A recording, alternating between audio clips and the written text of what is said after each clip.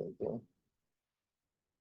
And so now when we get these, you'll have these to refer to, and you'll see these uh, screens and documents coming along. So now, Mike, since you're new to that, and it's not all that difficult to as a concept, but this the manual that you have, all of these different things are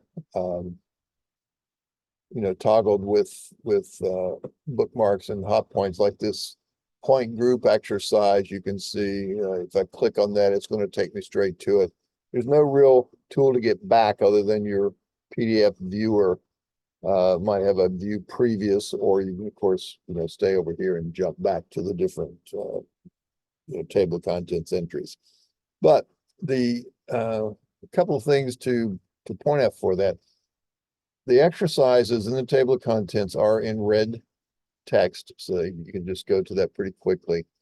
The structure is a lot of this stuff up front, a little upfront discussion about how the software is organized and laid out and how it saves data, and then down to the through some settings. Now, we spent quite a bit of time understanding what settings, what effect they had on things and how they changed the behavior of the software.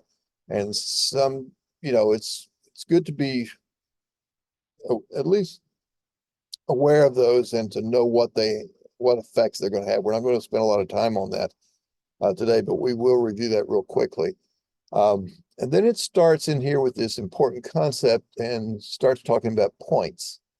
And it goes to, and these are Carlson points, not CAD points. It's much like what some people would call, and what some software calls, a COGO point. And basically it's a CAD point coupled with a drawn symbol, which is a graphic block. And that also further coupled with a block of attributes, which would include a point number, and elevation, and description. So that goes over all of that kind of details. Again, we're not going to dissect it too deeply with what we're doing. And then there's a little discussion here on page 18 about terrain modeling, and that sort of sets the ground before we get into this exercise, the first exercise on page 25 here of adding break lines, about what they are. But this whole section right in here from 18 to 25, that's basically going to be talking about, that's our theoretical discussion about, what is terrain modeling, what's it done, what are the basic assumptions, and therefore the limitations or the constraints that are placed on that as a process. For instance, we again went over that and how break lines are important to keep, even though we know what the intent is, if we don't model it correctly with break lines, the underlying digital model won't necessarily match our intent, even though individual points might, but you could wind up with invalid triangles like you see coming across here. So some of that basic stuff, that's essentially, there's entire college courses on terrain modeling and setting up, Delaunay's criteria as an algorithm, different things like Kriging, and the difference between grid file development versus irregular triangulated irregular networks, or TINs. Some different tools, how to look at things. And we're going to do a lot of spinning our data up into 3D to make sure that things are looking like what we expect them to look like. So then we come all the way down, and we start into some exercises. Again, that steps through those concepts. So that's going to be the, even though it's in this upfront section of the manual, which is sort of the content of the fundamentals class, it's real good background information to go back if you're not super familiar with that as a concept. You may well be, in which case that's great. But you can also see some of the tools that you can use to make sure your data has that in there as well. Okay. And then just to point out to you folks as well, in the exercises, we go through this example of computing a stockpile, and we cut a borrow pit into that stockpile here. We've got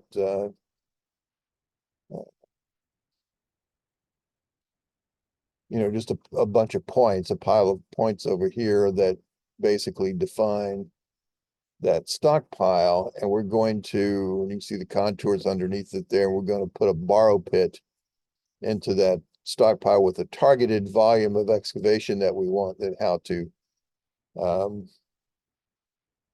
model that. So that's going to take us, and there's a lot of really good techniques in there. So even though it's in this upfront part of the manual here that we're not going to go over very deeply, it's really well worth stepping through that exercise so you can get some of those concepts and which tools are going to give you what you're looking for. Now, it also talks about in that part of the exercise, and this is the part you can probably worth stepping through if you've got the time.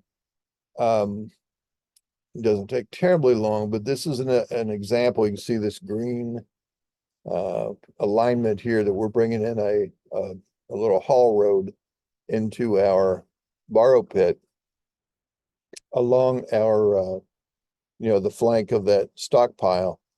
And how do we go about that? Well, in this particular exercise, that's kept very, very simple. It's not using any of the road design tools whatsoever, other than just a standard generic profile editor. So we cut a profile along that line, which looks like this across the stockpile. And then we use some tools that we lay in this initial red line here, from the start to where we end. And then we modify that into a vertical profile. Whoops, sorry. Into a, get my page back, into a vertical profile with, proper parabolic curves and all that kind of stuff, and nice flat landing area as we're coming into it. And you can see this is actually, you can see this last falling off limb, that's the actual cut bank down into the bottom of that borrow pit. So that's basically, we're designing that center line there, and then we're going to take that center line and we're going to put it out there on the stockpile like this.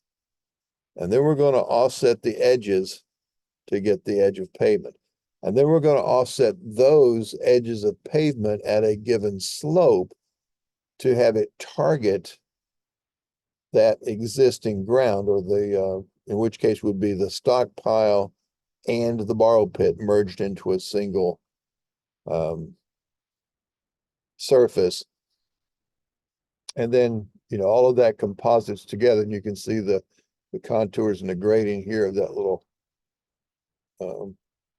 access road up into the bottom of our stockpile. Now, what I'm getting at, because that is typically done as a fundamentals class, and not everybody has the civil module. So all of this stuff is things that can be done with the very basic survey module, and they've got enough centerline and profiling tools that we can do that. But what we're going to be getting into is, roadway design that's going to be based on material thicknesses, and what we call templates and template designs. And even though, we have a certain amount of that available in survey, we don't have the, this rich template editor where we can come up with those specific type of template drops. I'm trying to find a picture here, maybe.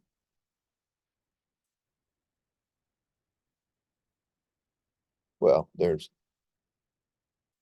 and this one here is just one, for instance, as we're starting this design, these are the top surfaces here, but you see grades, but we've also got all of these subgrades, super elevations, cut and fill slopes, curb structures, So we can very assuredly develop, these types of designs, as well as get materials reports, both in terms of excavation and then the backfill for the various materials that are going to go into making that particular structure, push that down in alignment and accumulate all of that information for us and tie that into our models. Okay. So we'll start with a little bit of quick review. So to get our chops flexed a little bit here and look at some couple of quick settings and do another couple of quick little grading designs and tools and techniques and what we're going to use for those, like 3D offsets and different commands. And then we'll go straight into these exercises and how to kind of get deep down into the weeds with these particular tools. Okay. Anybody have any particular burning questions, anything that may have occurred to this point? Joe, you were here for the other class. Anything lingering from that class that you're unclear on, or everybody's good? No, not off the top of my head. I've done a lot of going back and reviewing certain, especially certain parts of that class, and I'm pretty good.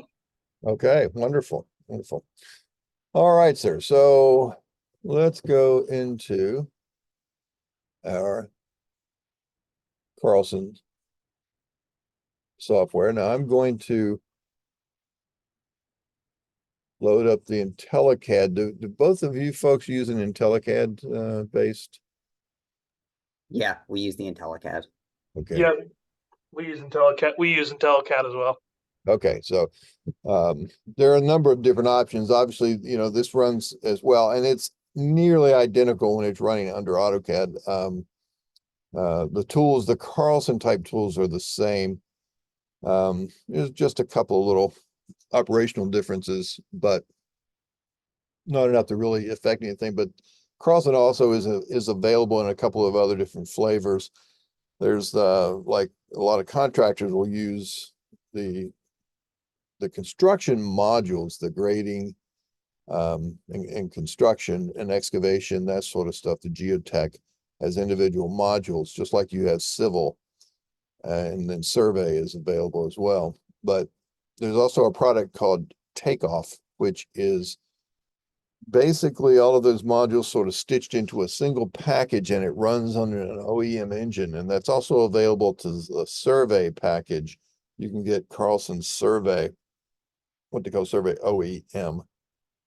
And those OEM versions of the software will use sort of a subset of AutoCAD commands that they actually, Carlson purchases that from Autodesk with the license to be able to incorporate that support into their program. And that's what makes those more expensive, but a lot of people like them because they're not having to maintain a CAD system per se. They're not doing, they're not managing an AutoCAD installation and then a Carlson installation, but just that one software.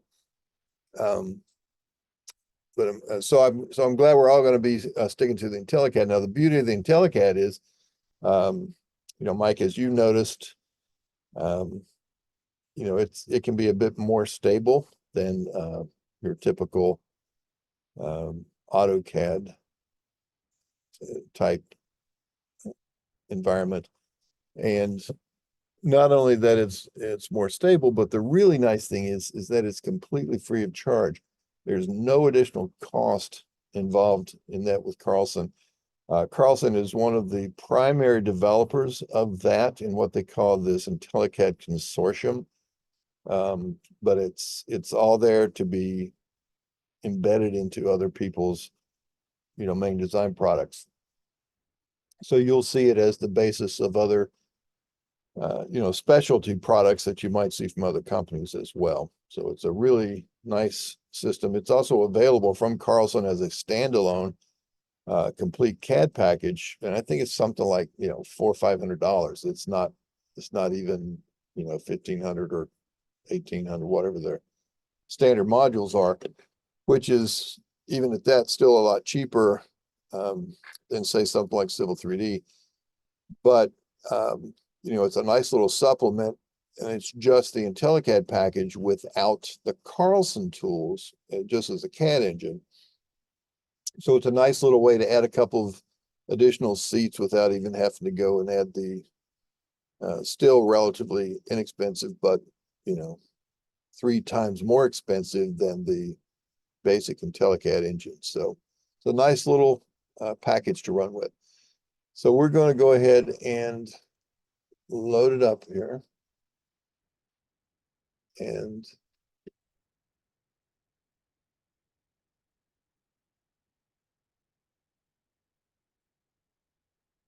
you know,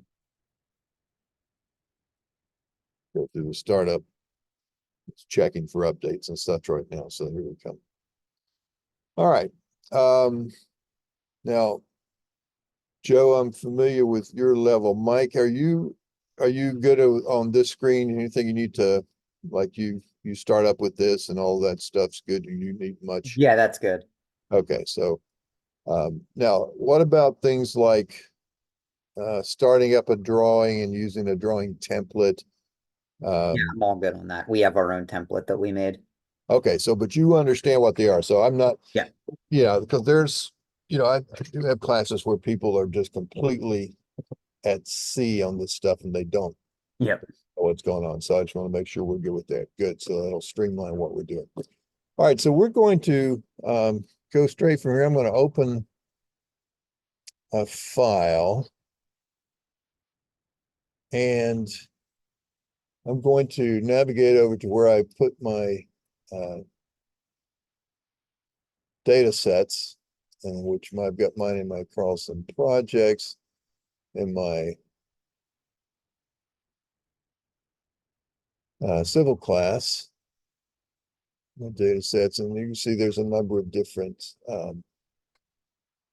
files in here. I've got some different ones that we're going to be using to get some things started. Now, let's take a look at this sample from T3 Global.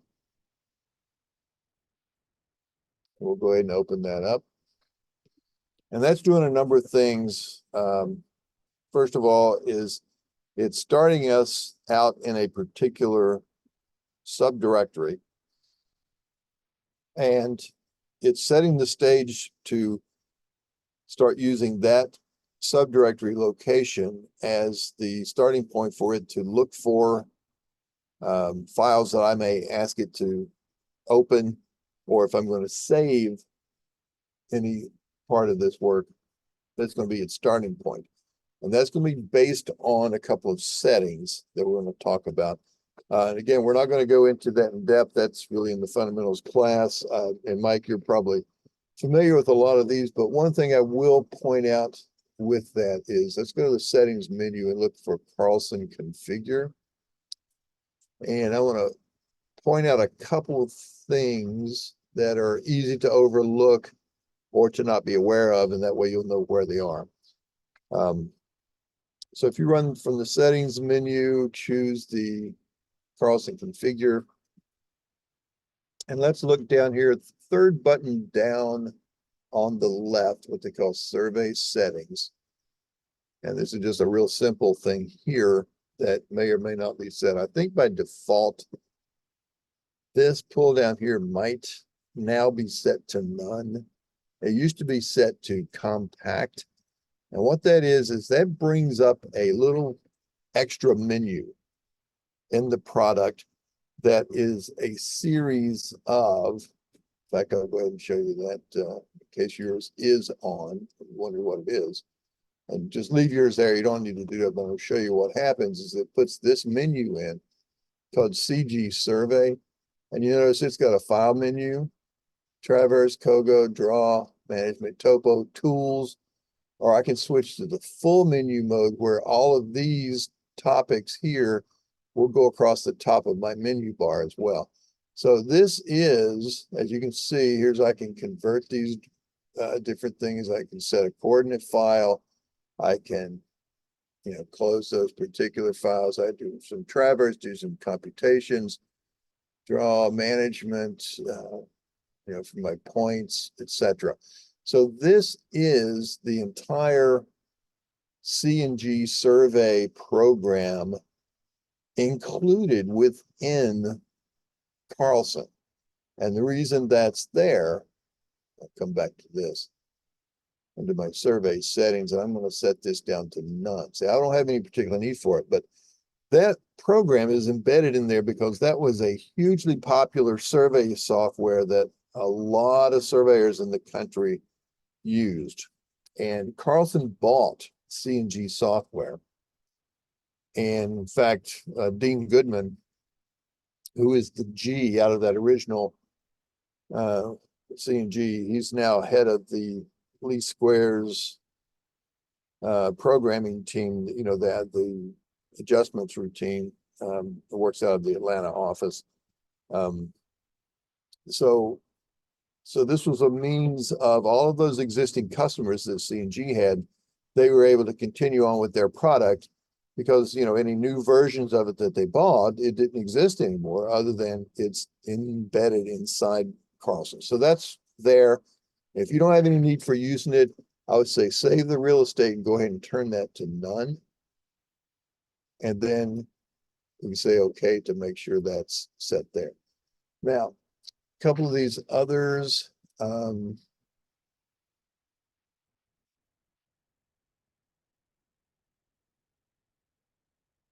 We have within Civil, and I'm looking up here at my menus. I see I'm in my survey module at the moment, but I'll switch it in a minute. We have within Civil what's called this SiteNet. And it's an entire sort of subsystem as well. So I'm going to click on this bottommost button on the left. And I'm just going to leave this up here. You can, and it's particularly in this surface modeling that you want to, match these settings in case, if I don't know that we're going to get into a lot of time to be able to play with some of the SiteNet stuff, but I will show you what it does. But just so that our settings are going to match and we'll get this similar results on the operations, just make sure you have those all turned on. These things over here are just some visual clues that are going to help you do things like elevate contour lines that are in your drawing at 0 elevation. That allows you to set these by color and different things. So this really we're not going to spend a lot of time on that. And it's more for, you notice it says takeoff / SiteNet settings. So this is more in terms of using the takeoff module, the full takeoff product, but SiteNet also depends on at least parts of this. Okay, so we'll leave that there for a second. You can match all those up. And they may already be set. So everybody good to go with those? Yep, you're good. All right. So now, Good. okay, good, Joe, thanks. All right, so now then see if there's anything particular here. In the section profile settings button, if it's like eye height and object height 3.5 and half, those are going to be helpful for using the computing site distances and using the design tables. That's a general or a typical rather set of parameters for computing vertical curve site distances. So you can see an object, 6 inches sitting in the road, and you're sitting in your car seat 3.5 feet off the pavement, that kind of stuff. This vertical curve drawing resolution, that's it's a factor. It's not a distance. It's just a number that indicates how finely to basically parse that profile in a drawing when you're doing your vertical curves. Because it can't, AutoCAD or any type of CAD system or no type of CAD system can actually generate a parabola. There's no such thing as a parabola in terms of a generic or a fundamental CAD element like a circle or a line.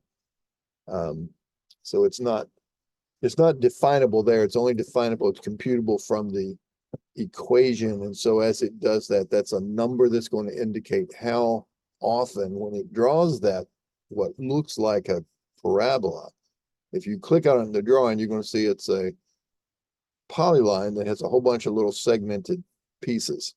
Okay, and that's how it's going to sort of approximate that. And that's just a number that sets it. So if that happens to be something, real tiny or real big, then, you might be adding additional unnecessary complexity to your drawing with that, or you might get really coarse looking profiles. So that would be something to check on for that. Okay. So just make sure that's sitting at 10. See my surface settings. And this is over on the right-hand side, third down, surface settings. The upper portions here have to do with grid development. I'm not all that concerned about that. We're going to be sticking to mostly tens. But the one that I do want to make sure you have on is these, the bottom two checks on the left, as well as the bottom one on the right, to make sure that we have that so you can incorporate the tracking of those surface changes. Okay. And now, back out under configure, I'm going to look at my project and data folders button, second down on the left. And this is what I alluded to when we first started the drawing, that it's getting ready to set us up in a particular location, a folder structure as to where our drawings are going to be. And that is based on the fact that mine is configured to use my data folder setup, what's called the drawing folder. So it's going to essentially follow the drawing. All of my data files are going to go by default. That's where it's going to start looking, in that same folder. Now you can navigate away from that at any time. Just like hitting the browse button on any Windows command. But this is just its default behavior. And in the user's guide, you'll see that in terms of right in here on page 5, it's going to talk about using this project folder instead of the drawing folder, and how you can set up, these particular folder structures, and then you would assign the different data type files into those particular folders. Now that's much like land development desktop was set up, but you basically had a series of folders that it dictated, and that's just where things went. If you're using something like that in your setup, where you've defined a folder structure, the nice thing about that is that it replicates that same structure anytime you make a new project, and you can be familiar with where you're going to look for certain types of files, but you have complete freedom over that structure. You can use some, any, few, a lot. You can put things in there like, notice I've got, under other, I've got contract information, I've got deliverables, I've got PDFs, different things.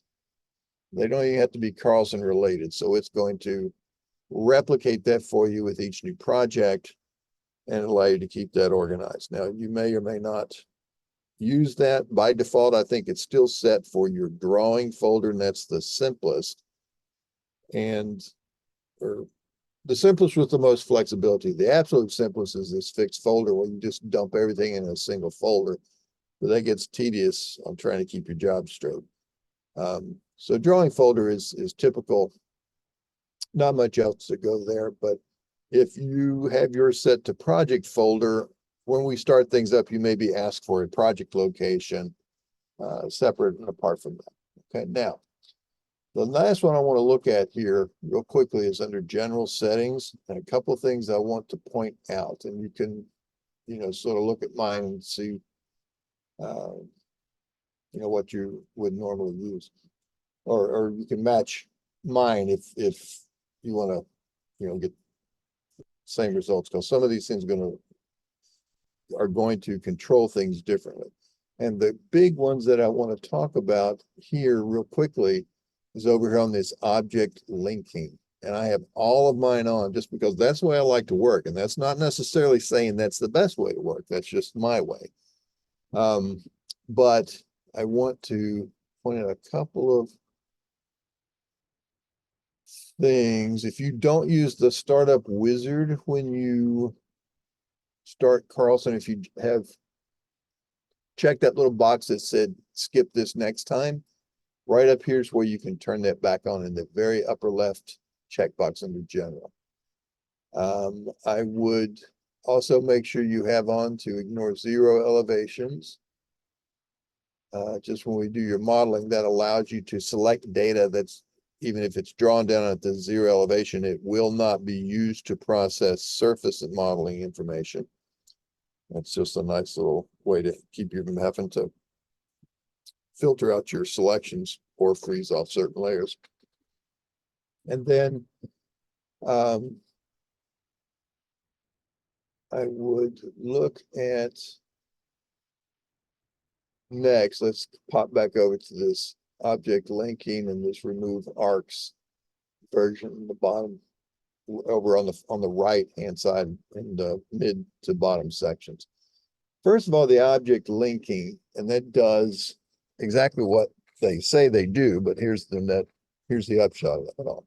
If you link your points with a coordinate file, now they're always going to be associated with the coordinate file, but when you turn this on to automatically link the points, if you have Carlson Kogo points in the drawing and you move them, just say with a standard CAD move tool, then it's going to automatically go back to the coordinate file that holds that coordinate externally and change its value in that file. And it does that without, it used to do that without telling you if this was on, and it did not do it also without telling you if it was off.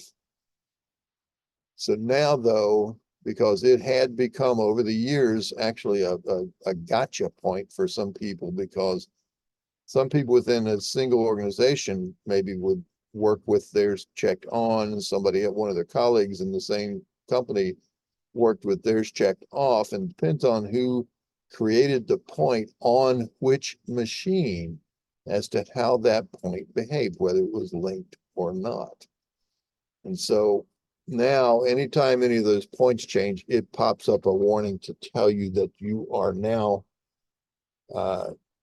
technically out of sync with the external file, and offers to let you update the external file or update the drawing back with the value that's in that external file. So that's all that's there for, and it's now, like I said, no longer does this without informing you. Now, the rest of these don't do any notification, except in a couple of sort of obscure commands, but linking line work with points. That is, if you have issued a Carlson command to draw linear features like polylines, lines, arcs, any of that kind of stuff, and in response to the prompt, which in standard CAD, if you're drawing a polyline, it just says, give me a point or from point or next point, whatever, which you typically just click the mouse or snap to something, or you could type a coordinate.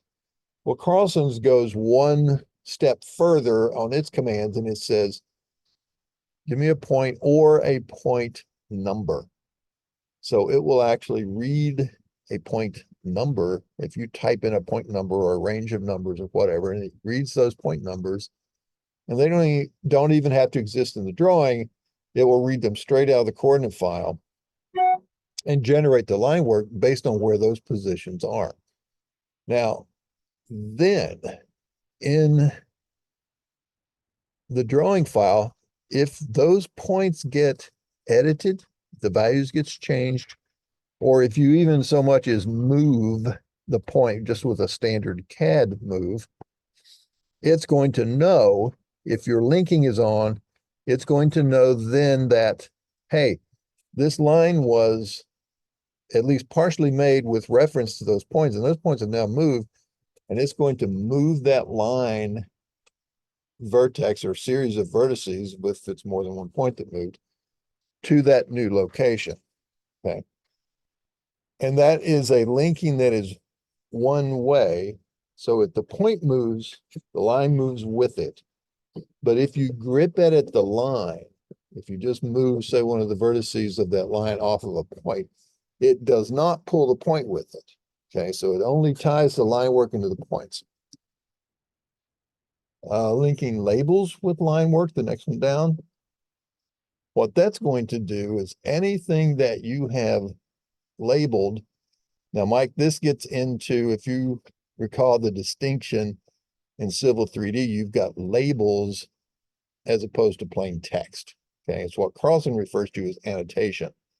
So, and it's basically, it's computed labels that read the geometry of the drawing and then display things, you know, bearings and distances along lines, or coordinate values or elevations or such from things like that. So any of those, let's say you've drawn a property parcel, and you've got meets and bounds labeled along it. And then if that line work should happen to change, even with just a grip edit on the line work, well, it knows the labels were computed by reading that line work. And so it recomputes it and redisplays it automatically if that linking is on. Otherwise, it leaves them behind where they used to be with the old values. And that can be good, it can be bad, depends on how it works. Or, you know, what your intent is. In the case of where it can be bad, for instance, like you might have it say a deeded parcel, and you've annotated it, and it's got the deed distances, for instance, included on that drawing. But when you zoom in down on the corners tightly, and you've got to resolve the positions of a couple of corners a little bit to match actual field evidence, and if you tweak that drawn set of property lines, well, it's going to recompute and redisplay that for you. But you may want it to keep those old values, and yet you still want to, you know, go in and technically update the actual position of the geometry without affecting the label. So you would, in that case, want to uncheck that linking. Otherwise, it's there. And it's real easy to recreate. If it's unchecked, you just simply re-annotate the new positions. It goes back and finds the old positions, erases them, and then redraws the new ones where they go. Okay. Now, the last one we'll talk about here for the linking then is to link line work with center lines. Again, much like the line work with points, it's going to respond in the drawing to any polylines that are used to define a centerline alignment. If the centerline file, the .cl file, is edited and changed numerically, when that is saved if the polyline that is in the drawing was either A, used to create the centerline file, or B, was drawn in an earlier step by reading the original centerline file. Then anytime that centerline file is edited and changed and saved, it will go through and automatically redraw the polyline in the drawing. And this particular linking it happens to be two-way, in which case, if you modify the drawn polyline in the drawing, just with say a grip edit, it's going to go into the .cl file and change the numbers there and save it for you automatically. It will also, if that .cl definition was created with certain constraints, like to enforce tangency between tangents and curves, for instance, then it will maintain that at least up to a point. You can override it if you do a grip edit and you drag something way out of shape. But for the most part, if you're within a solvable position to where you can maintain that tangency, then it will update all that stuff for you automatically. And just by grip editing something, moving it around, and it will move the associated previous and post segments in that alignment to accommodate that, and then go back as far as it needs to and ahead as far as it needs to make sure all of those things stay tangent to each other, if that was a constraint that was in place when your original centerline file was made. Okay, so it's handy, I find, but again, much like some of those others, there are times when you may or may not want to use them. Now, finally, in this last section down here, reduce or remove arcs, and then what reduction method, a maximum offset or a chord length. Now, Mike, are you familiar with what that is talking about? No, I'm not actually. Can you refresh me? Yes, I sure will. And it's not critical, but I just want to make sure that your numbers are not out of whack, because this number here used to be something like 0.001 or 0.0001, like 4 or 5 zeros. And it made for unnecessary complexity in the surface. And we're going to talk about what they do. Yeah, my max offset is set to that 0.01000000. Well, but 0.01, that's not too bad. But if it's 0.00001, then that's Okay, what I makes got it bad. Yeah, so 0.01 is okay, but here's what these mean. So if you'll go ahead and set your numbers to that, or something like, that's one thing that I find is pretty close to optimal. So go ahead and do that and choose OK and choose exit to get back at it. Now we'll go over here what those particular things mean when it's talk about reducing curves, because in just our flat 2D world, curves can actually remain curves. They can stay, true portions of arcs.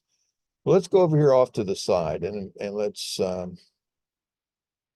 the side of our drawing. I'm just going to draw I'm going to draw an arc here. Let me see. Just draw an arc. And I just do a 3-point arc. So if I go from, better yet, I'll escape that. I'm going to draw a 2D polyline. Okay. And I'm going to just take my defaults here, and I'm going to draw something like this to here. And then I'm going to say, do like this, like maybe that's the edge of the asphalt along the roadway here, and then I've turned into a driveway or something off to the side here. But That's with square edges. So what I want to do now is I want to put an actual arc in there, and you can do that a number of ways. And I'll do that with a standard fillet command. And that's just, it's on my modified toolbar here, or it's on my draw menu. Is draw or edit, making sure where it lives. So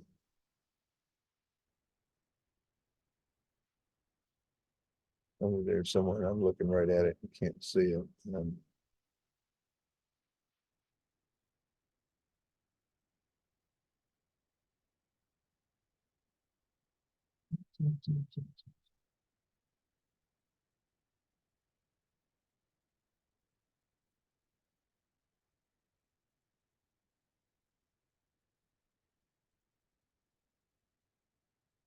Oh, yeah, I knew it was sitting right there. I was looking right at it. So on the edit menu, fillet, this is a standard fillet command. And I'm gonna give it a radius of say 15 feet. Type 15 here. And I'll just pick one of these segments, and there's the other segment. So I've got a little 15-foot radius along this structure. Okay. And I'll zoom in here and I'll look at it. Now, what happens is this is a 2D polyline. And I can tell that by noticing I've got small grips on the midpoints, larger grips on the ends. And I look over into my properties, which I have docked over on the left, and I see that it is a polyline. Now, if I'm out actually in the ground, out on the ground rather, I may have, you know, say starting over here, I've got an elevation at say at this point that I surveyed it, and it has an elevation of say 101.5. And I come on down the line, and as I start to pull this in, I'm going to need to survey the point where this arc begins. Let's say it has a different elevation. And then I'm going to come around here and grab the point on the, excuse me, on the other end of the arc, and it has a different elevation still. And then up here at the end, it's got a, you know, yet another. So I'm going to need to create that 3D element based on the positions of this 2D element. Now, if you're not aware of it, in 2D space, and I'm looking straight down on this from a plan view perspective, so I'm looking normal to the plane of the drawing, that is an actual piece of a true circle. So it's an actual circularly defined arc. But if I give this elevation, in fact, let's do that in this fashion. Let's go to the, if you don't have your, if you look past your points menu, if you see your 3D data menu, you're in good shape. I need to switch my menus. So I'm going to switch to my civil menu set, and I want this one. So I'm going to say, I'm going to convert this 2D polyline to a 3D polyline. And I'm going to do it by start and end elevation. Okay. So I'm going to select this polyline right here to read my prompt, select it to assign elevation. So there it is. And it wants to know that starting elevation. Well, I'm going to say that was, I'm going to say 101.5. And the ending elevation, notice it's jumped me all the way down to there, and it's asking for that one. And let's say that starts at 101.5 and it went all the way up to, let's say 103.67. Okay.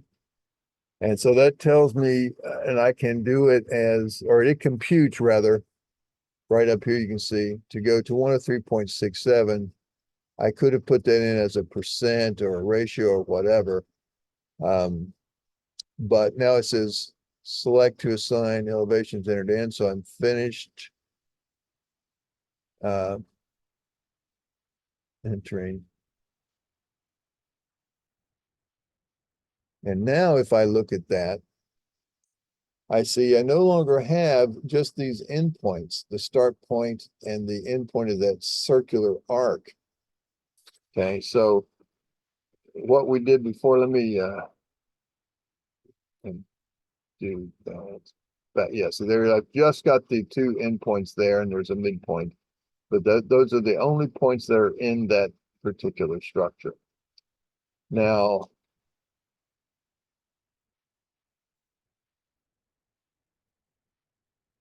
trying to get this to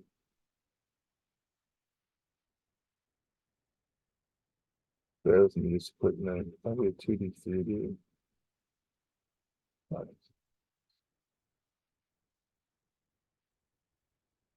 Yeah, all right, let me do that.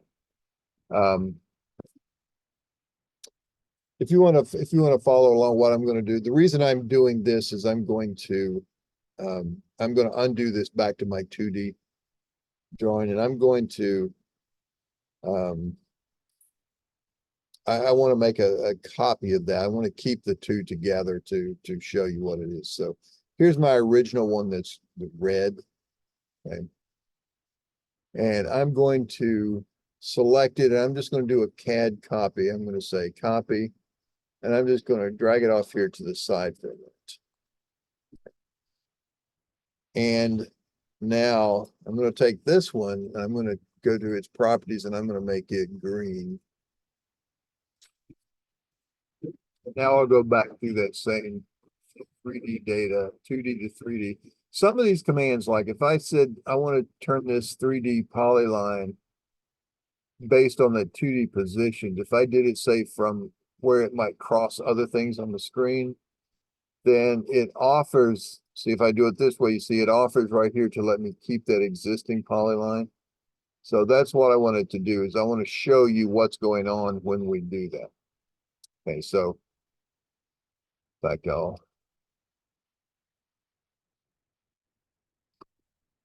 just a second.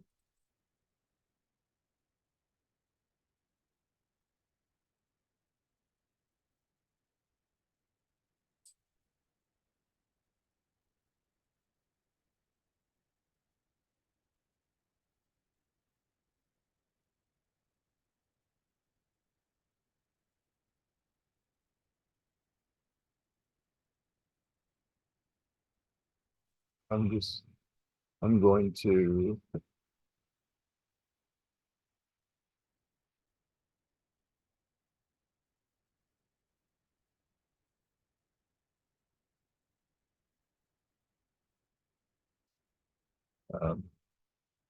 I'm just shortening these up a little bit just to keep a little more in the same local neighborhood here. It doesn't matter on your end. So if I do it like we did before, 3D data, 2D to 3D by start and end elevation, then I don't get that option to save it. That's why I pulled this one off, and I wanted to show you that. So starting here, I'm going to say that was 101.5. Going to the end, well, let's say that, let's just run that up, say at a full 5%. So I'm going to take P for percent, and I'm going to give that as a 5%. And it went to 105.81. Select a polyline to assign elevations or enter to end. I'm done. Now, this is now a 3D polyline, which I can see when I select it. I no longer have midpoint grips. And I look in my pull down over here on my properties, and I see that it is a 3D polyline. And now, to show you what that reducing arcs does, is I'm going to put this guy from this endpoint back to that endpoint. And I'm going to zoom in real tight down here and do a regen all. And you can see here. So this red line was my original 2D polyline. As you might see, I've got these 2 points on the ends. But this green line is the resulting 3D polyline. Now, the reason that happened, and the reason why when you had the red line, That original 2D, I'm looking straight down on it in plan view, and that is a true circular arc. But if I look at this thing in 3D, so I'm going to spin this thing up here. I'm holding the shift key down and then holding the mouse key, or the wheel on the mouse, rather, the wheel pressed in. That's letting me do this. So what I did was I started at this elevation and I climbed up at a steady 5% till I got to the end. So you can see how that's elevated. Now, to compute anything geometrically in the CAD system is I would have to come up here and sort of zoom in here. So I'm sort of lined up on this edge. And then my viewpoint has to be straight, perpendicular to this now new 3D element for me to be able to. So that's the plane I've put it in. And so now when I view that, it would be, looking at it in plan view. But if you, now I'm back to looking at it in plan view, and I'm looking at it here. I know I start at one elevation here, but I picked this whole thing up and just pulled it. It's like I'm standing over and I'm holding it down with my foot over here, and I'm reaching over here and I'm grabbing it and I'm raising this part up in the air. Well, so what does that do to this, which used to be a curve, a true circular arc? It's now, when I change my perspective and I'm viewing it from this oblique, normal or perpendicular position, it's now been elongated. It's been stretched in that plane. It's no longer circular in that plane. And the only way that the CAD system can represent that is through a series of those little individual line segments. Okay. Now, all the way back to where we were in this Carlson configure, general settings. What method do you want to remove arcs? And that's what it meant to remove the arc, is to convert that 2D arc into 3D. It has to remove it. So what method? Either a maximum offset or a chord length. And I've got mine chosen to use that method and use 0.02. The other alternative is use a chord length to whatever number you set there. Now, what are those values? Right here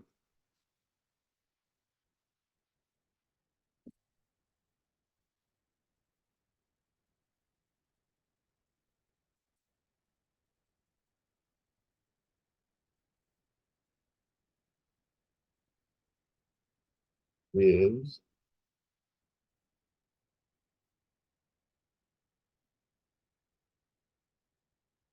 I can get the time.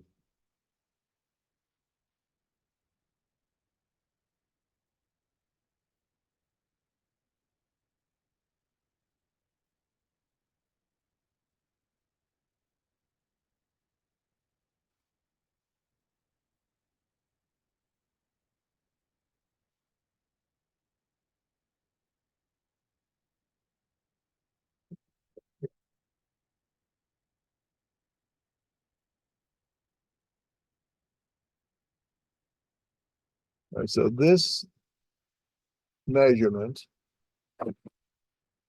is that maximum offset. Okay. So now I see it happens to be 0.01 was the number it was able to use based on the number of segments it had to define. But I said I want it to be a maximum of that 0.02. I think mine is that too. The other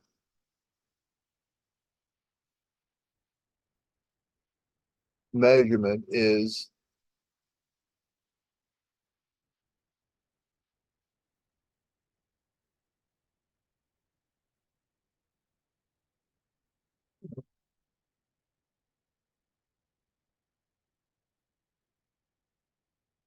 what is it?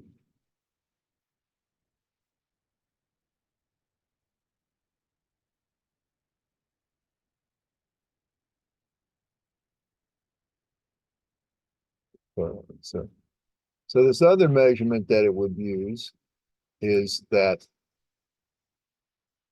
um,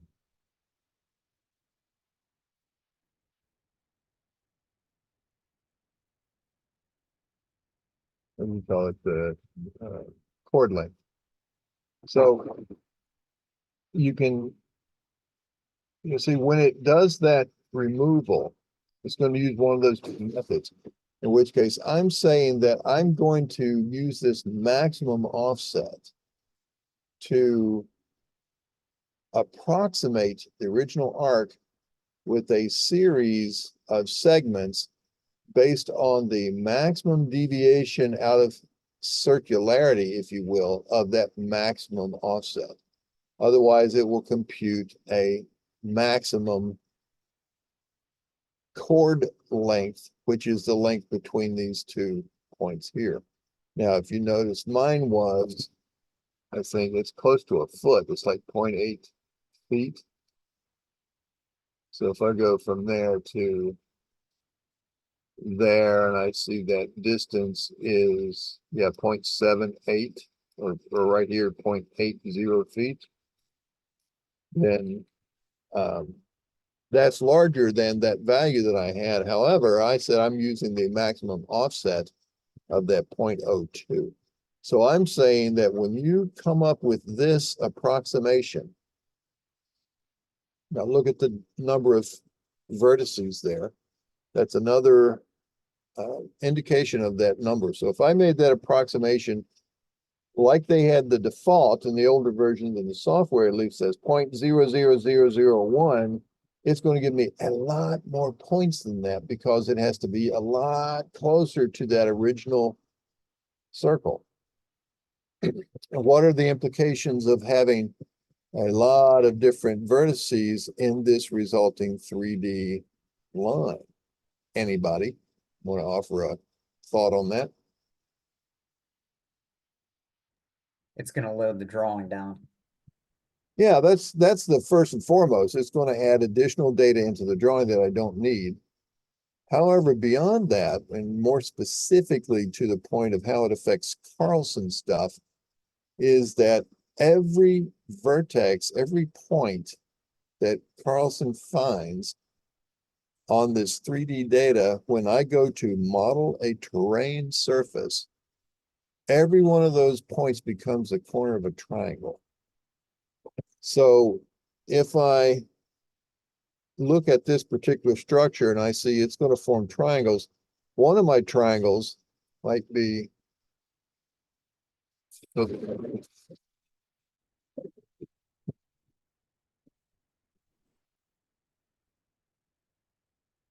might have a triangle that gets formed like this.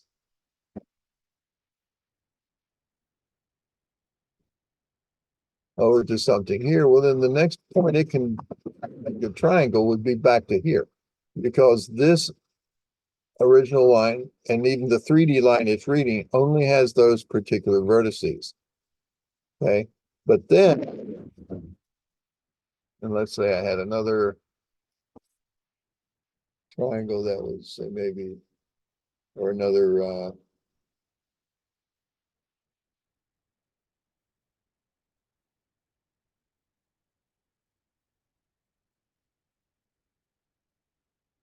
some triangles were being formed like this, and you can see this. Actually, this would be then.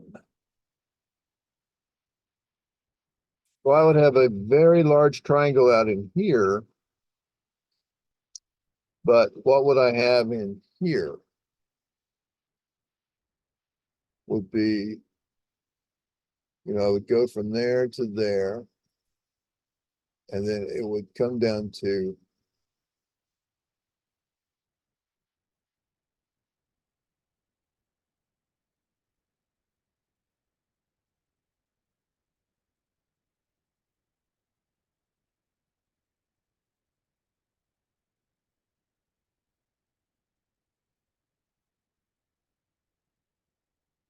a whole bunch of these little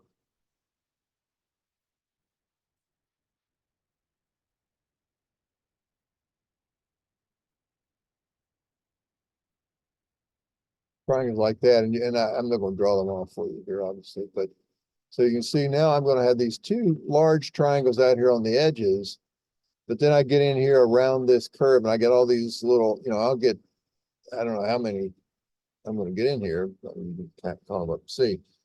But each one of these points is going to be the corner of a triangle, and usually it's going to be the corner of at least, or on average, it'll be the corner of 3 triangles when you consider the one that ties 2 back on the other side of it. So that's going to potentially unnecessarily complicate this.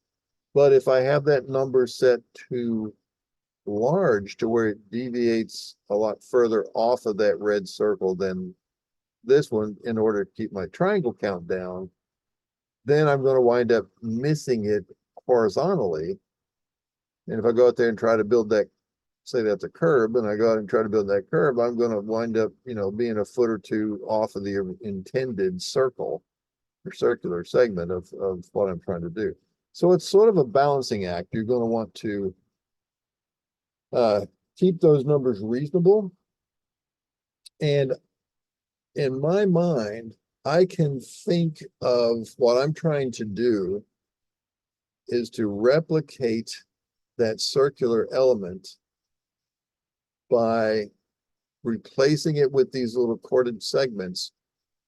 I can think of it, I can visualize it easier to think of the amount of separation off of the roundness of the circle, and that's that maximum offset of 0.02. If I think about it as a maximum chord length, well, okay, but I don't know how many that's going to give me based on my, whether the arc is tight like this, that goes through 90 degrees, or if it's just a very slight arc, then it's still going to pull that same length along a much broader arc. And it can be, very, it'd be more dense on a broader arc. So if you can see, if I take that, let's take this original.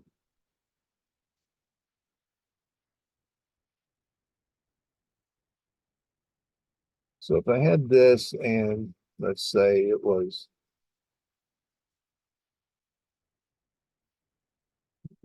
this,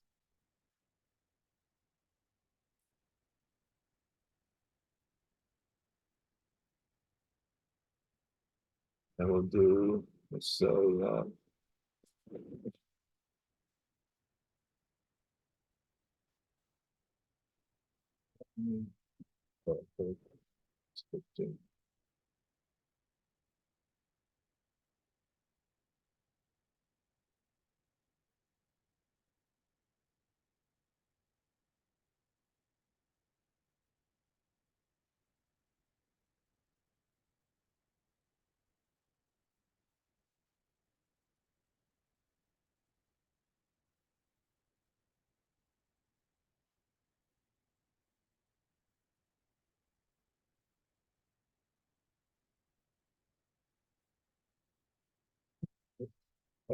copy this over there,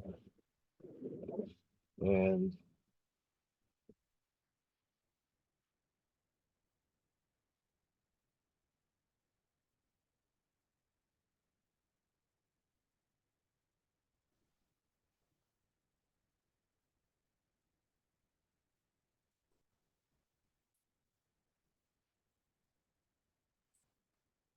so here's an example. So if I've got an arc like this, and let's say my chord distance was, whatever I had it to be in there, 0.25 or something.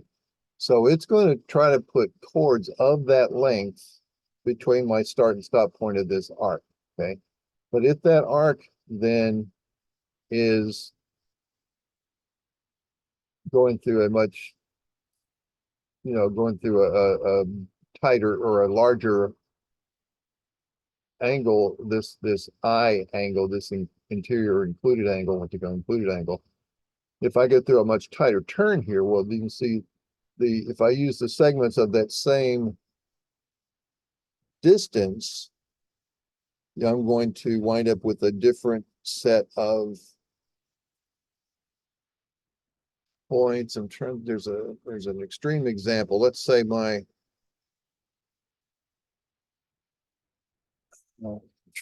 illustrated here, and it's hard to do. I can do this with a whiteboard and a magic marker. So let's say if my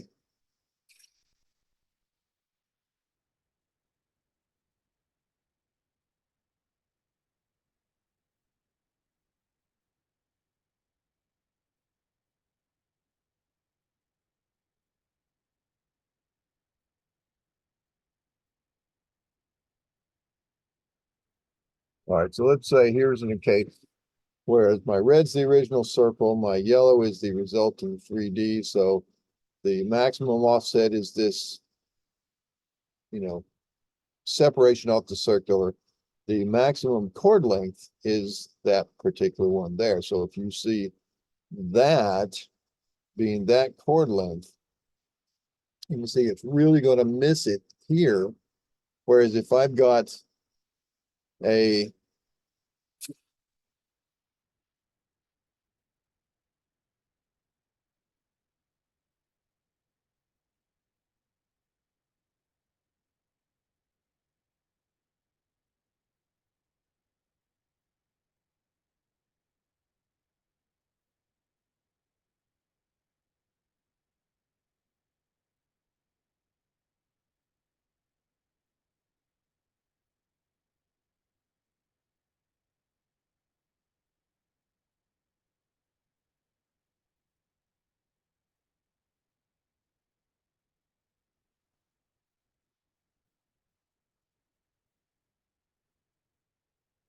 what purpose is to get this.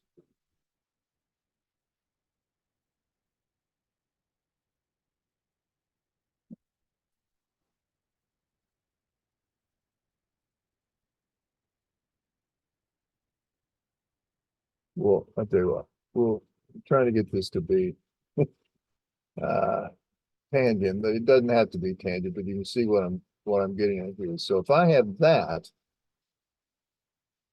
as the resulting chord length, then what this is going to do on this one is it would do this, and then it would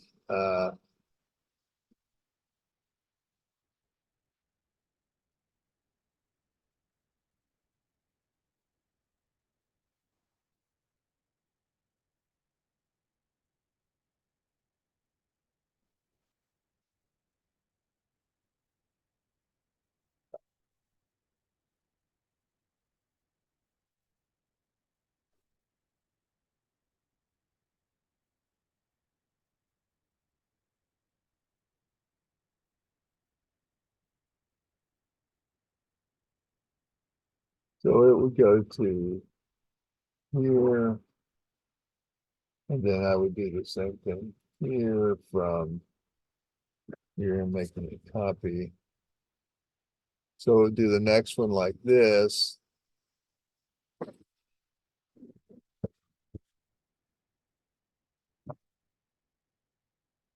The next one would be like this until it reaches the end of the curve. So you can see that with that value, that number, in my settings, Carlson configure general. So if I'm using a set chord length here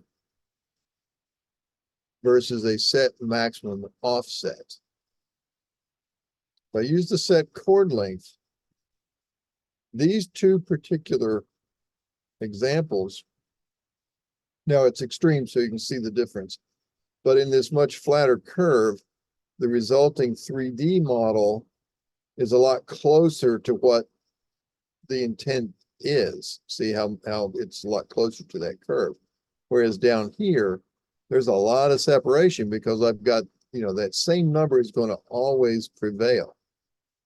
Whereas if I use this maximum offset number, that's all I'm going to be out of roundness in every case, regardless of how steep the curve is, it obviously generates a different number of segments, but it's always going to be that same constant distance off of that circle. Okay, so to me though, that 0.02, that's 200ths. That's about, that's less than half of a tenth off of that circle. Well, I'm not going to be able to build anything any tighter than that anyway. So I'm going to say that's a good compromise, and that's going to give me, the number of triangles that I may be able to live with. Now, here's another technique that we'll also talk about when we model the surfaces. All right, so this is going to generate all these triangles in here, and that's, you don't want them to be too much, but you want them to be enough to define this and to pick up any type of particular nuances out here, especially if you've got like a little drainage swale in the pavement or whatever. But what about these giant triangles back here on the edges? Well, one of the ways you can do that is if you were to, I'm going to come down here and say densify my polyline vertices. It's on my edit menu under polylines. And I'm going to say, I'm going to take this polyline and I'm going to then say every, let's go 5 feet. All right, so you see I've now added these extra points. So now I'm going to start to get these extra triangles in here based on those points. Now, that also, like Mike said, it's going to actually make the drawing a little bit more complex when I do that. But it also does another undesirable thing, is that it gives me all these little endpoints I've got to now dance around. I can't just pick the endpoint. By picking on it, I have to make sure I get closer to the endpoint of that last segment. Well,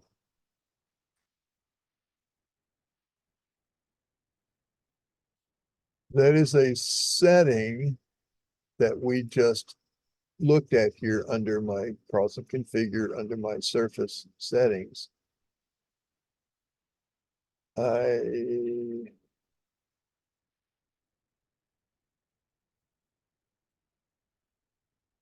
Well, no, under surface settings. Let's look under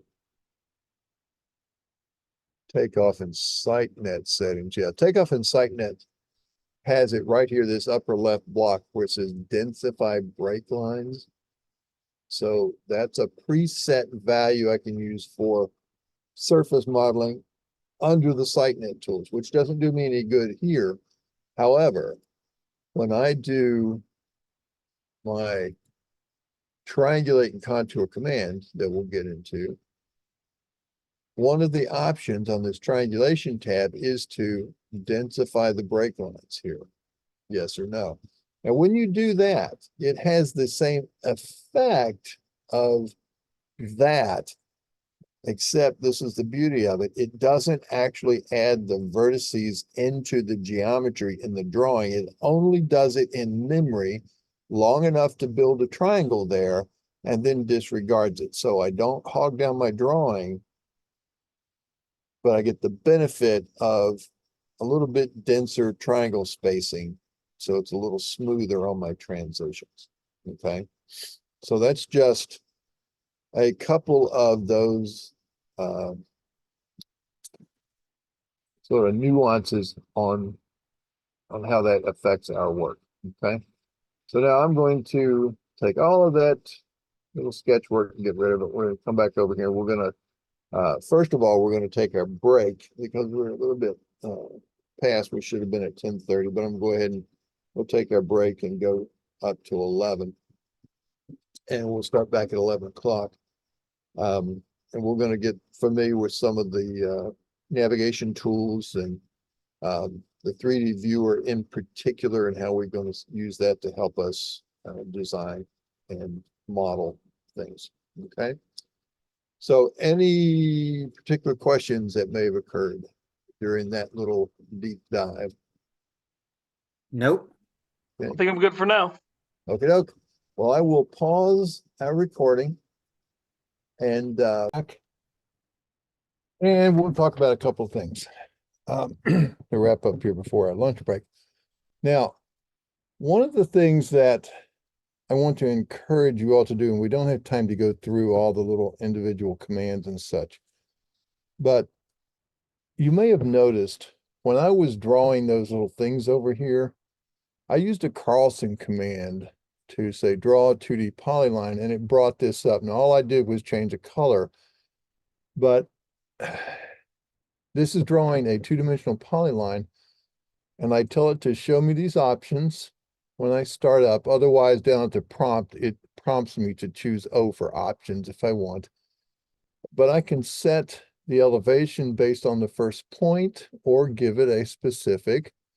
I can have it offset. I can show it a center line, but have the resulting line offset. I can do some other options to extend the instances. Prompt to draw another one, auto zoom. So when I get, going off the screen, it's going to recenter the view for me if I need it to. It can automatically compute the area and label for closed pads. But here's another little really nice one, is to automatically correct for 90-degree corners, in which case you can see if I turn that one on and say, okay, I'll go here to here. And now I'm going to get something sort of close to a 90, and I'm not sure exactly the tolerance there, but like if I'm here, it's not close enough. But if I get, say, something like that, did you see how it snapped a little bit? See how it's pulling it back down to being, whoops, not that one, but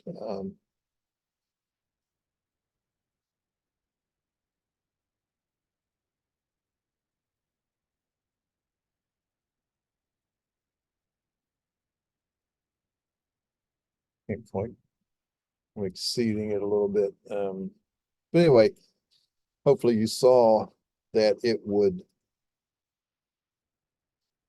basically, snap those corners into being actual 90 degrees.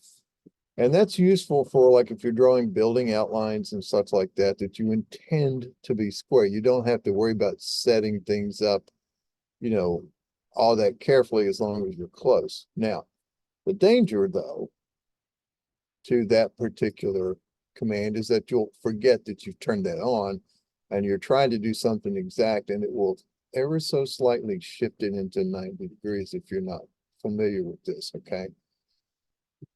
But the other options you can do is like use the current properties. So what have you got set over here as your current layer, line type, color, etc.? It will use those, or you can go ahead and specify layer names, and you can select from a list.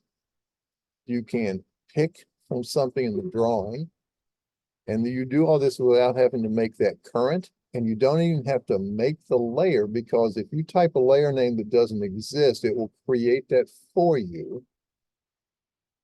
And same thing with line types and certain colors and all that kind of stuff, okay? You can also use this code, that's a field to finish point code, which will govern line types and layers based on the field to finish table, which, is something surveyors typically do. Now, that being some additional options, I can also do things like this. When I pick a point, or I can say C to continue, and I can pick an existing polyline. So let's come over here and let's say I'm going to continue this line right here. So it's going to start onto that and let me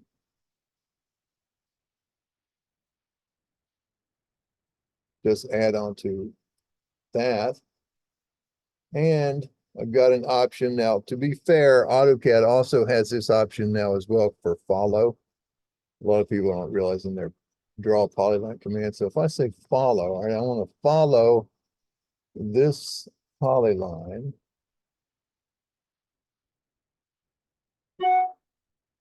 And I'll read my prompt. I'll start at this starting point, interpolate the elevations, which doesn't matter. I'm a 2D. The last follow point, well, I'm going to go just to that midpoint there.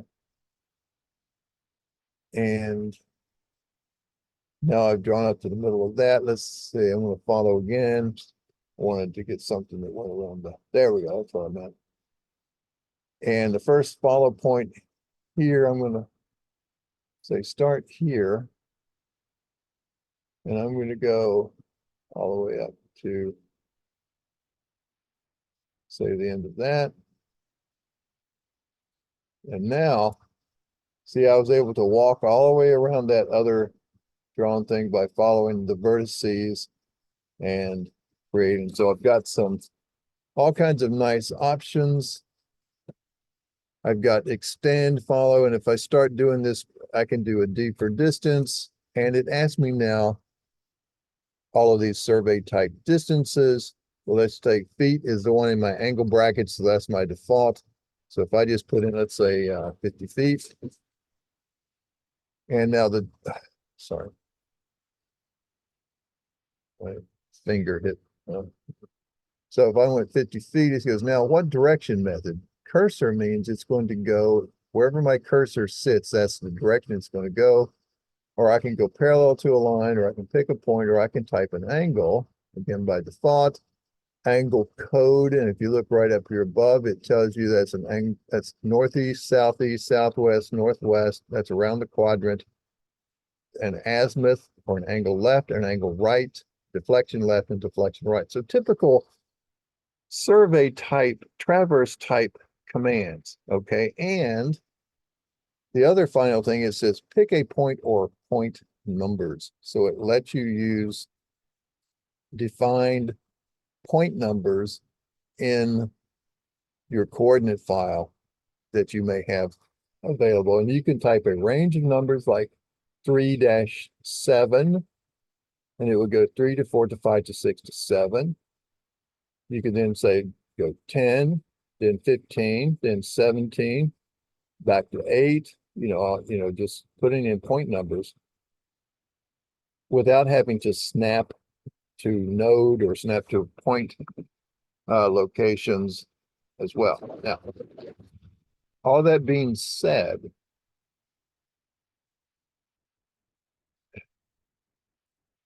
copy this out here a couple of times here just to illustrate a couple more points. And now I'm going to come back and erase that segment and erase this extra that I drew out of the data. Now,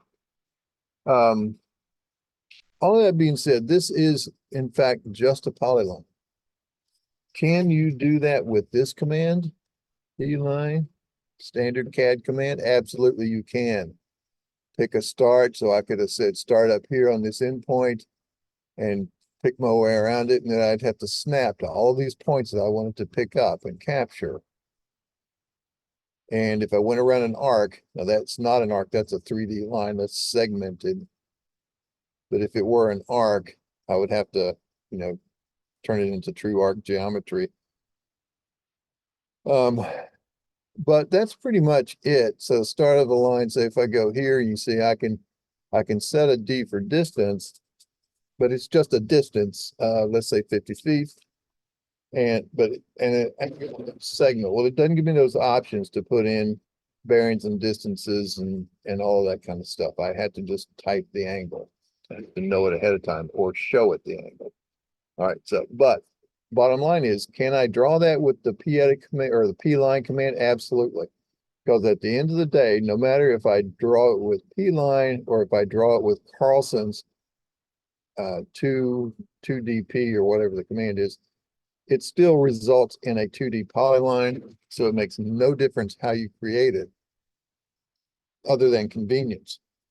Now I show you that because I want to encourage you to take a look at these Carlson commands on these menus, particularly draw. Like draw a 2D polyline, draw a 3D polyline, draw circles, draw an arc. Look at all these options under drawing an arc and look at how they're defined. They're in engineering terms, PC, center, PT, PC, radius, chord value, arc length. And also in that menu, all the way down at the bottom, there is a curve calculator. It pops this up where you can put in values. It computes it all. You can draw it with the plot command. You can give it 3 points. You can select an existing arc. It'll read it. Do all kinds of things about it. So there's tremendous additional functionality in these Carlson variations of standard commands that I encourage you to check out and see the extra functionality they're going to give you. Things also under edit. You can erase things based on what layer they're on, and even filter the types of things on those layers. You can erase by a closed polyline. That's sort of a cookie cutter type of thing. It actually breaks and trims either inside or outside a particular line.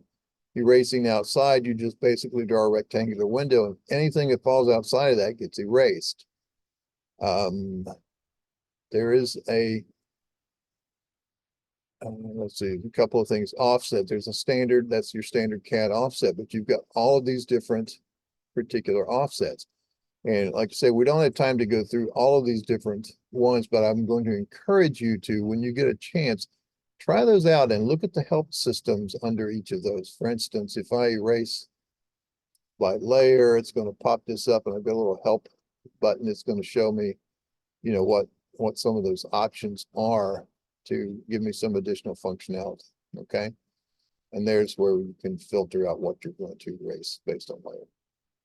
All right. The other thing. Hey, Ken. Yes. So all, excuse me, all those, like all those different tabs you just showed us, would those be in the training manual? Yeah. All of Things these. about those. Yes. So if you want to take a look at those without having to actually run through them, if you come back Yeah, to, just so I could go back yeah, and look at right, later. right. A good, very good question. And they're here under the command reference. And when it says general menu, those are the ones file edit down through points. So if I go to, let's say, that draw menu, for instance, here's where that draw menu started out. And, and it says, but see, many have Carlson enhancements that make them the line we create as surveyors and engineers, the Carlson enhancements.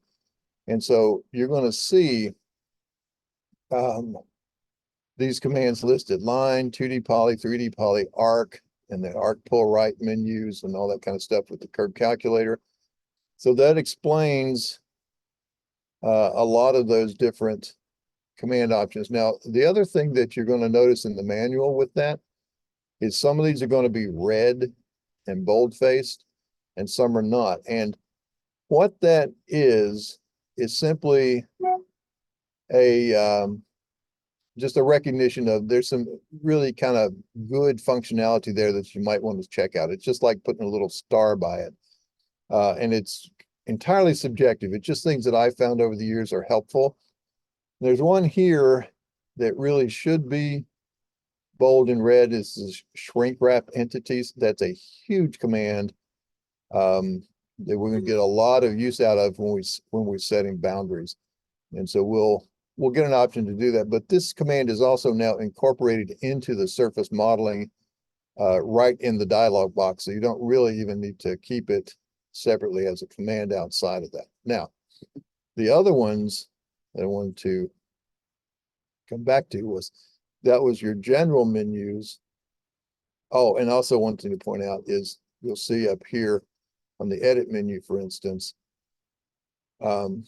if the command is not listed below, then it's the standard CAD tool, like erase by layer. If you look under erase, select single last, those are all standard CAD erase. This is the first one you get to that is a Carlson command. Okay. And so that's the one you're going to see here. You won't see those standard CAD commands in there unless it's just something that's really helpful. But the others, once you get past the general menus that everybody has, regardless of what module you're in, these are the civil commands starting here on the civil module, the 3D data menu. And it goes through all of these different ones. And you see some have, you know, pictures of what they do. Here's the surface menu. Guess we're still on the surface. And then the site net. Center lines. Okay. I thought some of these had some geometric pictures. This is mostly menus and such. Let's see.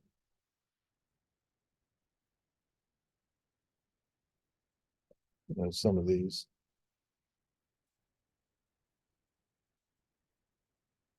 Mostly dialog box. Oh, here's an example of some. I mean, and this is, in fact, this shrink wrap entities that's showing you here. And two different options. You can go across gaps or you can say bounded line work only. And here's an example of, say, bounded line work only. It will go around and find the outermost edges. Here's the original. And this is by bounded line work. And down, oops. And right here is an, hold on a second.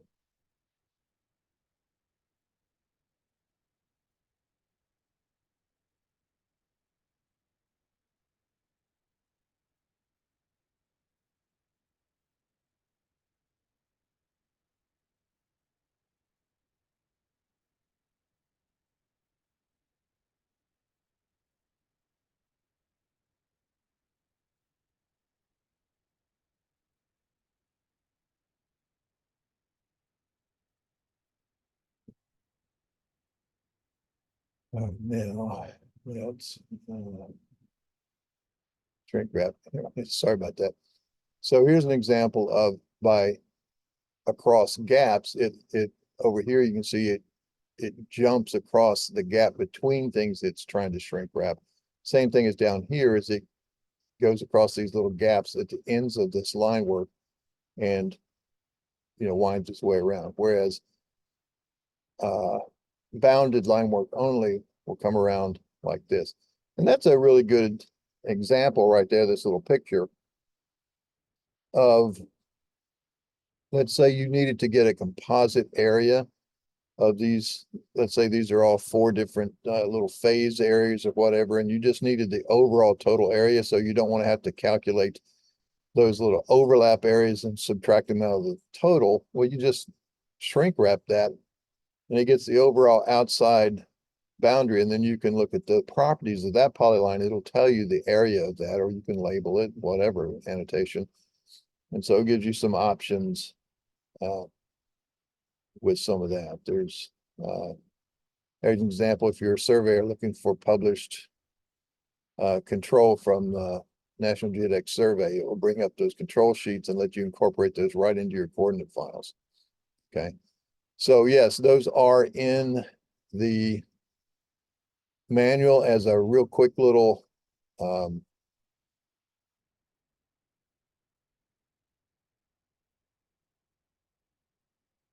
way to sort of see what those options are. And a lot of that information in the manual is actually either pulled directly from the help system.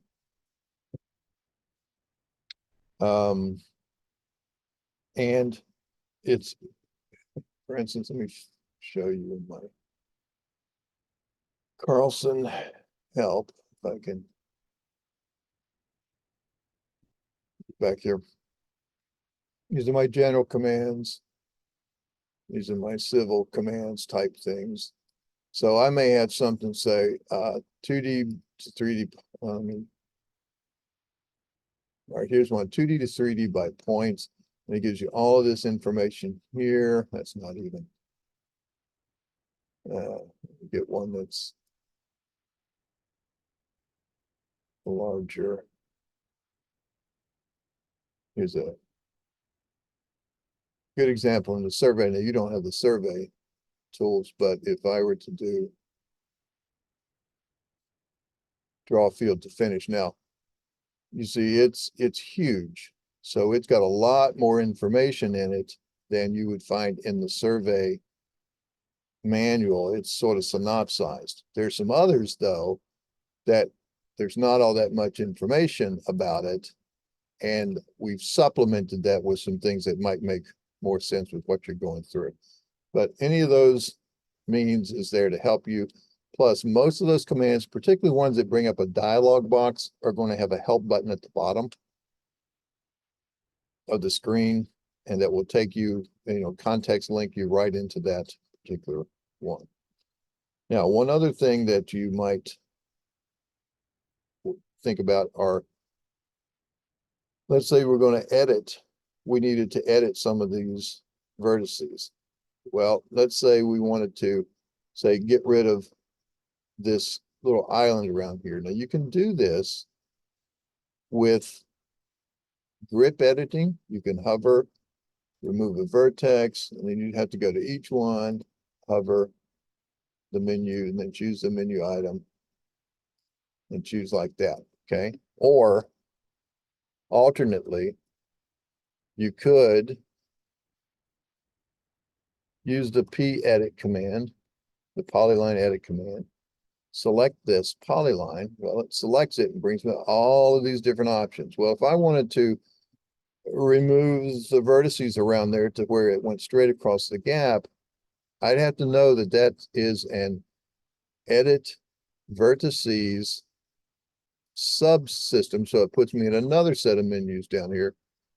And then I'm going to have to know there's nothing down there that says erase vertex, but it's a straighten operation. So I'm going to straighten out the turns in this. So I'm going to say straighten. And it says, okay, next, previous, select, go, and exit. Well, that's not all that intuitive, but if you know the command, you need to find out where you are sitting in the polyline. So if I say N for next, just to get it to move up, now there's a little marker. I don't know why mine's looking like that. It used to just be a little X, but in any case. So that's where I'm sitting now. And if I keep hitting next, if I go previous, let's go previous one, previous, because that's where I'm sitting. All right, I'm going to go next. All right, so I'm sitting right here at this vertex. And now I'm going to straighten. I'm going to start there. And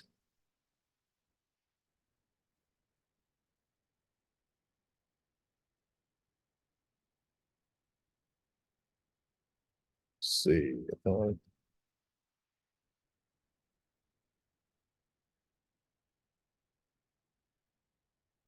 right, so I'm straightened. I picked that point, and now I'm going to go next. And I worked my way all the way around it to say there. And now at this point, I have to type G to go. And so that straightened that out.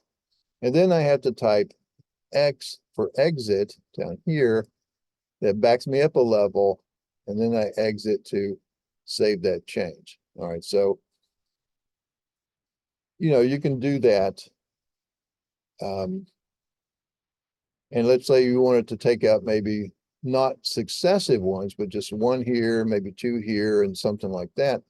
I can do that. Or I got another Carlson command under edit, polyline utilities, and I can go to remove polyline. That doesn't mean erase the polyline. These are remove commands. And one of the things is to remove polyline vertex. So if I do that and click, select the polyline, and it's going to mark the vertices for me. Now, as I'm going to zoom in, I'm going to lose the marks for a minute, but if I zoom in here and if I just click near, notice it's finding the ones that I'm near. I don't even have to snap to those. It takes the nearest ones So if I take out these, I can just sort of, click my way around it until I get the shape I want. Maybe I'll get that one out and that one out and that one out. Okay. So and then I hit enter to finish the command. So that's a much easier way, in my opinion, to do that rather than using pedit, edit polylines, straighten. But the net result is the same. I've got an edited polyline. Okay. Same thing for if I have a 3D polyline, let's take one of these. Say this one. And we'll copy it out of here. Now, how do you change the elevations of this particular polyline? Well, I can sit over here in my vertex count and step through it and go like so.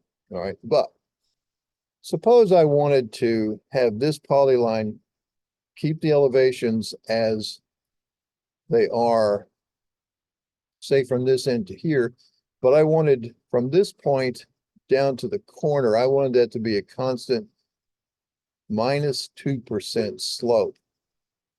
Well, I'd have to do some math to try to figure that thing out. Okay. Or I can use the Carlson version under 3D data, which is my polyline elevation editor. And I'll select this. It brings up a little box for me here, shows me what these elevations are. I can sit in each one of these and type in an elevation or an incoming slope. Now notice I'm 1 to 15 in this direction, but remember I want it to go down to 12 and then go this way at a -5% slope. So I can come over here and reverse the direction, and it puts 1 up here, and I'm going to come down to 4. I'm going to sit at 4, and I want to go all the way up here to number 10.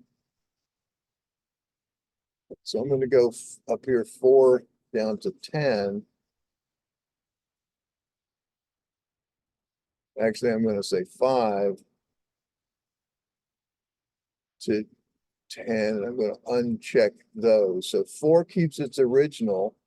I've now unlocked those, and to compute to 10, I'm going to go at a -5%. So now it recomputes what that's going to be and distributes that slope through all of these that are unchecked. And then it leaves 11 through 15 intact. And I'll say, okay. And plus you got a little,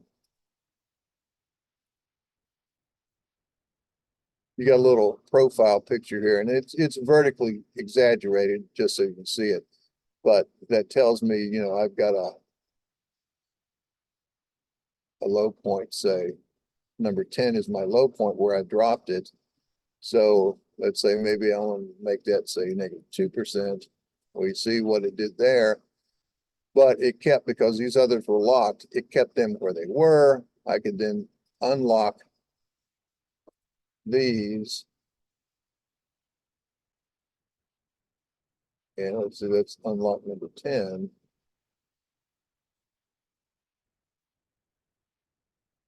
So now 10 sitting up here, and it's all on this 6.01% slope all the way down from there. So it's a nice little tool. Plus you've got other tools up here where you can delete a particular vertex. You can add a vertex where it crosses something else. You can create a vertex and it's in line in that particular. So if I want to create a vertex, I'll add, if I pick here, notice it doesn't jump out here. It keeps it in line in that segment. So it keeps my alignment correct and then lets me go through here. And I can double click a point in here. It's the same as coming over here and locking it. So there's some huge functionality that you have with these Carlson commands. Okay, so we're going to use those as we need to when we go through our exercises, but we just don't have time to go through all of them. So that's one thing I just wanted to point out that you should probably try to explore. And there's a couple of things too that, now, let me ask you this. Do you all see this menu that I'm dragging around? It's down at the bottom. This is my Zoom menu. Do you see that on your screen? No. Okay, so I don't have to worry about whether it's something's blocking the view on your end. So that's good. All right, so let's see. One of the things I wanted to point out too is when you see a menu, let's say we've learned that we really like that remove polyline vertex command, but it's really buried deep. I have to go edit, polyline utilities, remove polyline, and then I get to the command. Well, anytime you see on any of these pull down menus, one of the commands that has an icon to the left of it, that means that it has been included in a toolbar. It doesn't tell you which, but it does tell you that it's on a toolbar. And if you use that a lot, and I do, then it might behoove you to have that toolbar available to you. And again, I don't use the ribbons mostly because it just takes up too much of my screen. But if you like the ribbon interface, there might be some more functionality for you there that's just as easy. But in terms of the toolbars, that lets you know where those are. And the toolbars can be set a number of ways. A typical AutoCAD way is if you just right click up here in this gray area of the, where these toolbars are set, you can see I can show different menus. I can show these different toolbars. I've got Carlson toolbars, CNG survey, IntelliCAD toolbars. IntelliCAD, if you're working with MicroStation DGN files, which it will work directly on those files, which AutoCAD does not do. So, these are the different ones that are out. There's another way to that under settings, which is called my toolbar setup. And you've got these different categories. So under my Carlson, for instance, I've got my Carlson menus, which lets me switch modules. If all you have is the civil module, you don't really need that toolbar out there. But I'm using the Carlson Draw, Carlson Edit, Carlson Elevate, Entity Properties, all of these different ones. And the ones with that erase polyline vertex is on a toolbar called Polylines. Okay, now that's this toolbar up here that, since I pull it down here, you see it's got this extend by distance, which is actually on the edit command, I think. Yeah, under extend by distance. You see that icon? So that's there, even though it's not down here off polyline utilities. So these are all from different locations in the menus, but they make sense for polylines. Okay, so that's there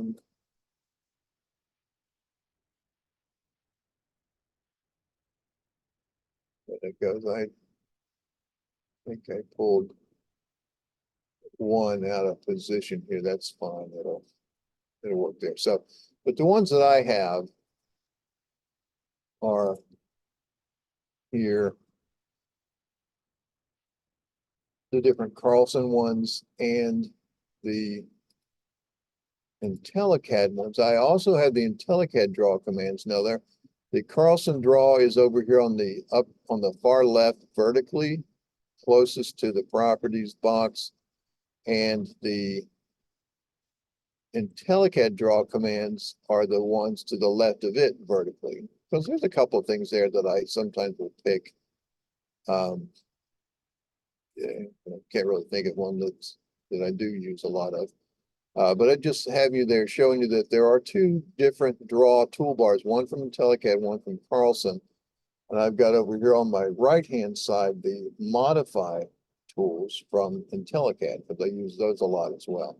So, try your hand to some of those, some of the things that are useful. And I use one of these that I do use a lot of is this one up here called my surface. I use this triangulate and contour.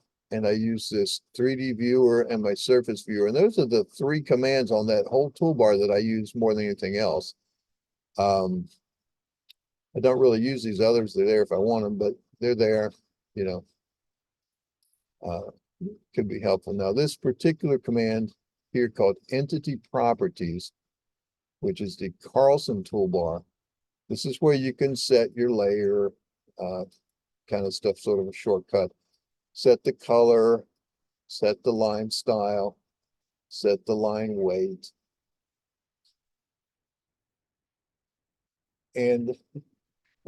But one of the things I wanted to point out is right here, this particular one's called Layer Control. And if I click that, that's your very typical place where you set your layers, your colors, your turn, freeze and thaw, etc. And in the AutoCAD version, that's what you get. You get that layer control. That's also available under my view menu right here.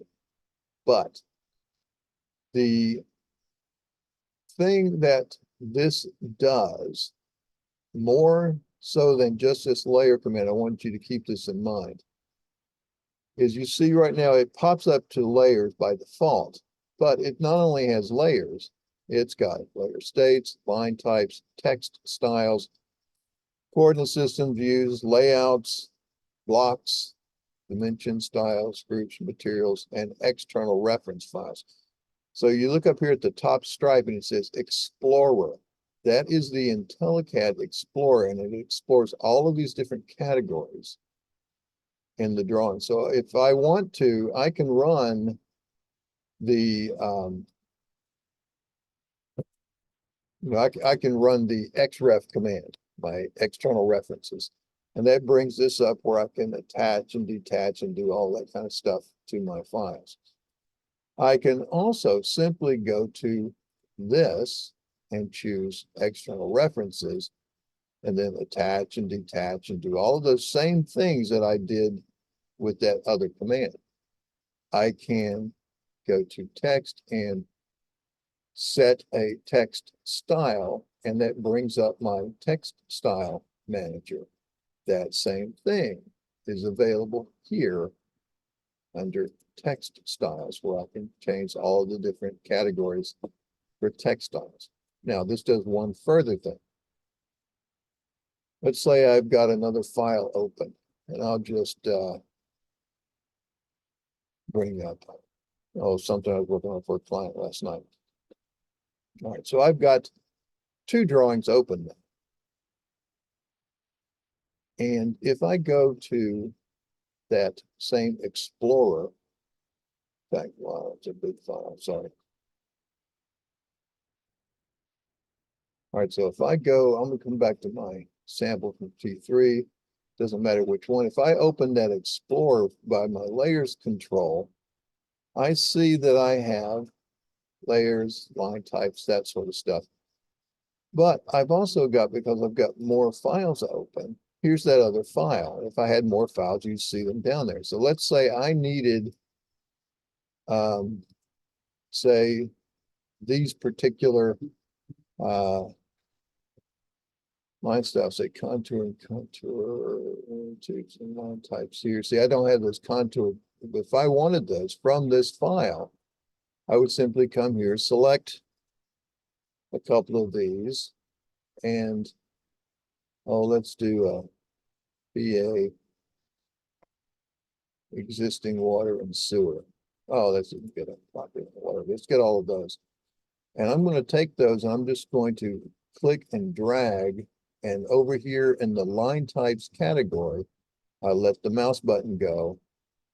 And now if I come back to that and look at my line types, there they are. Okay. And because I've borrowed something from one and put it into this one, when I go to say draw my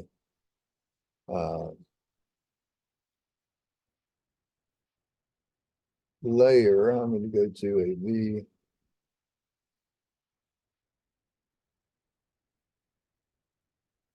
Well, it won't make sense on that. Maybe I would set it on property, let's say the dash,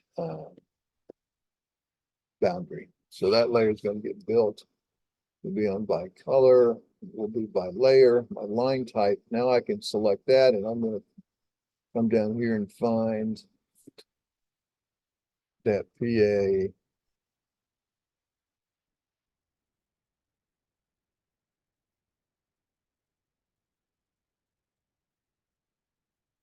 Property line, if I can find it.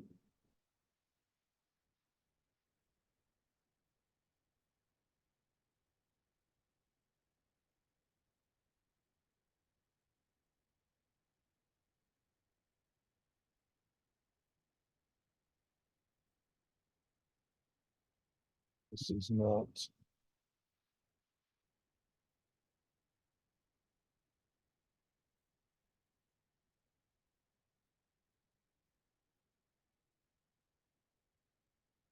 Probably I'm going right past it and I don't. These are some line types that it has built in that are not assigned there. Let me answer that for a second. We'll leave it as by layer. Anyway, I'll just,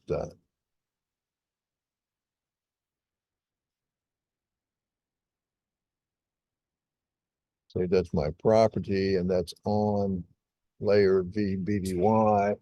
And I'll now just assign V dash BDY. I'll assign that now to my existing. No, it doesn't have the right. All right, let's just use water line because it's got the.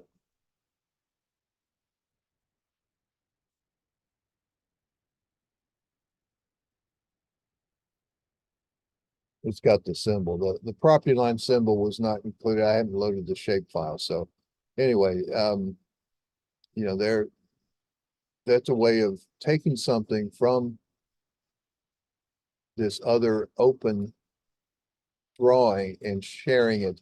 And you can even share layout. So if you have a sheet, what's called a layout view down here, a sheet model where you set up a title block and scaling and all that kind of stuff, you can share those between drawings. So if you have something that has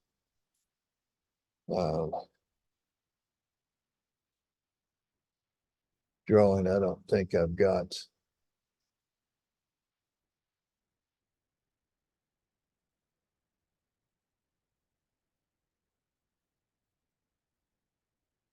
Oh, I've got plenty of that one's not. That's just a layout one.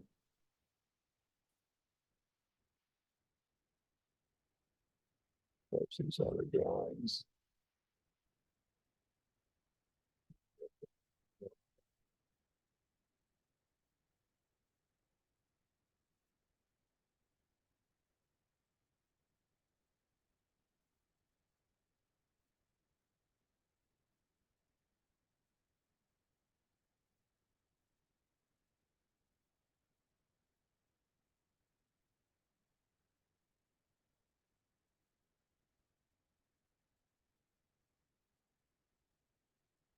Oh, sorry.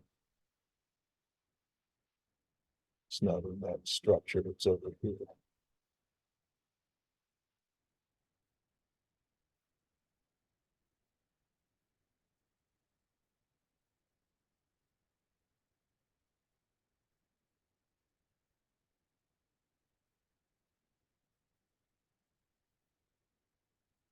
Consulting projects. Which I'm looking for. These are actual.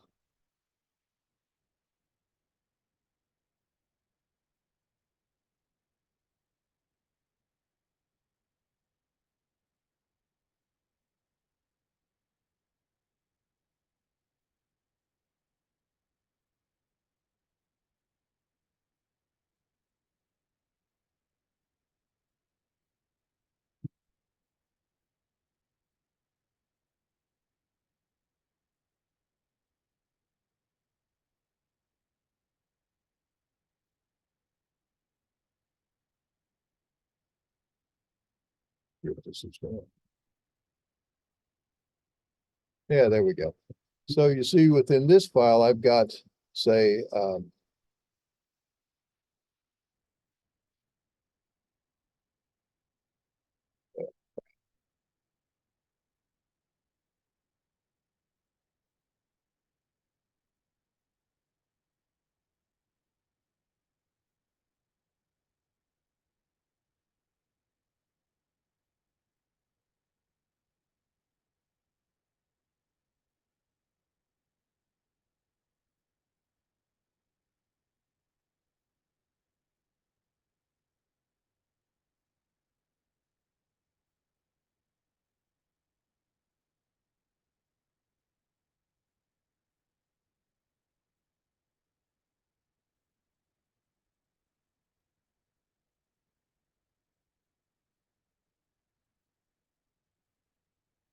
don't you think I would know one here offhand, but go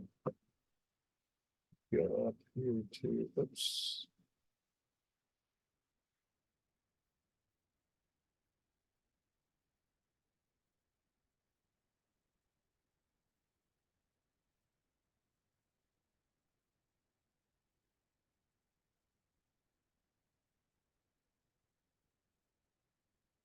There we go. That's what I was looking for. So if I go to there and I've got this survey plat drawing, you see where we're starting with title blocks and everything. So now if I go back to my drawing and I run that layer, open this guy up, look at my layouts.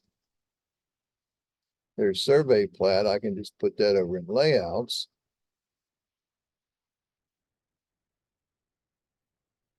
And you see down here at the bottom, it has now brought that over, including all of the different things I had in that drawing ready to go. And now a viewport that's viewing into my model space. So I could now start to create this finished drawing. So if you've got those particular layout views established in your drawing template files, just open up your drawing template as a second drawing and go to here and then take anything out of that template, or even if it's another template that you didn't start with. And you can go to these different things, any blocks that you might have that you want to use, any text styles, etc., and transfer them over. Okay, so that's something that's a really helpful functionality that you don't have in AutoCAD that you do get with IntelliCAD. So it's a real nice, I'll go ahead and delete this. It's a real nice little additional tool.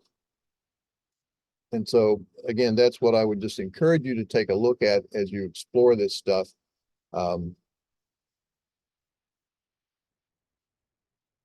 You know, on your own through the help system, just basically get in there and have some fun. Right now, we've got about 10 minutes or so before we break for lunch, and we'll talk about what we're gonna get into as we come back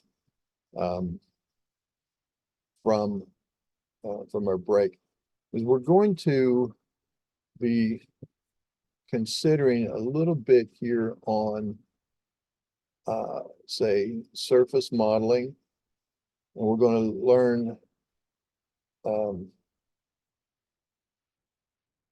a couple of things there, like some, and again, we're not going to go in depth and all this kind of stuff. You'll see we're going to pick these up as we go through what we're doing in the exercises, and you'll see these things come into play. But the biggest thing I want to start looking at is this 3D viewer, because that's going to be a huge tool for us, whether we're building surfaces or just verifying things in our drawing. Okay, so we're going to learn about that and shrink wrapping and all that kind of stuff that's going to be available to us, and what we're going to use this drawing viewer for. So we're gonna play around. We're gonna go into that viewer and start to look at some things here, and then when we come back after lunch, anything else that we do in the viewers, we'll pick up extra functionality as we go along. But Now, a couple of things we've got here. If I go to inquiry and choose my drawing inspector on and off, and it tells me down here on the command line, inspector's on, right click to activate the menu. So if I right click, I see I can get some polyline data direction. So I'm going to now right click and uncheck those options. And let's just put, say, layer name on. And let's say elevation as well. And so now as I hover the mouse, I'm not selecting anything. If I hover over something, it tells me the layer it's on and the elevation of that entity right where my mouse is pointing. Notice that's a 3D entity and the elevation changes. If I look over here at, say, this contour line, you see it's on V topo major and the elevation stays constant. It's 1335. Here's 1336, 34 over here. Okay, I've got a block now. V-site veg, it's down at 0 elevation. I've got this V-site fence. It's also at 0 elevation. So it's there just to show planimetrically what's there, but it has no elevation. Okay, so only certain things have elevation. Now I'll right click and turn off the drawing inspector. And a couple things you may notice in here is I've got a bunch of, can you all see these little purple dots?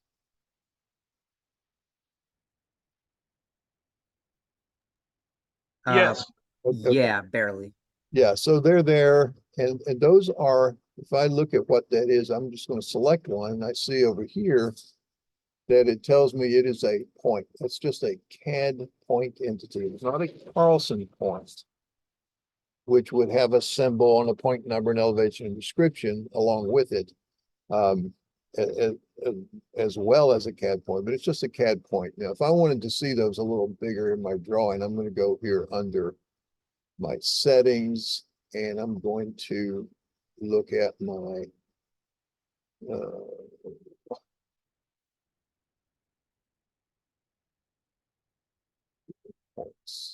no, should be under settings. Here it is, in telecad settings. It used to be out there by itself. So if I look at my point style, right now I have my my CAD configuration is set to display points as just a dot. You can tell it to not display them at all, or a dot, or any of these given symbols.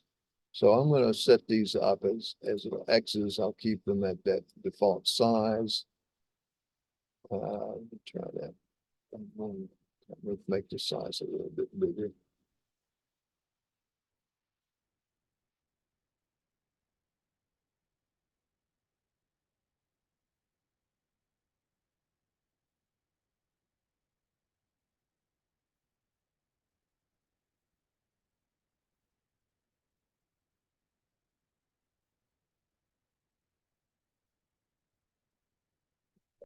Screen. Okay, so now no matter what. So now I can see all those points. And again, just points. Like these, there's no endpoints for me to snap to or any of that. Okay, but there are points in there. Now, so that's all data that is going to be used to build that surface with. So I'm going to turn these back off there just so that my way. And that's something you might get a file in from somebody else that has theirs set to like that. So you might verify that's something that travels with the drawing. So now what do I have if I'm going to model this particular set of data? I'm going to be, if I'm going to do a terrain model, I have to tell it to build a surface out of all of the information that I select that has elevation. And I've got several things. And if I look at it, I'm going to hold the shift key and press and hold the wheel on the mouse, and I'm going to spin this up. And I see, oh, okay, well, there's my points. And I've got all those white lines. Those are my break lines. But I've also got these contour lines that are sitting at elevation. Now, these contour lines in this particular file were derived from the white break lines and the pink points. Okay. they were computed from and displayed, and that's what they delivered as a finished product. Okay, so, and everything else down here is just drawn at 0, and it's drawn at 2D polylines. And the reason for that is, you see this tree line and this dash line over here. AutoCAD cannot display 3D line work with a line style. It's all continuous in 3D because just a limitation of AutoCAD and the AutoCAD file format. And that's why when we do this information, like if you needed to show something with a line style, it has to be a 2D polyline. But if I also need that to have elevation, I'm going to put a 3D polyline right directly over top of it with elevation. And I would, come up here and find there's one somewhere in there that's probably corresponding to that. Should be coming right off of this edge of the road. It's probably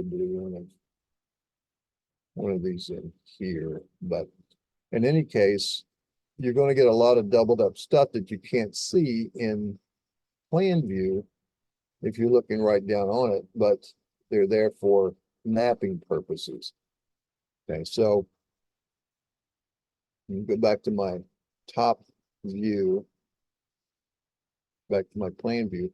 So that's one way you can do it. You can, spin it around here in your drawing and sort of look at stuff, and you can tell, and then do a zoom extents, and you can see if there's anything that's sticking way out of whack.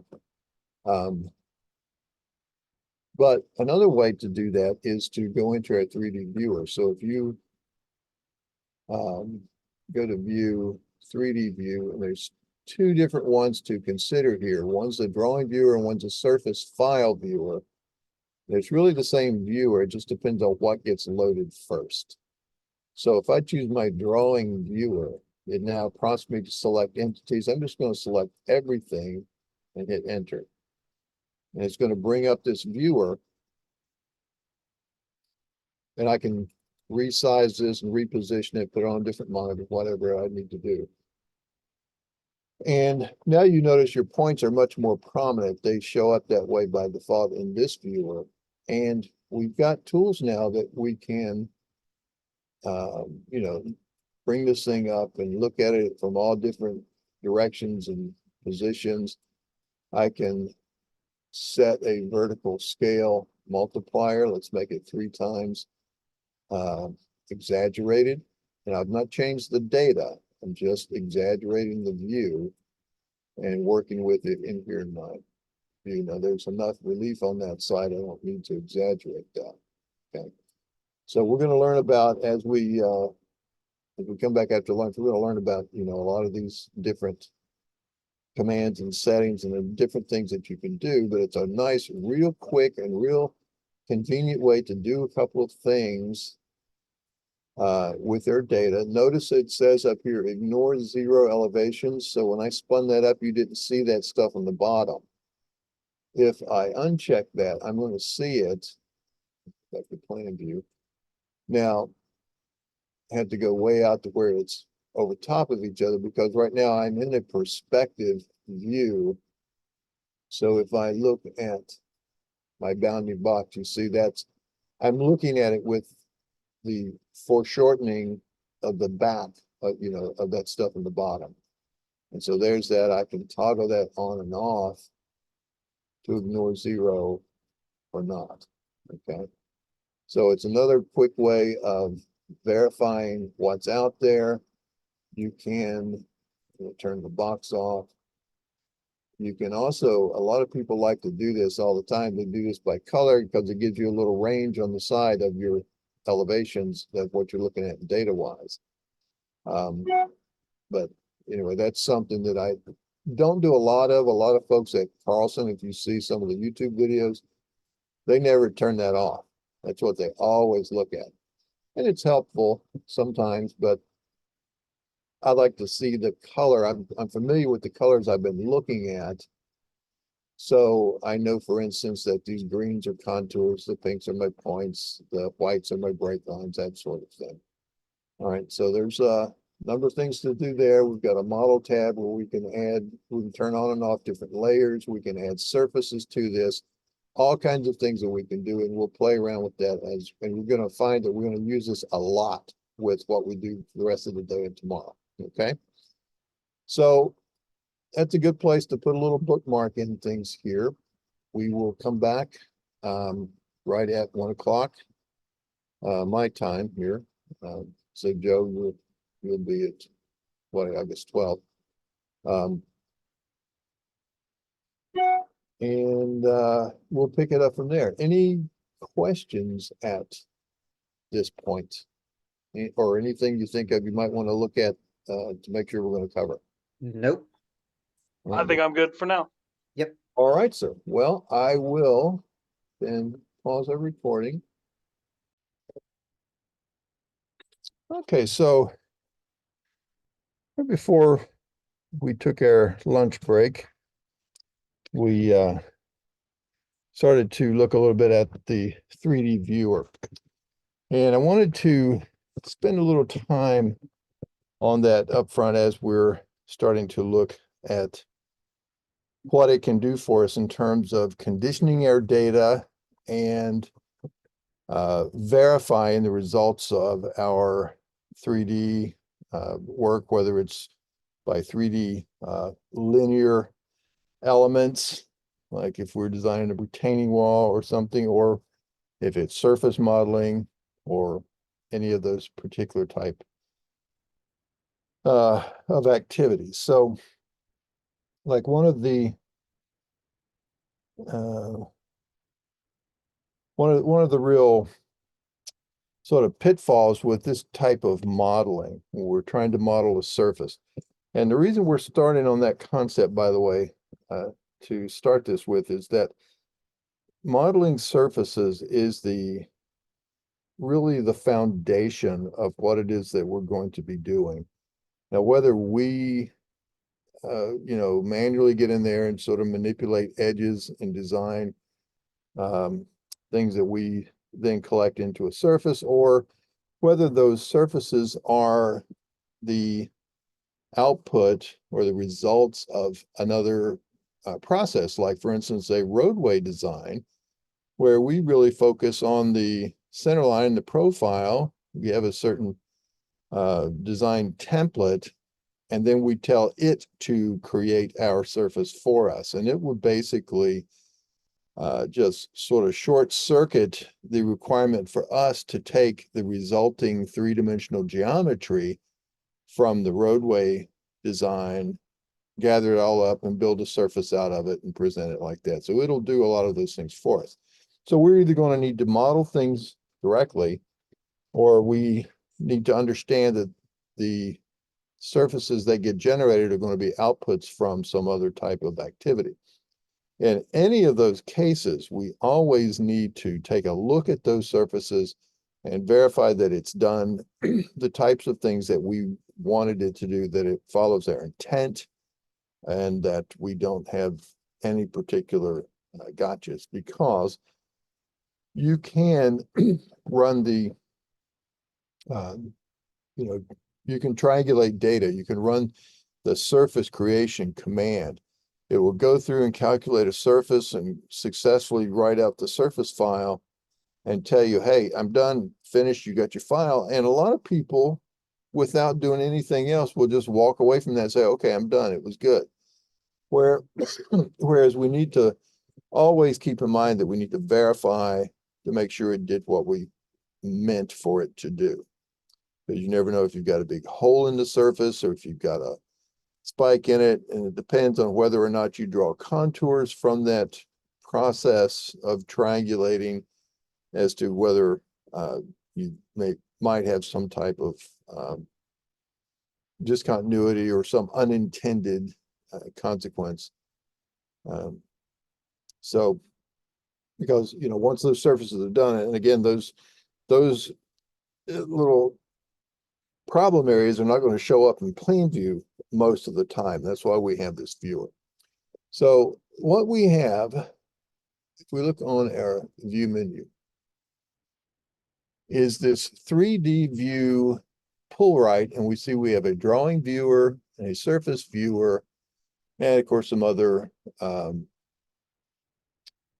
follow-on things, a 3DX model file viewer where you can save a 3DX model and load that up and look at it later, but it all still boils down to being the same viewer.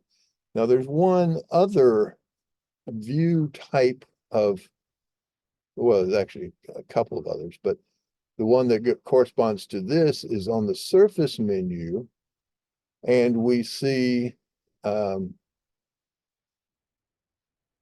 this 3D views menu, and there is that surface file viewer that's also on the 3D view or on the view menu, but there's also this thing called a surface 3D flyover, which is basically an animation engine that lets you follow a pathway through the surface, or it can be freeform and you can steer it with the arrows on the keyboard and that kind of stuff. So it's sort of a way to sort of kind of get a bird's eye view or even a passenger's eye view or something of a particular design to see if it meets your needs. And there is a motion 3D viewer, which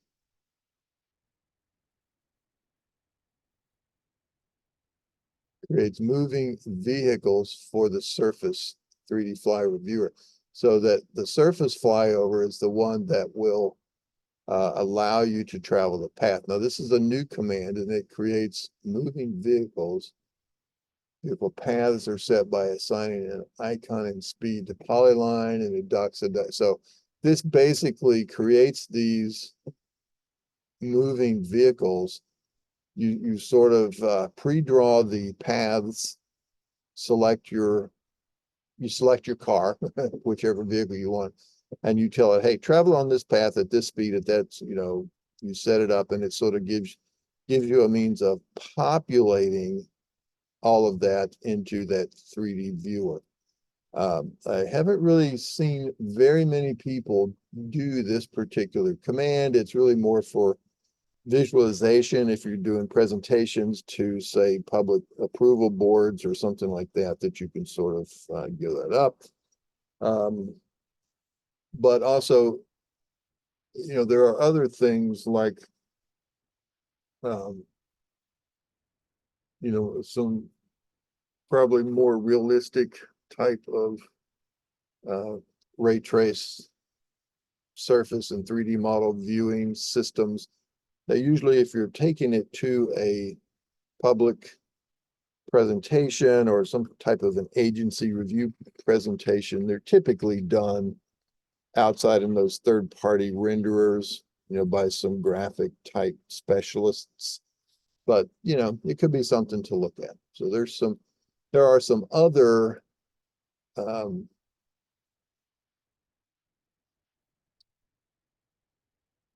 views on there, but the two that we're going to be interested in mostly as we check our data are this drawing viewer. There's the icon, looks like a little 3-color cube, and the surface file viewer. Again, the same viewer, but you can see the differences when we load up the different types of data.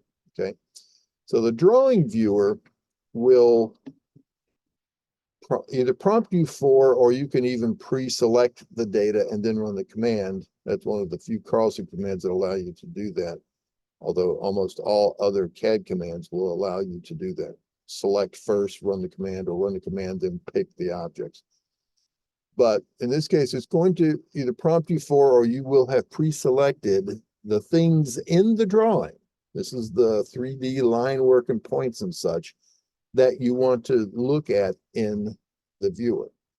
The surface file viewer, on the other hand, will ask you to select an external surface file, and it will load the triangles into the viewer. And then you can use the viewer to examine those triangles. And you can also, if you use that particular entry point into this viewer, if you load the surface first, you can do some surface edits, like changing point values or deleting points or adding in break lines that you may have forgotten to add when you built the data in the first place. And then you can save those edits out after you've made those changes. Now, that being said, here is my particular philosophy on that, is that if you load up a Surface file viewer and you say, oh, I forgot to put in that bottom of wall and top of wall as break lines, and that messed up my stuff. So I'll just add them in with this little couple of edits I'm going to do in the Surface file viewer. That's all well and good, but those things do not actually add the break line data into the drawing. So if you go back to rebuild the surface again later, you would have to still add that break line or do it in the edits, with one exception, and that, if you remember, we said under our Carlson configure general settings, I'm sorry, not general settings, but the should be this.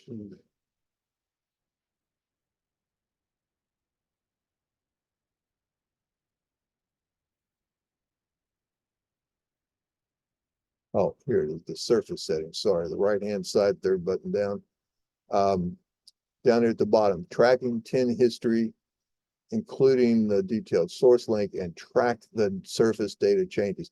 If those are checked, then when you have made those edits in the viewer, they can be reapplied later, and you would do it through this particular the surface file manager, where you load up a particular surface, and then it keeps a history of the edits that you've made and lets you reapply those in this particular manipulation.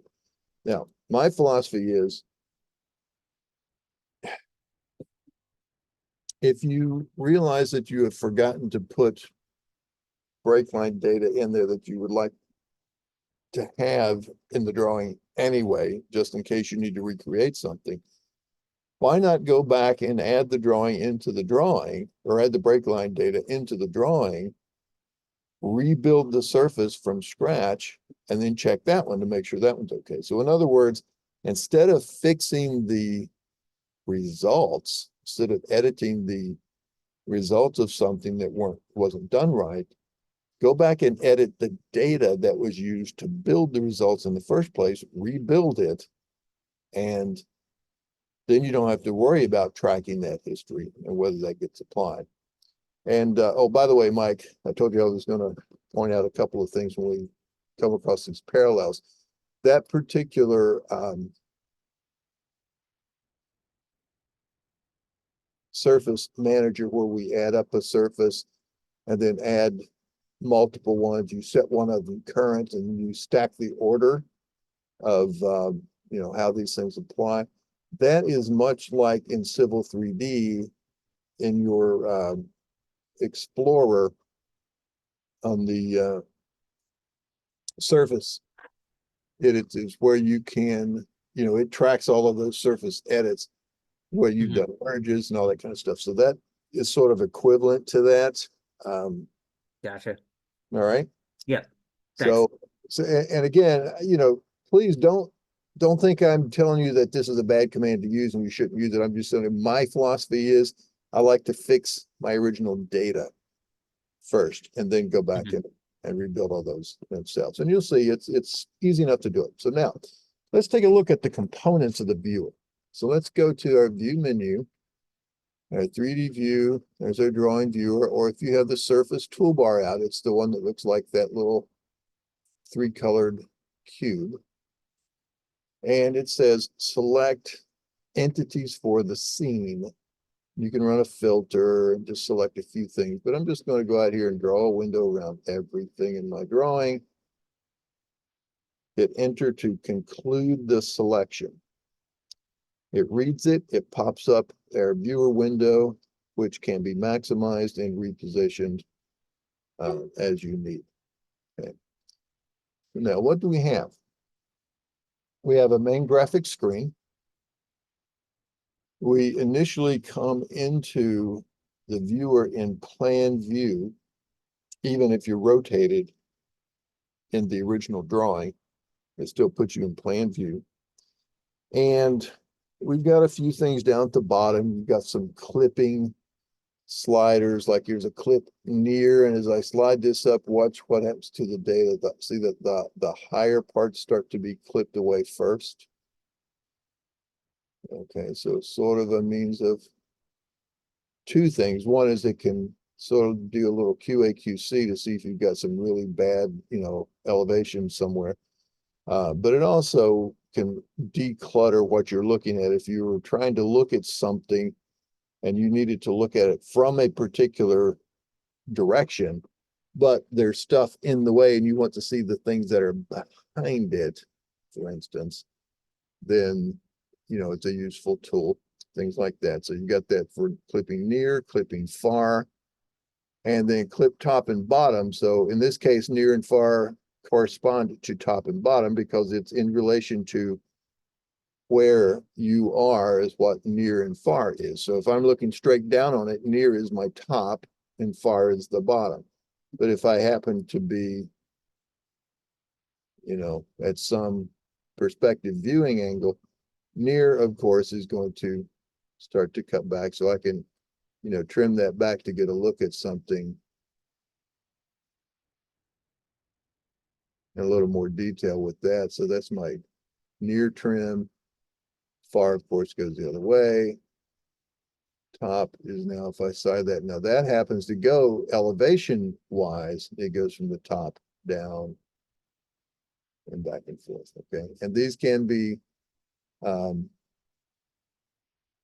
to where you can pick a location of the top plane, the bottom plane, all of these different planes, and you can also synchronize front and back and top and bottom.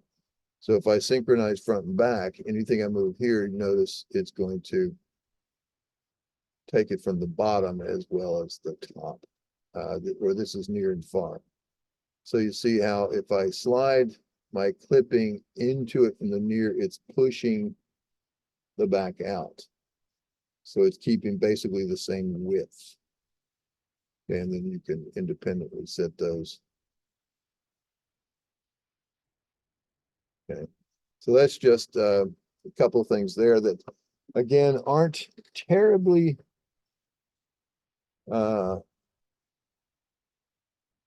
necessarily terribly obvious.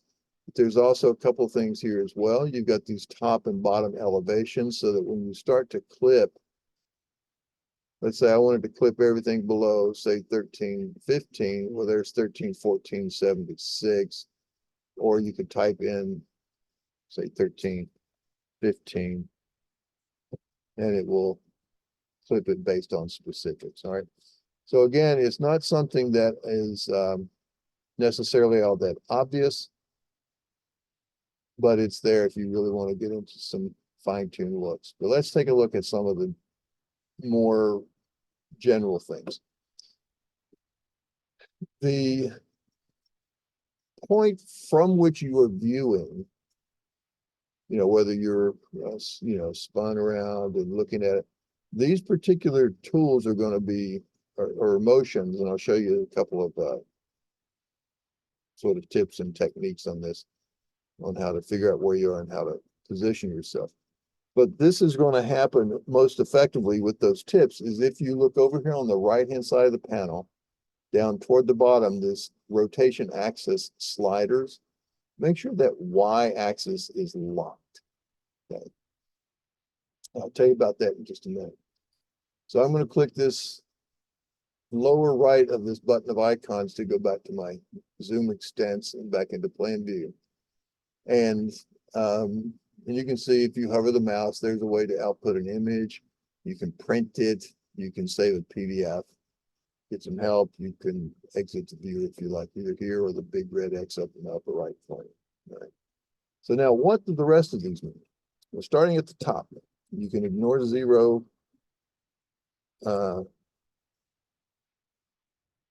Or not. And again, remember that's putting it in this perspective. So if the higher up I can get, the closer it's going to be to actually lying right underneath.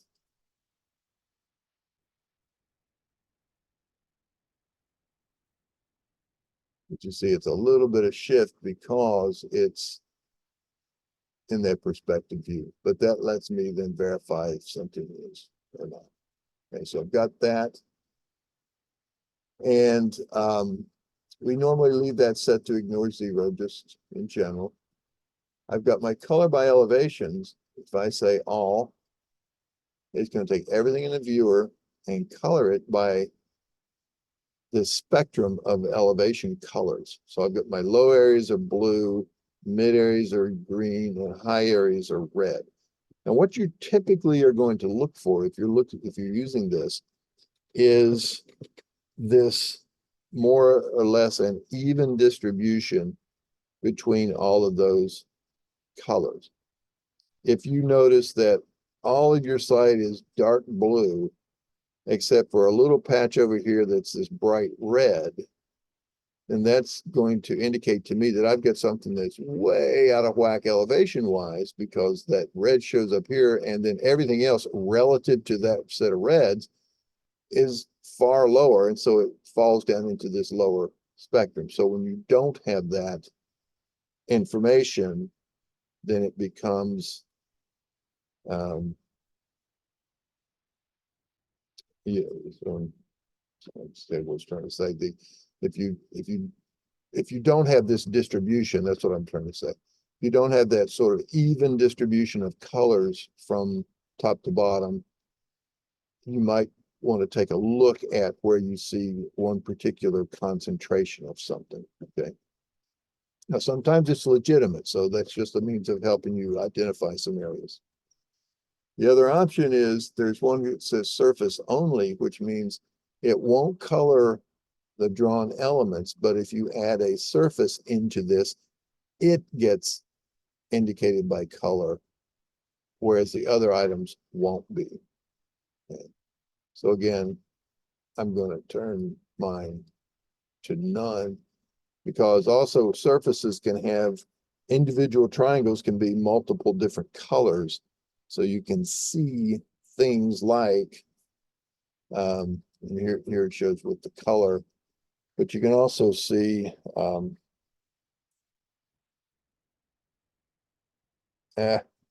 sorry. Yeah, let me get to the,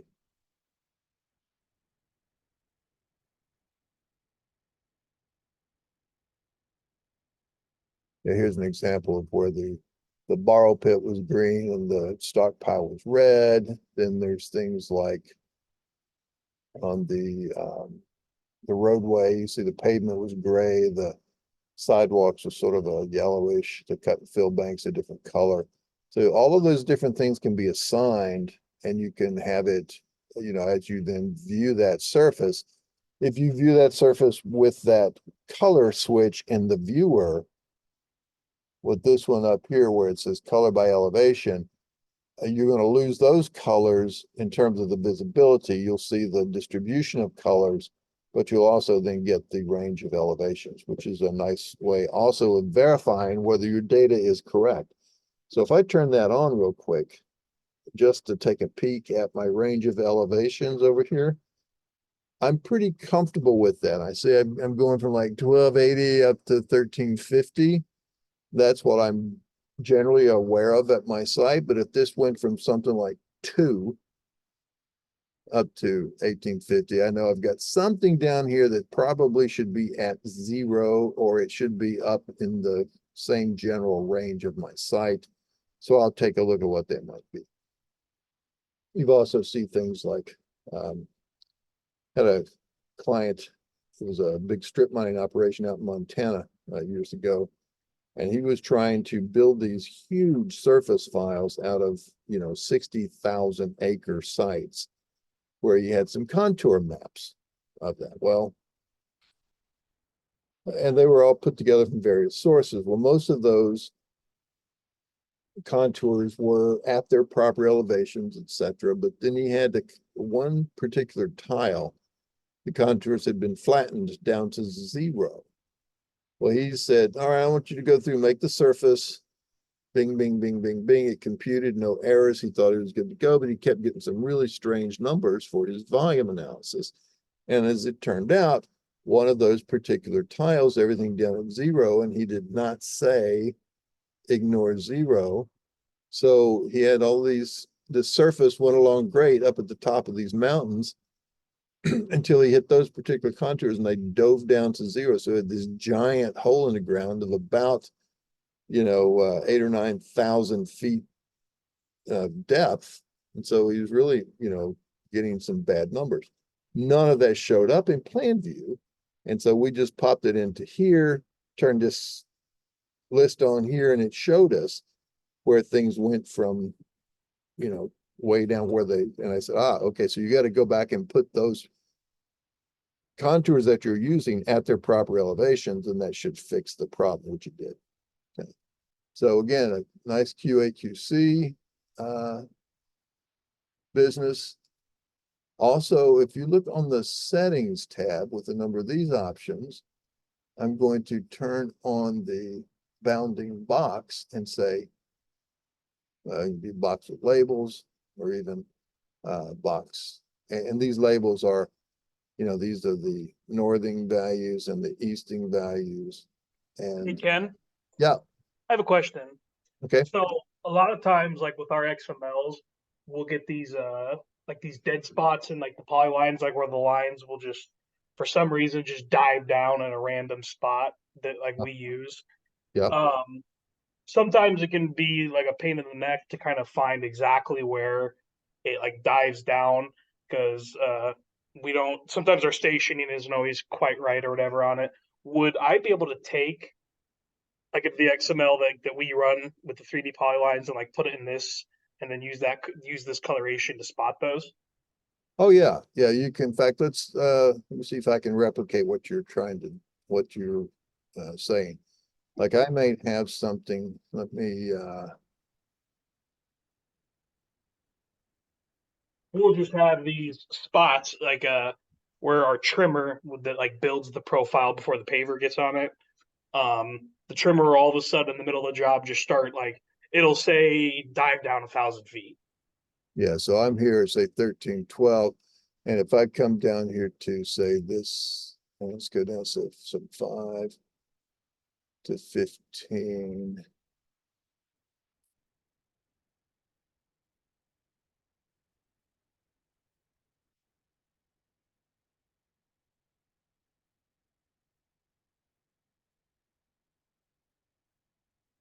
Let's set this to,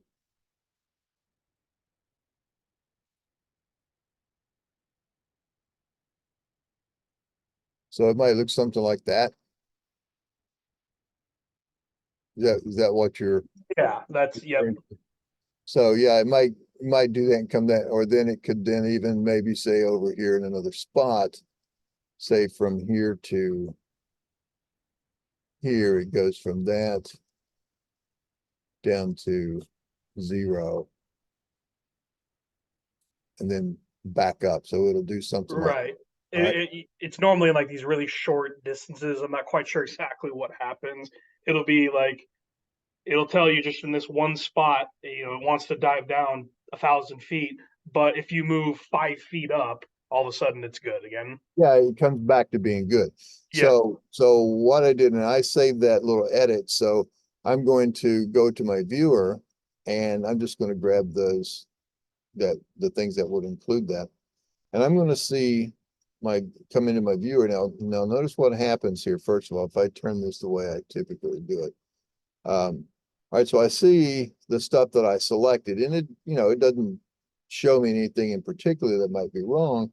But if I do this and I go, oh, okay, so I've got a problem with that particular polyline. So how am I going to fix that? And also, if I'm just in my view, just in my plan view, if I then had turned on my elevations and I look at and I see, well, let me see if I ignore. Yeah, so if I turn off my ignored zeros, you see I've got Some things are zero, but I see I've also got this data popping down there. Everything up here is red, except for the stuff way down at zero. So I see this spectrum of numbers, and I see that that's not what I'm looking to do. Again, my bounding box. If I say that, you see I've got all kinds of errors in there. In fact, let me go back. I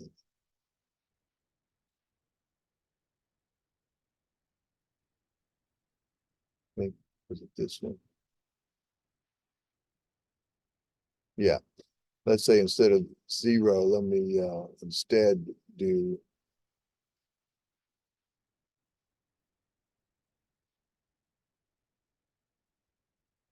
let's just say 100. And we'll do the same thing down here. Oop. Scrolling that. All right, so right here instead of, so let's give these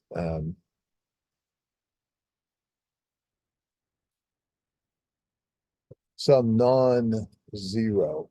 Okay, now, if I go back to that viewer,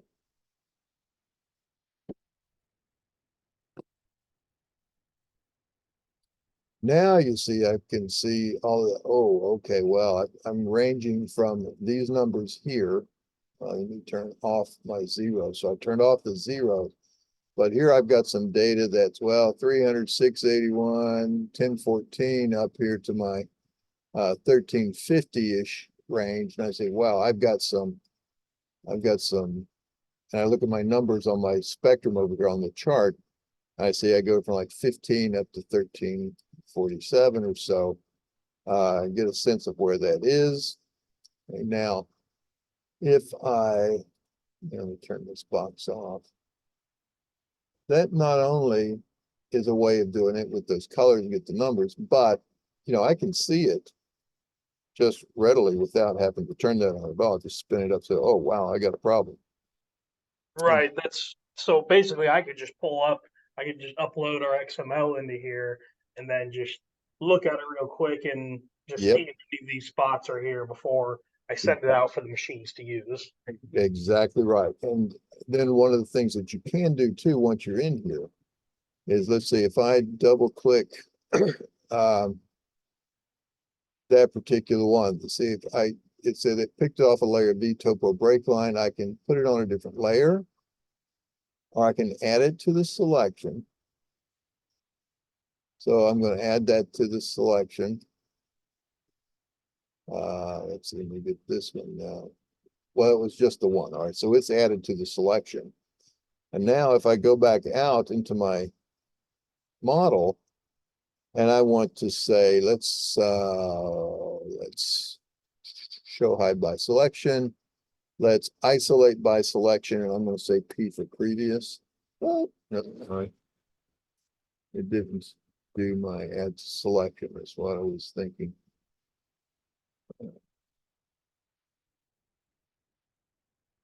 Well, anyway, I could have sort of pre-selected that, put it on a different layer, and then isolate the layer, things like that. But the other thing you can do too is from this, and you get it, oh, okay, now I see what I got to fix. On my settings tab, I've got these two buttons right here to where I can set the CAD view to that current view. So if I click that, and then I come back out of it, I see I'm there. Now I know what to fix.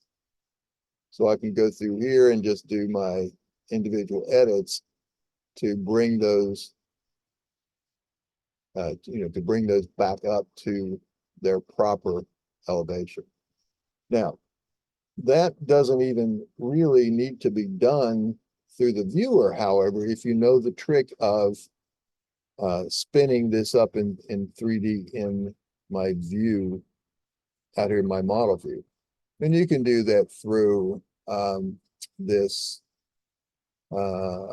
say orbit or viewpoint 3D, and you can choose all these different kind of things, or you can just know the trick, hold the shift key down, press and hold the wheel on the mouse and spin it up, and then you can let those things up, and that now set your position. And you can then select that and go through and change those particular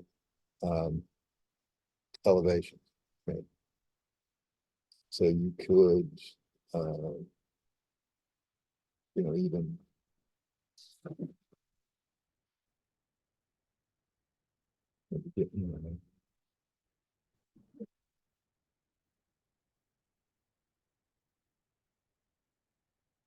cross edges, not resetting it says, but if you select, one of these vertices, say I can take that vertex and if I wanted to move that vertex, I could say, well, I don't want to change its XY value, but I want to change its elevation.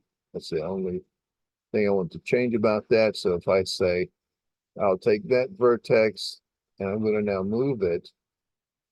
Well, one of the things that I can do, and this is a standard CAD type thing, if I pick something over here, it's going to snap over there and put it there.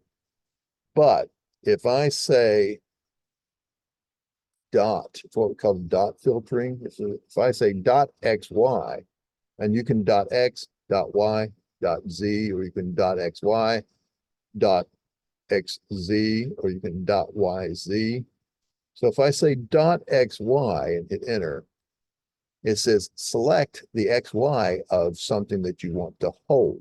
So I'm going to come back down here and I'm going to select that. So don't change from that XY location.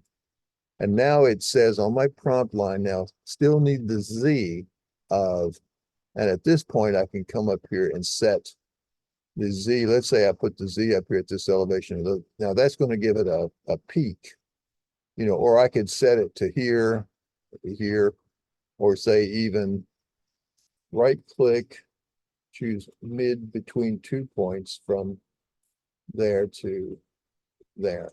All right, so now back into that particular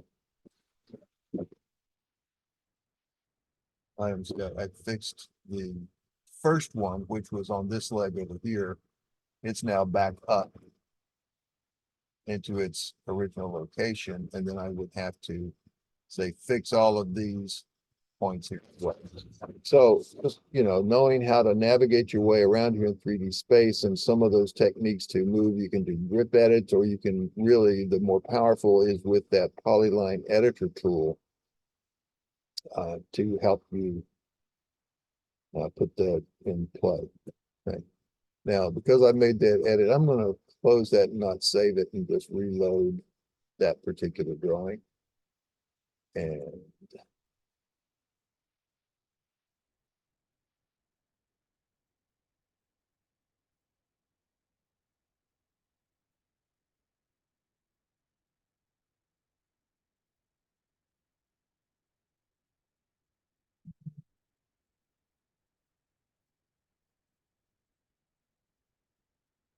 yeah, wait for it to sign.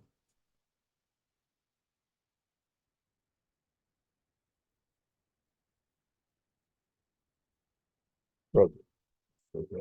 Yeah, Windows can't. I didn't want you to. It's your fault that you tried to in the first place. All right, back to.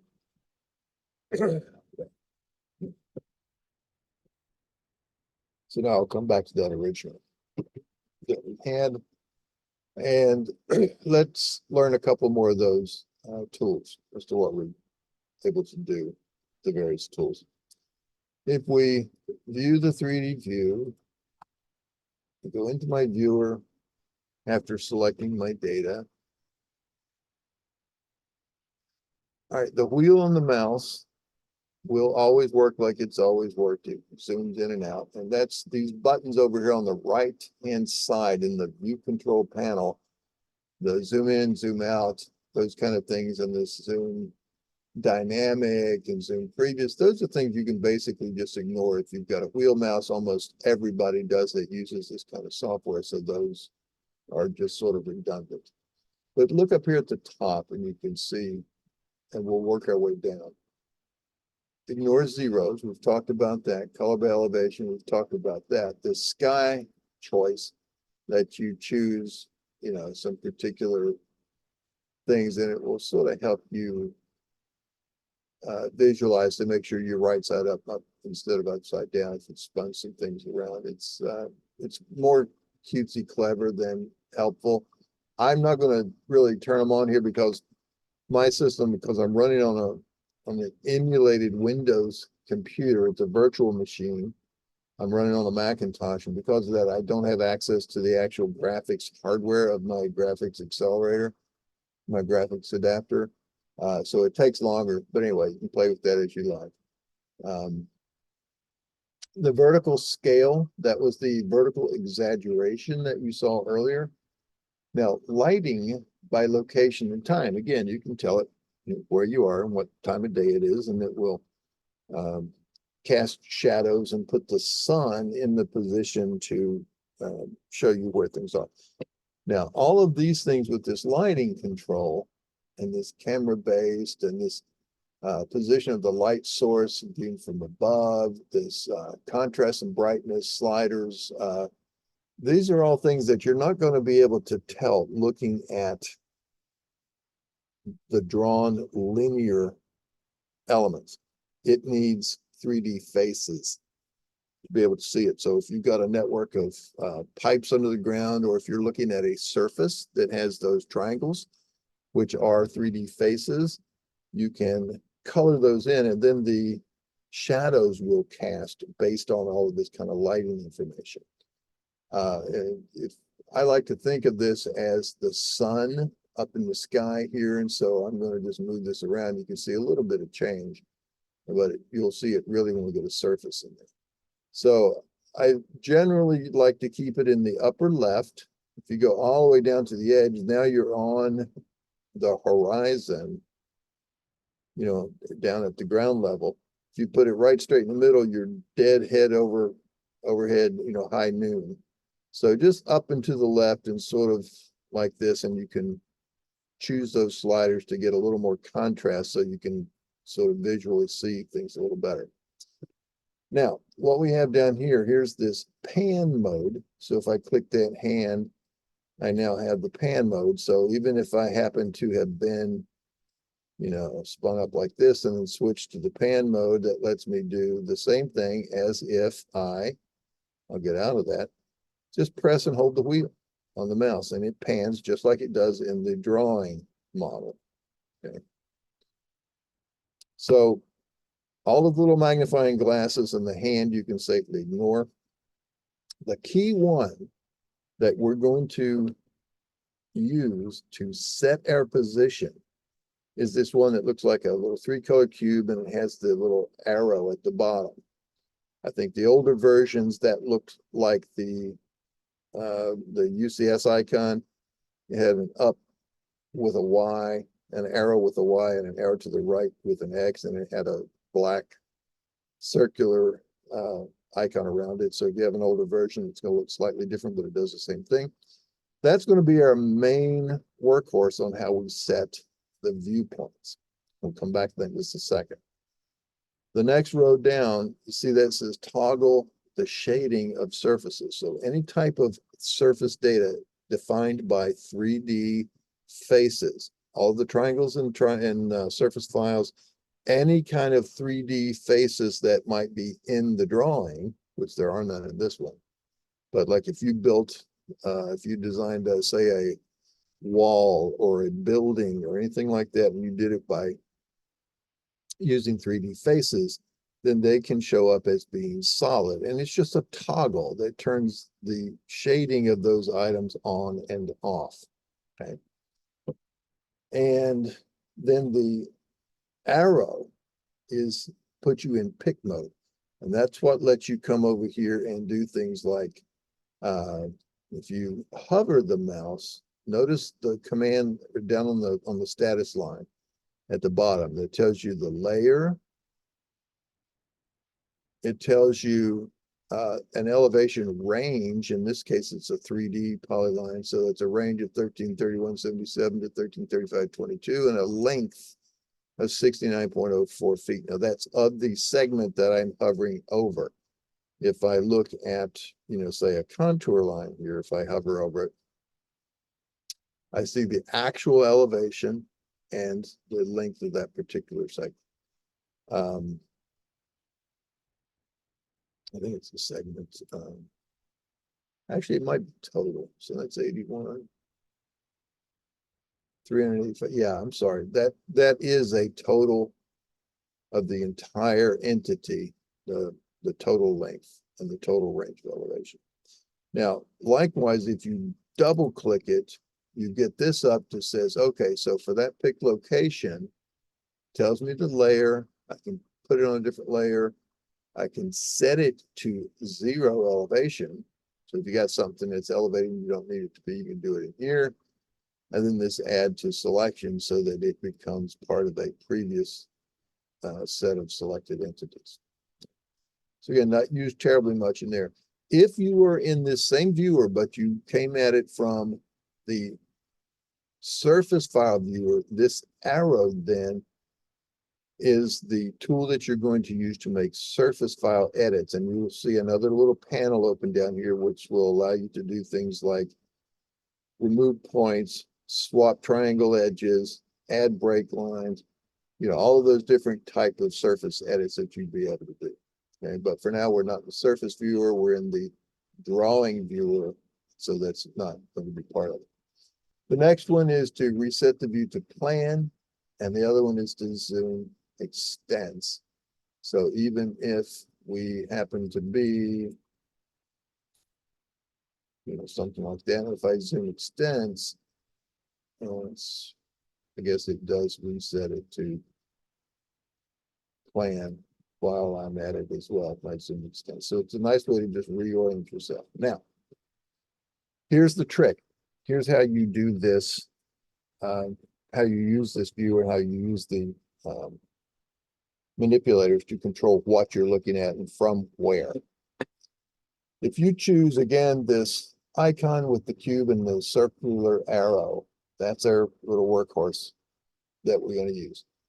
And then move the cursor, just hover, you don't have to click anything yet, but move the cursor over into the drawing area. And you notice as I'm over this empty space, it's a Z shape with a double-headed circular arrow indicating that it's going to spin around my Z axis. As I get over the data, and it's not exact, okay, but it's as you're generally over the bulk of the data, notice it changes to an X, Y. So Y up and down, X back and forth. What that means in both these cases is that if you press and hold the left mouse button and move the mouse, it's going to spin around those axes. And that's why I'm going to go over here now and uncheck this Y axis lock. Now I'm going to put it here, and if I move up and down without going left and right, you can see what it's doing. I'm spinning around the X axis. If I go back and forth without going up and down, it's spinning around the Y axis. And of course, I can make myself seasick as I do any of that as I'm going. Then you let the mouse up, and then you can use the wheel to zoom in and out, pan back and forth, that sort of thing. Now, the reason we like to keep this Y-axis lock checked is so that it constricts our motion to one axis only in that up and down motion. That's around the X-axis. So if I click, I'm over here, I'm in the middle of the data, I'm in XY shape of my cursor. And if I click and push up, it's going to push the data view up as if I'm picking all that data up and rolling back and forth. And if I go back and forth to the left, you see it's not rotating at all. It's only allowing that one axis. Yeah, that's what I want. Then because here's the thing to visualize. If you look at this from plan view or from any particular view in general, and if you pretend that you are standing in your driveway and you're looking at your garage door, okay, all this message, your garage door. What you want to do to be able to set your viewpoint to any particular location that you so choose is you want to be in plan view to start, and you want to say to yourself, I'm standing in my driveway, looking at my garage door, and I want to open the garage door up So I'm going to position my cursor to get X, Y. I'm going to go down toward the bottom, not so much that I switch to Z, but just to right in here. And I'm going to click and hold, and I'm going to push it up. And if I'm going to go back and get another chunk, I'll let the mouse button up and go back and get another chunk of it and do the same thing. And I want to sort of lay myself back, you know, not all the way up and over, but just about to like an 80 to an 85 degree layback. It's as if that's my garage door and I'm pushing it up and it's going up into the ceiling of my garage and I've got it almost open. Okay. Once that's done, I let the mouse button up and I then move the mouse down to the bottom of the screen. It could really be any of the outside areas, but the bottom of the screen is easy to think about. And then press and hold the mouse and turn it, and you see I'm going, the only motion I'm allowed here in that particular cursor is around that Z axis. And so as I move this around, I can line myself up with something I want to look at. So let's suppose I'm in plain view. Let's say I want to look down the face of this wall from, oh, say over in here somewhere. Okay, I want to see what that looks like. So I'm going to back out a little bit here. I'm going to go down and grab this. I'm going to lay it up like so. And then I'm going to spin this around until I'm lined up with that wall feature and then zoom in here. And then, you know, sort of fine tune. And I see, oh, okay, I see they did actually put in a nice little 3D break line in there to represent that wall. Okay. So then you say, well, how about let's go back and look down this this entrance road from out here in the main road. So I just spin back out. You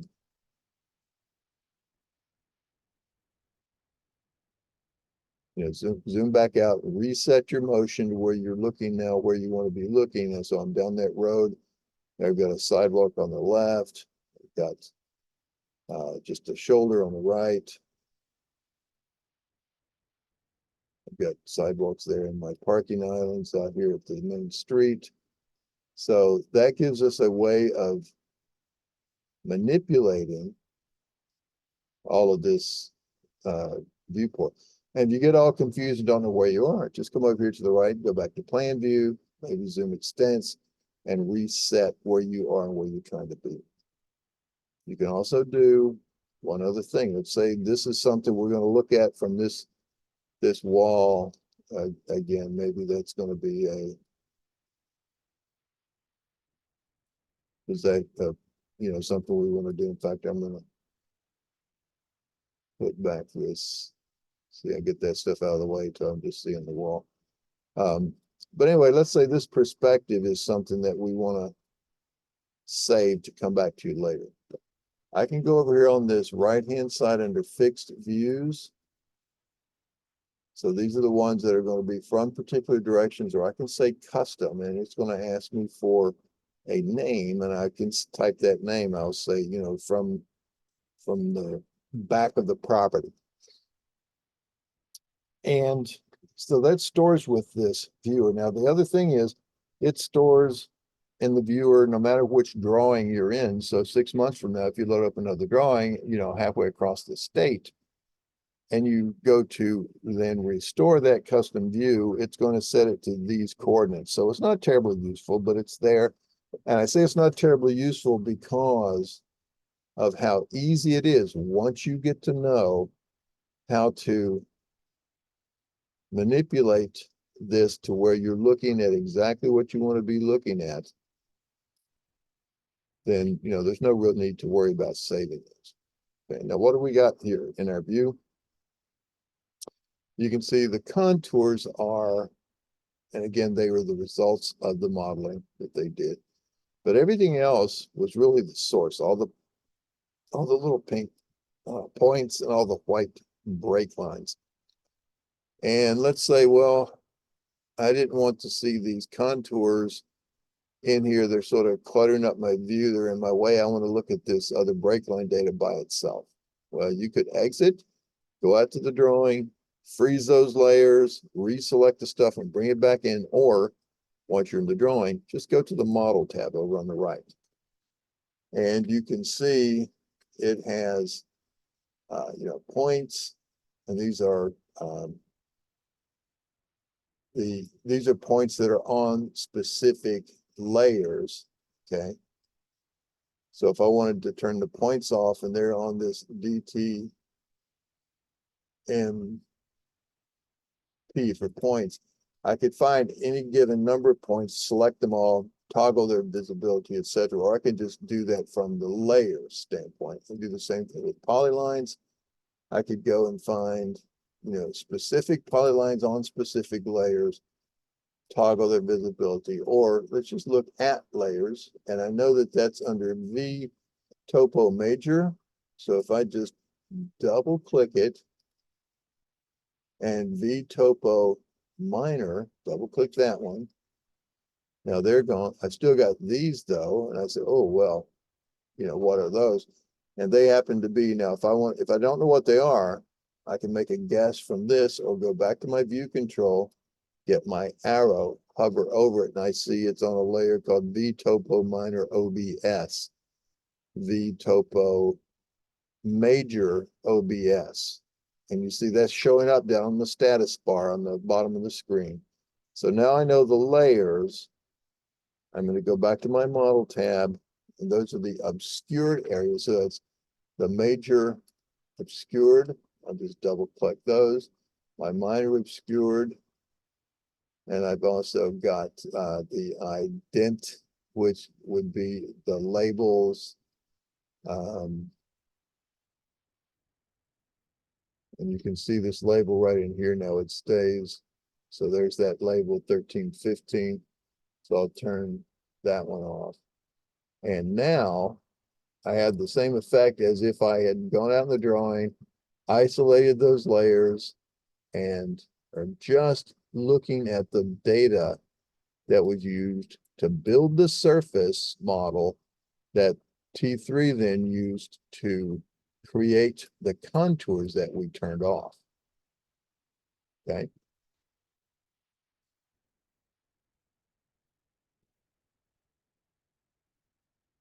And then when we come out of this viewer, we're going to come right back to where we left it with nothing turned on and off. It's just a nice way of isolating things as we go along. So that's that. We're going to pick up as we start to develop some surfaces here. We're going to look at that in our in the surface viewer. We'll have some of those other typical things as well. Now, Joe, I recall from our previous class, how we went over this break line information and what we use for modeling. If you remember, we looked at that little issue coming down the edge of the pavement where if we didn't use the break lines and we only used the contours, we got those little stair-steppy looking things in the surface. You recall that?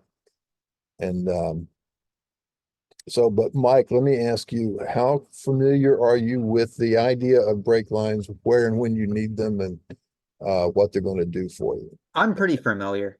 Okay, so we won't spend a lot of effort on that. So now that we all know what that is, we're going to know how to do it. Now, one of the things I will point out is that back here in the manual, up in that section that talks about terrain modeling, and it shows you in here, and it really, talks about break lines as if you didn't know what they are. But one of the things that always confused me was, people would say, oh, you need break lines, and a break line indicates that's a break in grade. Well, to me, a break in grade was, the way I understood that set of words, break in grade, was as if I'm walking along the surface and I'm walking a profile, okay? And as I walk along, it's relatively flat, and I get to a break in grade, like it drops down over into a ditch. Well, that's my break in grade, is at that point. But, nobody told me that it's that point of that break in grade connected to a point to the right where you've gone parallel to your path, and you now have that break in grade.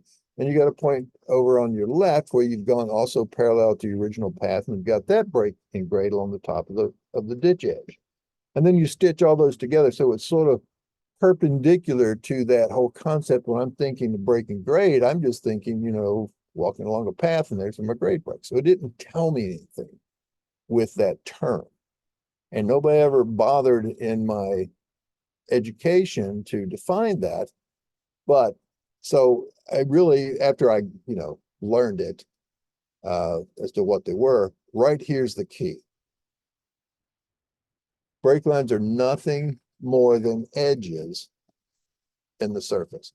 And if you have an edge in that surface, you need it in the data set to model it correctly.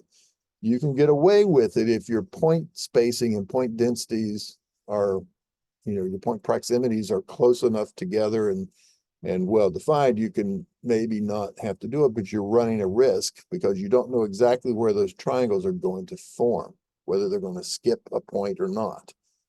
So the good rule of thumb is right there. If it's an edge on the ground, make it an edge in the data. Simple as that. If you remember that little rule, you're good to go. And you guys probably already know that kind of stuff. But, there, if you ever get back to it, you can, or if you ever need to go back and look over that kind of discussion, it's in the training manual and that upfront stuff. Okay.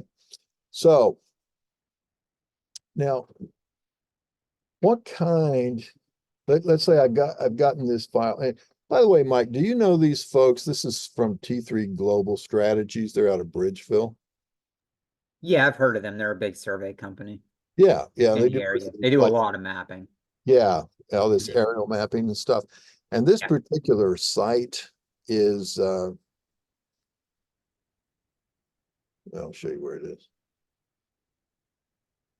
I go to my GIS module.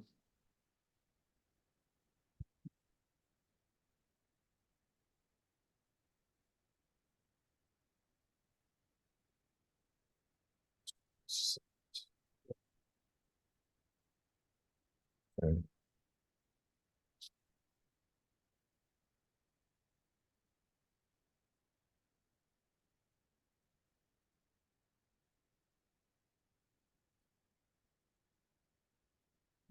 I'm a little too far out to get it in high res, so we'll just take it in medium resolution.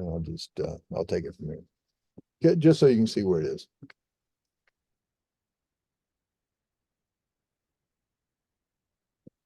Anyway, I first moved to Pittsburgh back in 1993 to work for the aerial mapping company that T3 used to be, called Aerial Data Reduction Associates.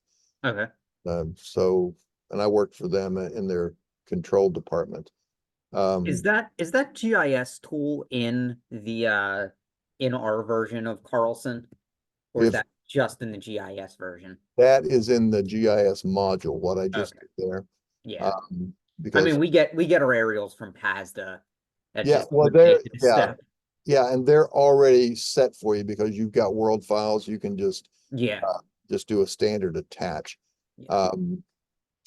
But this is Gotcha. yeah, so this is a little tool, and this is just a Google Earth image. But if you look over here, well, that's the Gateway Plaza, and here's the ramp up to the and from the turnpike, and you come off the exit and come around the circle there, and we always used to stop there and go in and get an ice cream at Dairy Queen on our way to Washington DC, and come down here, and this ramp coming up here.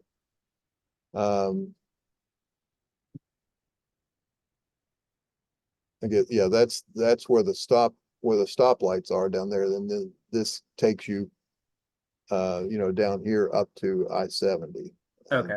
It's the Dwight D. Eisenhower Highway, and you see the I-70 indicators there as well Mhm. on the pavement. So that's where that is. So it's actual real data. Now I'll just go and turn it off. Now, the other thing that I will show you is that when you get Google images, you see how that parking lot doesn't really match up? You Yeah, see? they're off by about 3 feet. Yeah. And Yeah. so you're gonna have We that. Go ahead. we use them as like a reference as Yep. we're drafting. Right. We get ours from PASDA, and PASDAs are supposed to be survey grade. Yeah, they are digital orthos, so they've been Yeah. ortho-rectified and they should fit. Yeah. Now, they're still not going to be totally exact, but here's, Mhm. but let's, if you ever did have them or did not have the availability from PASDA, there's another module here that you may or may not want to consider, and that's called this CADNet right here. Okay. Do that. It has a bunch of tools in here under raster, and it lets you do a rubber sheet fit. So if I do that, and then I'm going to turn off better turn off snapping. And so what it wants me to do is to place the origin of control point 1. So I'm going to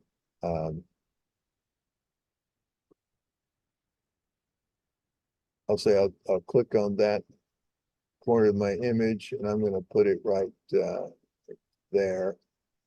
That's one. I've got one here.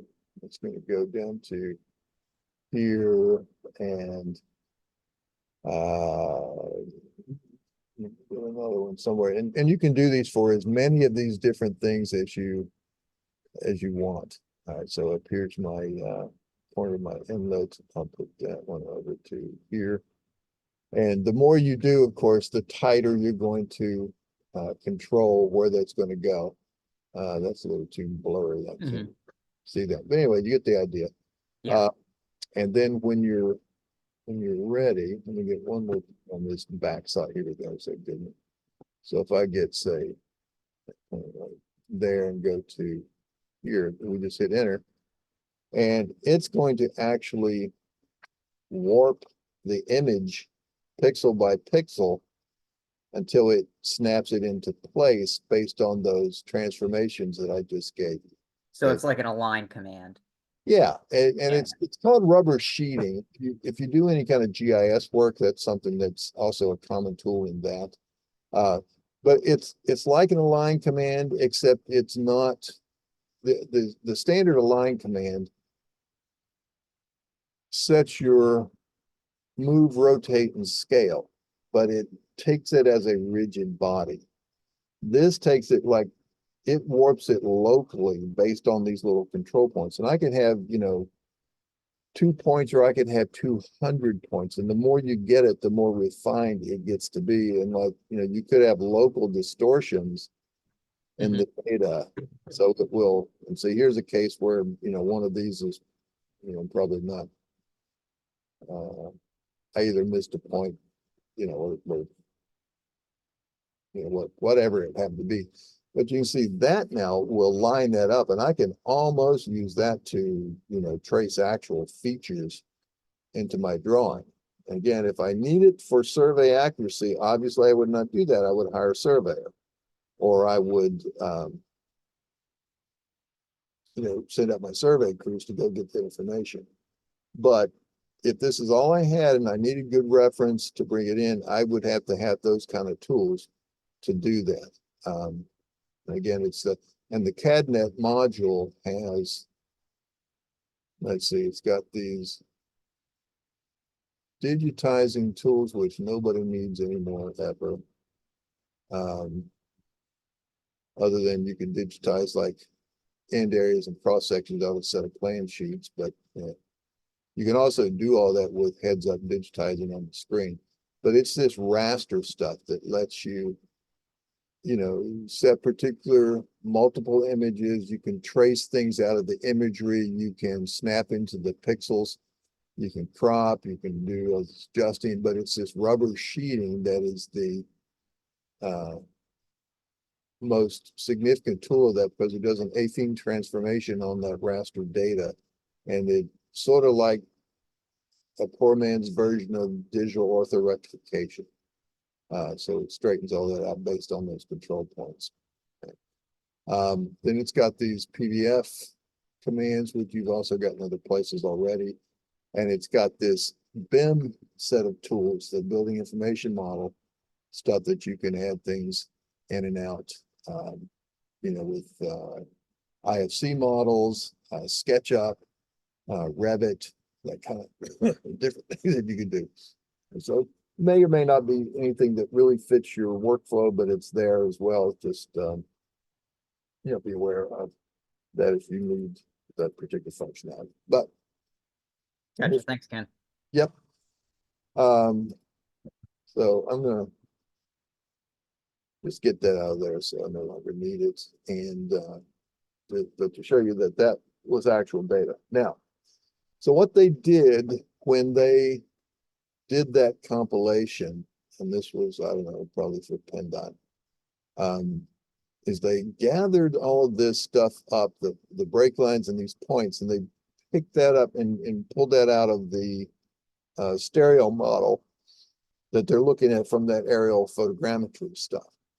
And then they use that to generate the contours. Now, what would really be delivered is I'm going to go to my view menu and I'm going to see this one. I'm going to freeze layer by pick. Notice that little icon, and it's up here on my layers toolbar as well. So I'm going to freeze one of these white break lines. That's the delivered map right there. And it's a contour map. Okay.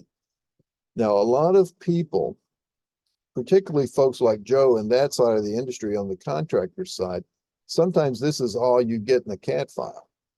You get contours. But that can cause all kinds of additional data if we don't have break lines. And I can look at, for instance, right here at this particular and this particular contours. You know, as I'm walking this contour and sitting on each one of these points, I'm looking around myself to find these other points to try to build triangles out of. Well, these back and forth this way and these back and forth this way are fine, they're good. But I get over here, and if I get onto this point, it's going to look across and see this point that might be good, but it's also going to come up here and look across and see that point, which is on itself. Okay. So it's going to make a flap right in there. There's going to be a case here where this contour is going to look over here and see those are good, but this contour runs out right here. So when it gets up here, it's going to start forming all of these triangles right in here, which are going to be flat because that's all one constant elevation, when really right in here on the ground is lower than it being flat because it's actually walking down this ditch line. So it really be sort of halfway between or some portion of the way between this point and this point. So you get in here, maybe it's 2/3 of that vertical difference. But if I'm building triangles without that break line, it's going to say, well, no, that's not really what it is. I'm going to assume it's flat across there, and I'm going to miss the fact that really it dips down here continuously from this endpoint at the nose to this endpoint at the nose of this one. Okay, so again, very classic break line of information. Now, so that's a problem area is when you're trying to build a surface from contoured data. We have some tools involved, one of which is you can painstakingly go through and draw in all of those break lines yourself, or you can see, well, these blue lines, even though they're at 0 elevation, they're my plan view, they look like they should be able to use them as break lines, but I don't have elevation on them. The only place I know the elevation for sure is where these contours cross it. Okay. So this particular line in 2D, I can set its elevation based on it crossing these contour lines, and that would give me a closer approximation, but still probably not as exact as the original break line, because you can see right in here, I've got this extra little vertex that is really what was done, what was used before. Okay, now, all of those different techniques, and we won't take the time to go through them, that you can do. But here's the other thing to sort of avoid in case you get something like this that has contour information as well as those break line data. If I try to build a surface out of all of this, and again, remember, it looks at all of this stuff, vertex by vertex by vertex, and then it looks at all of this stuff, vertex by vertex by vertex as well. So and this one is all, what, 1308, okay, along this contour line. But if I go to my drawing inspector, oops, inquiry drawing inspector from sorry, inquiry drawing inspector. I had it on, there we go. Make sure I've got elevation. Yeah. So now as I hover the mouse here, you see there's my 1308. And I get in here and I see there's 1308.04. I get closer and closer and closer, and it's 01. Get even closer and see if I can find, there's 09, 07999. No, it comes really close to being exact. The point I'm trying to come up with here, this is also 1308. So these things don't always exactly correspond. So there's that one, and there's that one where it crossed that line. But sometimes you're going to get those, and they are going to have slightly differing elevations. And these are what we call crossing break lines, because break lines aren't really supposed to cross each other, because one carries one set of elevations, one carries another set of elevations. And if those places where they intersect are not the same elevation, well, it doesn't know which one to use. And it's going to complain about it and pop up a little error box.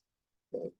So just, that's another way of trying to keep track of what it is you are trying to model, and don't put the wrong thing in to that model process.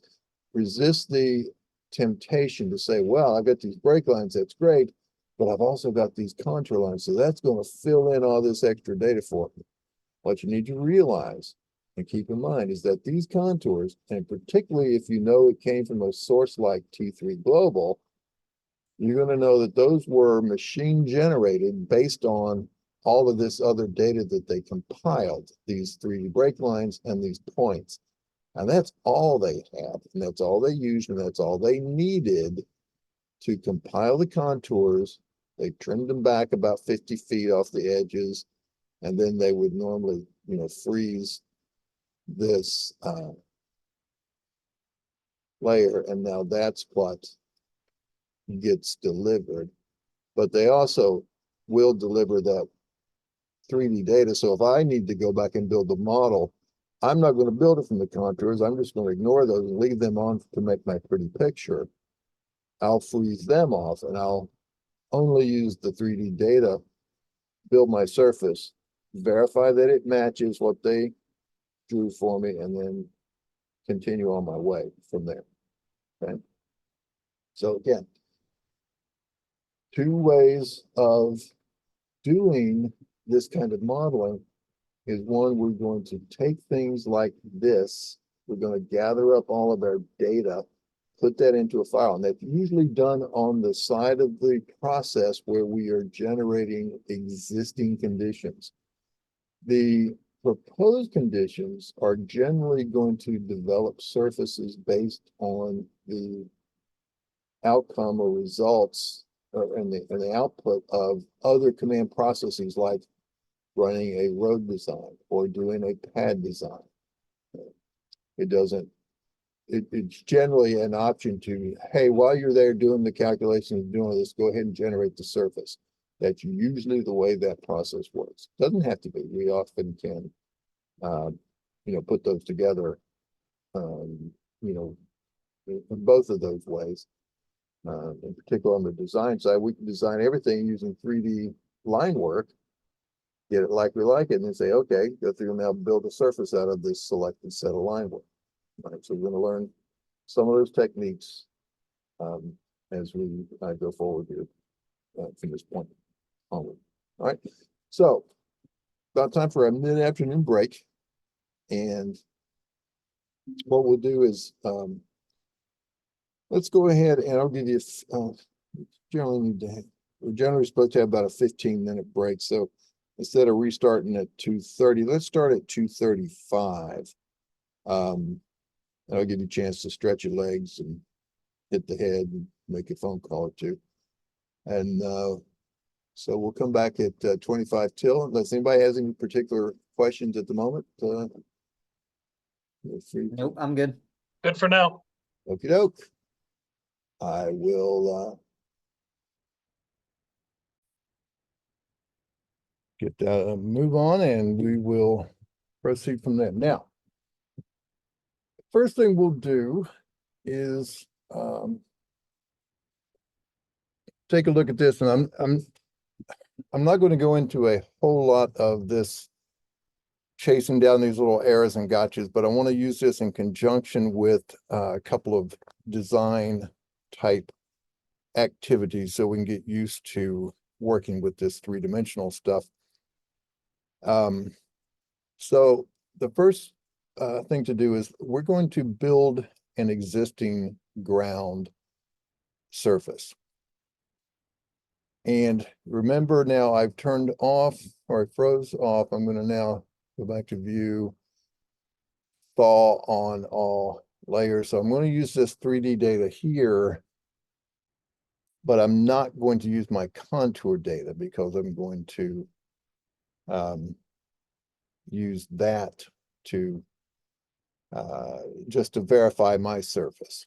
All right, so one of the things I'm going to do too with this is I'm going to so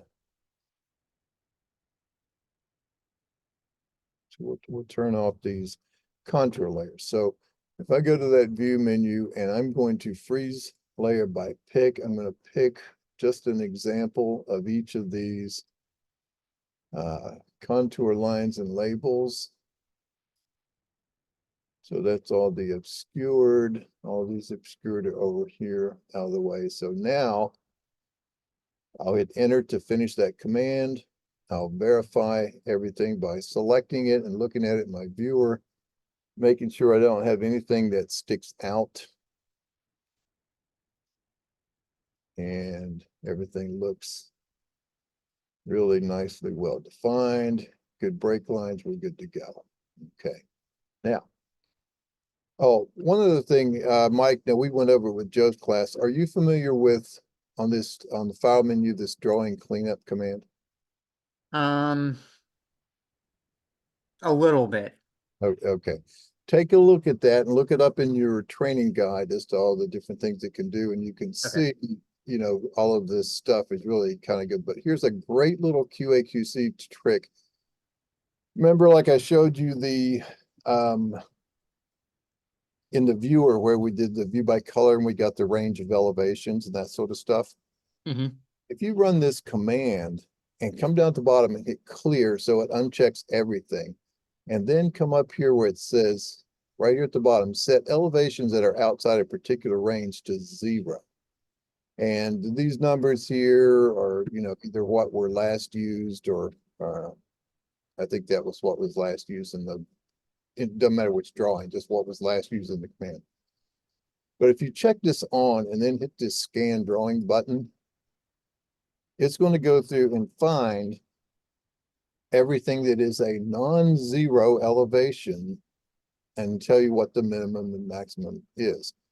Now, in this particular site, from 1280 to 1347, that's exactly right. Everything's where it needs to be. But if I saw that minimum said something like 2 or minus 20,000, or the maximum went up to like 50,000 up in the air, I know that that's going to cause problems. So what this will do is it will find those things that are, you know, once I hit scan drawing and I get those weird numbers, Then I come back in here and I would type, all right, I want to go from say 1200 up to say 1350. And second, there we go, 1350. Because I know that's the envelope I'm expecting.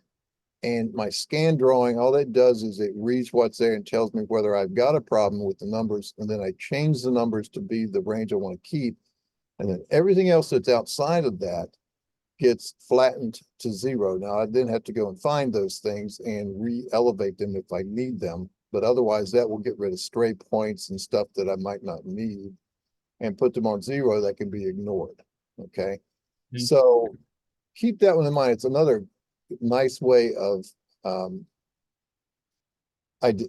sorting through your data. You got all kinds of ways. You can view it edge on like this, and I see everything there's 0, and I need to make sure it is truly all 0, nothing sitting around at say 0.5 Mhm. kind of stuff. But that's what we're going to need to do now. When we build this surface,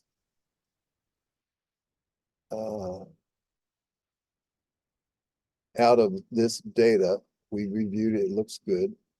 If we were to, let's go to the surface menu and choose triangulate and contour. Now, Mike, have you been doing some of this kind of command set? Are you familiar with this dialogue? Yeah, I've used it a couple times. Okay. Yeah. So what I want to do then, I won't dwell on a bunch of stuff, but like we almost always want to write this triangulation file, but for right now, I'm going to uncheck it and I'm just going to draw my triangulation. Actually, I'll draw the lines just so we can see where the triangles are going to form. And I'm going to uncheck this use inclusion and exclusion areas. And for my shrink wrap reduction, I'm going to leave that set to none at this point. And I will say ignore zeros. I will take my maximum edge length. So my triangles, the biggest triangles I want to form on the inside, I'm going to say, make that say, 500. And then on the outside, probably, well, if we leave it at 2000, you'll see, you'll see the results of what I'm trying to show here. I'm going to uncheck this densify, uncheck everything there. I'm going to go to the contour tab and I'll uncheck the draw contours. That'll make labels empty. And I'm also get in the habit of looking at this selection tab every now and then to make sure you don't have something filtered. Like if this were on and you said, don't use 3D polylines, well, that would ignore all those 3D polylines. So you don't want to do that. But this is also where, let's say you've got just a point file. You got a bunch of points, either Carlson points or a text file that has elevation with northing and easting elevation information in it. You can build a surface from those points without having to first draw the points into the drawing. So that's a nice way if you've got a DEM from USGS data, for instance, for a whole quad coverage, you can just read that file, put your surface in without having to, hog down your drawing with all these bunch of Carlson points. And so it's a nice little tab, but make sure that specify is unchecked and we're going to go from there. So I'm going to draw the lines. I'm going to ignore zeros, and that's all I have checked for right now. I'm going to say, okay. I'm going to read my prompts and get in the habit of when it's asking you for stuff, because it's different based on those different switches, what it's asking. It will always come back and say select entities, but read the line above and it asks you what it wants you to select. So select the points and break lines to triangulate. You can either draw a window around it, or you could even type the word all and hit enter. And you're going to see what I was talking about. Now it skipped these that exceeded my 500 and didn't form those, so that's fine. All right, so now I also had some problems over here. I've got a couple of crossings and a couple of vertical edges that I would have to resolve. Here's one that's 0.32 feet where brake lines cross each other. I'll zoom to that, zoom in on it. And I see that's right around, there's a head wall here for a culvert. And they actually miscompiled this. They actually crossed there. So, that I would need to get resolved to make it exactly right. We're going to ignore those things, but generally what you do is you go over to those places. You zoom in there and you see right there's the place where it crosses. You would go out here into the data now, select that 3D polyline and start uncrossing stuff and setting the right elevations for you. But we don't really know what that's supposed to be, so we're not going to do that. Just when you have errors, they're going to pop up here. It'll tell you how many you've got, and it will show you the amount of vertical difference that it's trying to resolve. And you also can control that with your settings, where you can set these tolerance values, and you can even tell it to put a symbol down on a particular layer. So you can then, after you run this and mark them all, then you can go and find those on that layer and resolve each one of those in order. All right, again, we're not going to do it. We're going to take the time. We've got an error there. And so what it does is it just takes one and ignores the other ones. I don't know the rules on it, which one it uses, but we're not going to concern ourselves with it right now. But here's what I wanted to point out. Now, I've got triangles out in here that are not really legitimate, right? I don't have any data out there. But what happened is I'm sitting over here and I'm looking all around myself to find other points to connect to, and it jumps up there and finds those points and it starts drawing those triangles.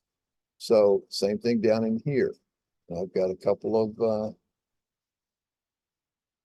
of places maybe on this side. I'm not sure. They all look fairly legit over there. So, so we would need a way of resolving that. We're going to talk about a couple of techniques, and one of which is to simply, we can just draw a bounding polyline manually and say, hey, use that as my boundary, okay? And that will restrict those triangles to form within that inclusion area. There's a couple of other techniques we can do as well. So the first thing I want to do is I want to erase all these triangles that I drew, because they're now actually part of my drawing. So I'm going to go to Edit, Erase by Layer, and that's also on my Layers toolbar. It's that little up here in the upper left. Looks like a pencil eraser over a stack of 3 colored layers. So here's what I'm going to do is I'm going to select layers from the screen. I'm just going to pick one of those that identifies the layer, and I'm going to erase all things on that layer because that's all there are. I'll say okay. And now we're back to where we started. So let's repeat the command surface, triangulate, and contour. And this time, one of the techniques that we can do is I'm going to put this guy back up to 2000 just to keep all the interiors. But for my exterior, let's say I want to say anything bigger than, say, 100 feet, don't form. Keep everything else the same. I'll say okay. Select my data. Again, type all, select the window. And when this comes back, it's going to tell that it skipped 97 triangles that exceeded the maximum length. I'll say okay. And now I'm going to get that same crossing report. I'll exit that. So now you see it cleaned these up pretty nicely. Still got a couple in here that I could take out or just ignore them. Maybe I'm not even working up there, so I don't really care about it. So that's one technique. Now let's erase those triangles again by layer. Here's my tool. It's on the edit, erase by layer, or on this toolbar. And the nice thing about this, and this is something you have to be careful of, when you're doing this sort of trial and error and you keep coming back and erasing things that you've done, once you're happy with it and you want to keep what you've done, the next time you run this command, let's say, you know, in this particular edit session, it's going to keep this layer in there from the last time you selected it. So you might have to hit the clear button. And if you just select from screen and you pick something else, it will add to that. So it will keep those, and that might be the point at which you want to keep what you've done on that. So pay attention to that. Clear if you need to, but because we're keeping it the same, we just hit OK.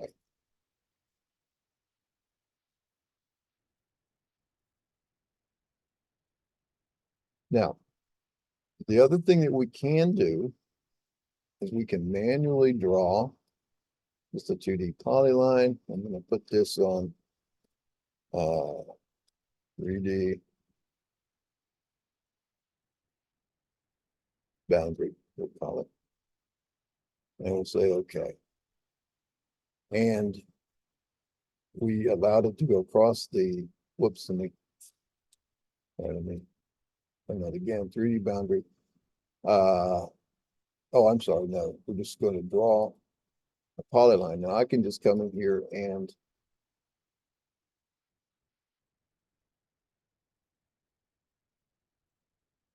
just sort of eyeballing where I have to be. I'll close that, and that's now on that layer. Let me change that layer definition to be something you can see.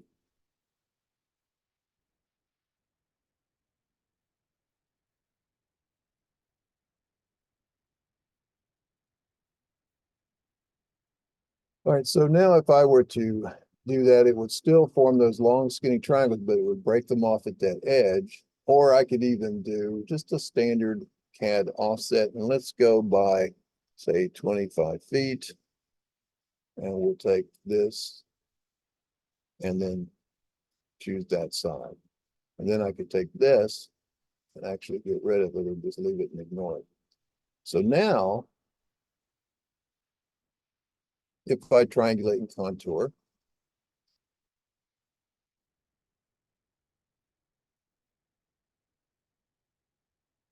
instead of necessarily limiting this, and I'll put that back up to 2000, but I will say use an inclusion and exclusion area, and I'm going to trim the edges at that boundary.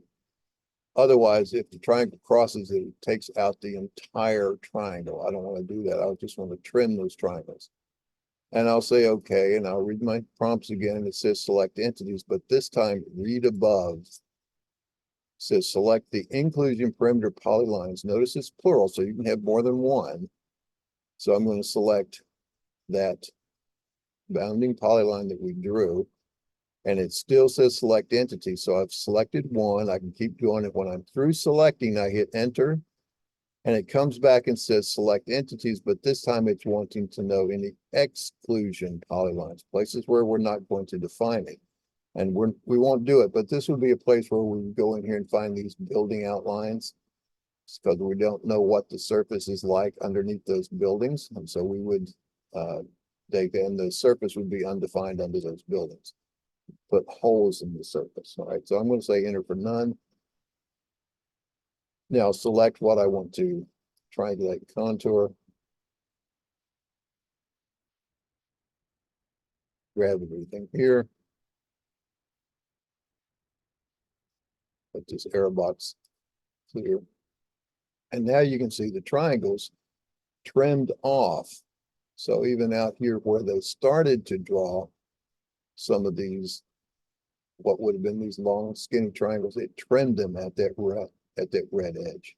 Okay, so that was just me, freeform drawing a boundary and using that boundary to determine that. Now, I'm going to erase by layer one more time. Same thing, okay.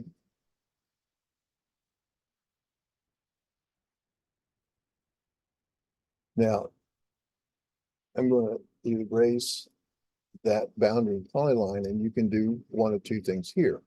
You can draw a shrink wrap entities. Now, don't be confused. This boundary polyline is not the same thing as a shrink wrap entity. The boundary polyline is what's used in, say, the hatch command, and it works from the inside out. I'll just show you a real quick example here.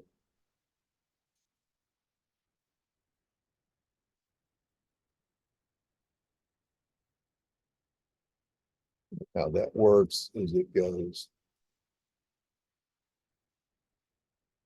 something like that. And if I said draw a boundary polyline, I'm going to pick inside, I'm going to put it on, let's put it back on that 3D boundary layer so you can see it. Pick inside in 2D polyline and say, okay. Now if I pick inside of here,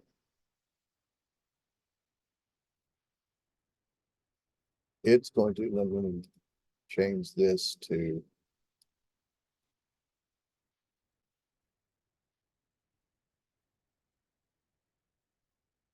different color. So you see what it did was it went inside. It's as if this is a bunch of walls. And I said, I'm going to stand here and I'm going to spray paint all around me in a circle. So find all of those bounding edges. That's what boundary polyline does. So don't confuse that. That's a very useful command, but don't confuse that with the shrink wrap entities. Okay.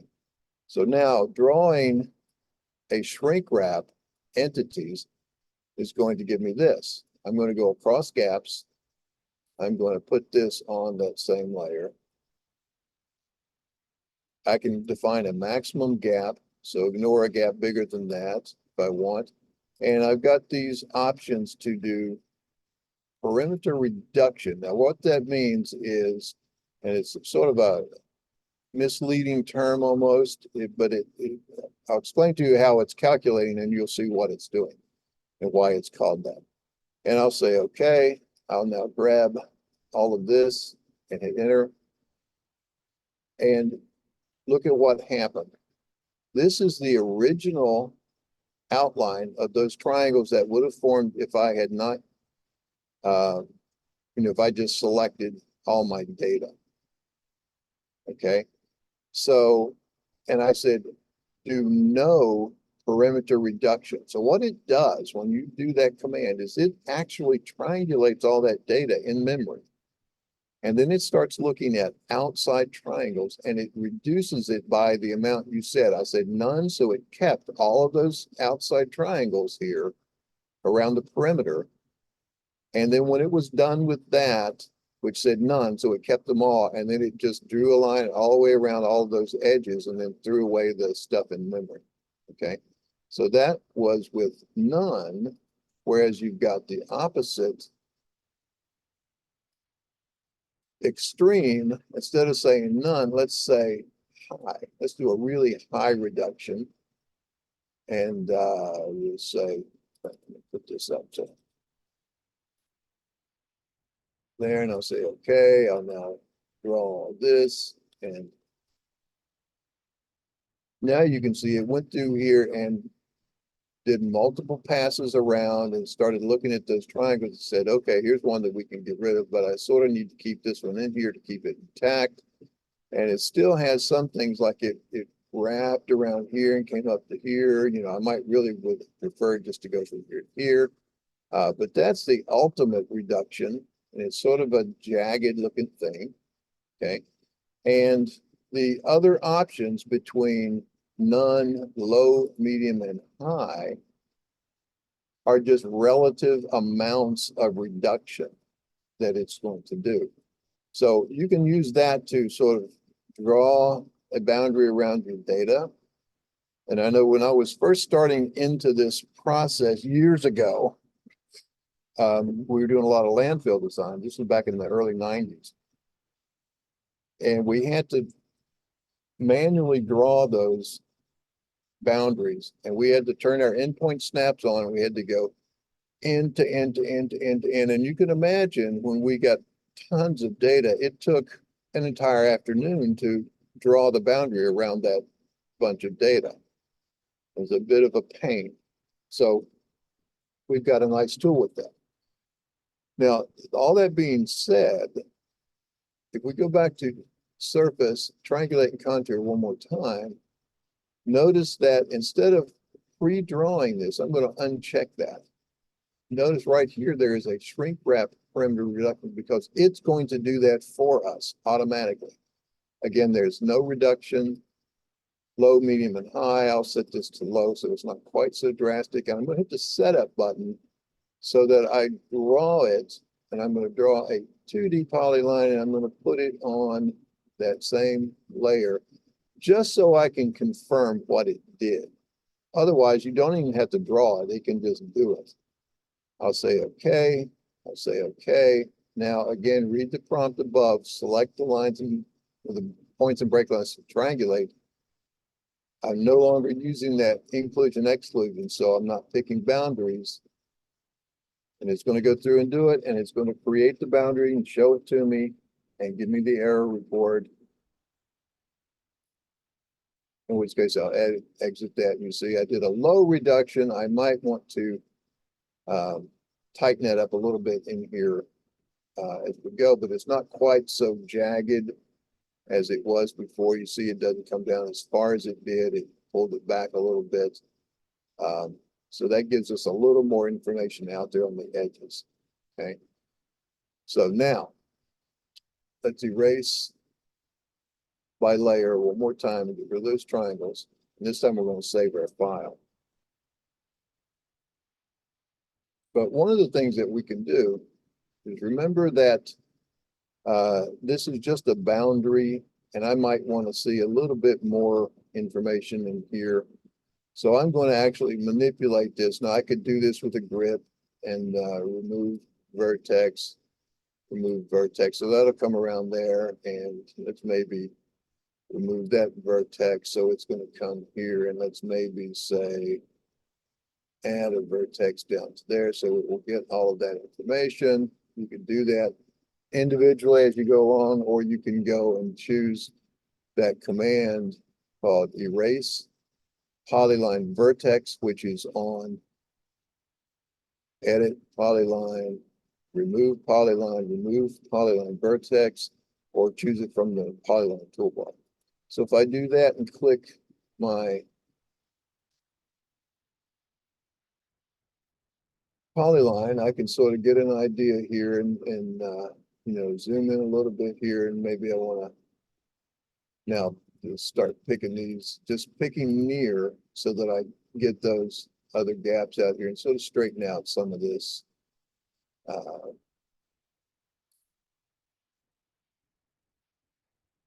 information. Now, you obviously want to be judicious in this. You don't want to start, you know, right in here. I'm going to actually form a triangle out of here, but I don't really know what's going on out there. So, you know, you would be a little circumspect with how you do that edit. All right, so I'm done with that.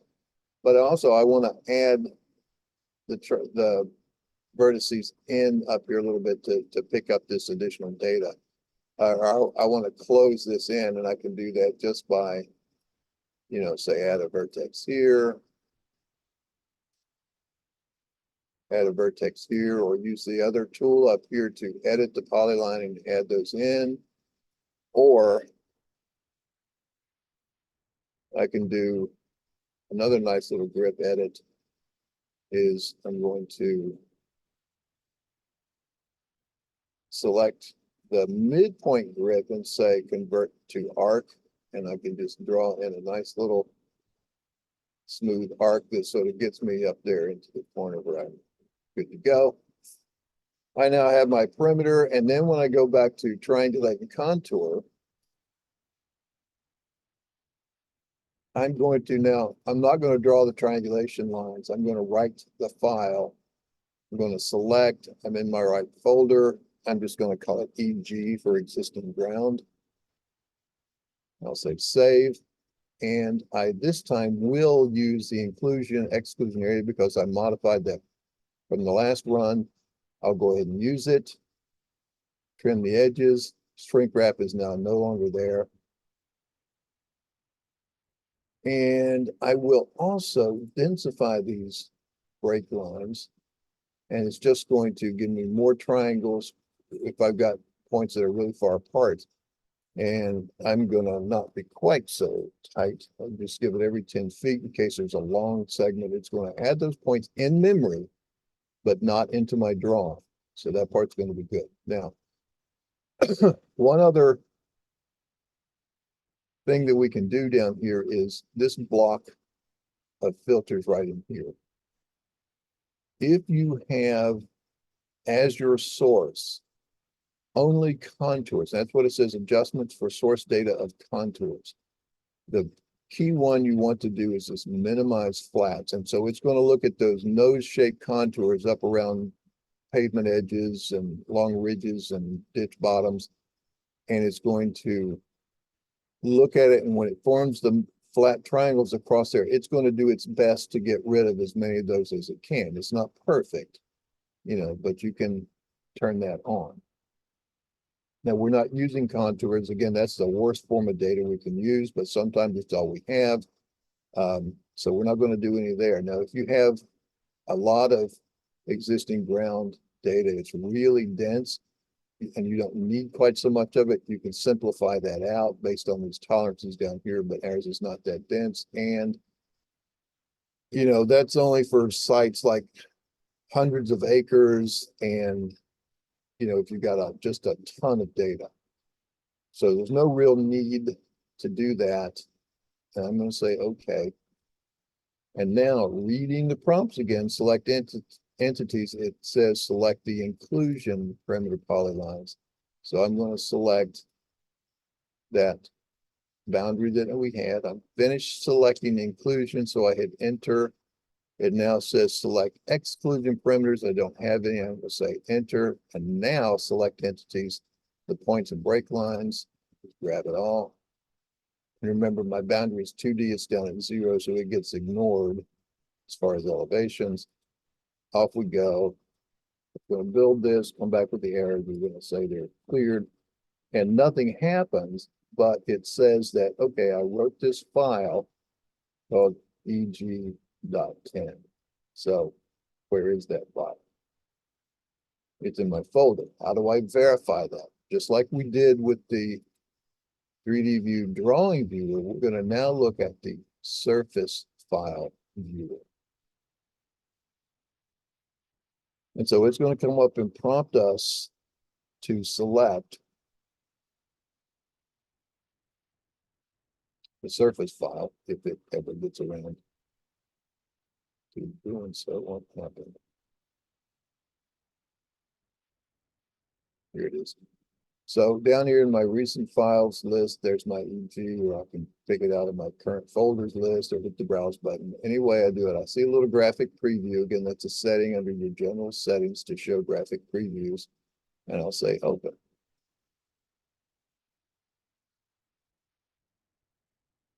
And so here it's going to come in based on some settings that we had. I'm going to turn these off just in case yours looks like this. It might look like this. Well, there's our surface, and it's a bunch of triangles that it's stored in that file. And again, we're going to go to our view control. We're going to grab our little manipulator. We'll zoom this up.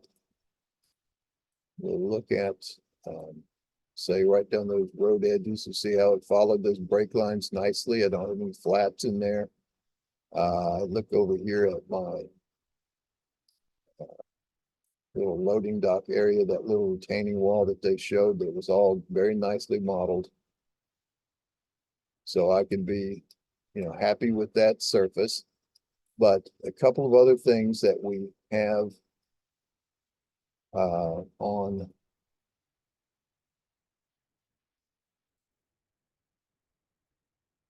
display here that we can use is this button here that says color in the triangles. So if I click that, you can see what it does is it shades them in because that is 3D face data. Now we're going to start to see how this light source works.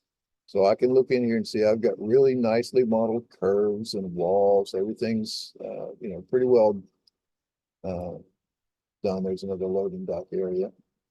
My curb islands and my street out here. Now see in here, I'm probably missing a couple of curb elements. I'm pretty good all the way around. It's nicely defined out there in the street. Actually, I think that curve ends right there, so that's actually pretty good. But the islands out here are pretty nice. Now, over here in this area, this is where you can set the position of the light. I'm up here in this blue circle, and I'm grabbing that light and moving it around. And then you can control the brightness and the contrast, things like that. Okay. So that's a really good way to visualize your data to see how it all stacks up. There's a couple of other things we can do. On the settings tab, you can display the contours and you can set the contour interval. Let's say you only really wanted to check it every 5 feet. So you could turn it off like that. So it's contouring that in memory and showing you where those contours would be if you drew the contours from the surface file. Okay. So it all looks nice and well defined. That would be a good surface to start designing on top of. Okay. We can also on the model tab now where I've got surfaces, I see my surface and I can double click that on and off to control the visibility as long as this checkbox down here says double click to toggle visibility. Or you can right click and set the surface properties, at which point you can make it, you know, somewhat transparent. You can set a different color.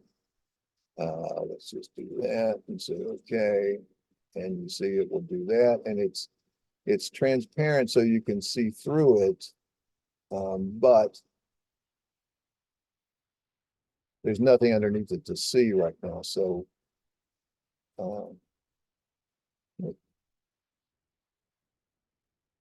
I'll make that fully opaque and I'll set the color by setting this 93 or something.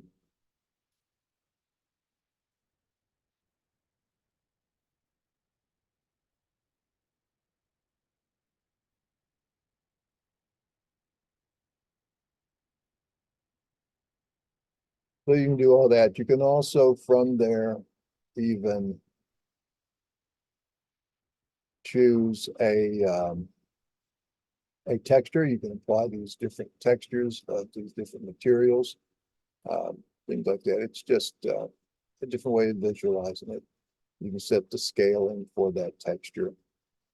So those are different things you can do. Now you can also have multiple surfaces. Even if you've developed all these little individual design surfaces, you can add them right into the viewer along with these surfaces and then toggle them on and off and set one of them sort of semi-transparent so you can see underneath it and you know, really get a good assessment of your surface.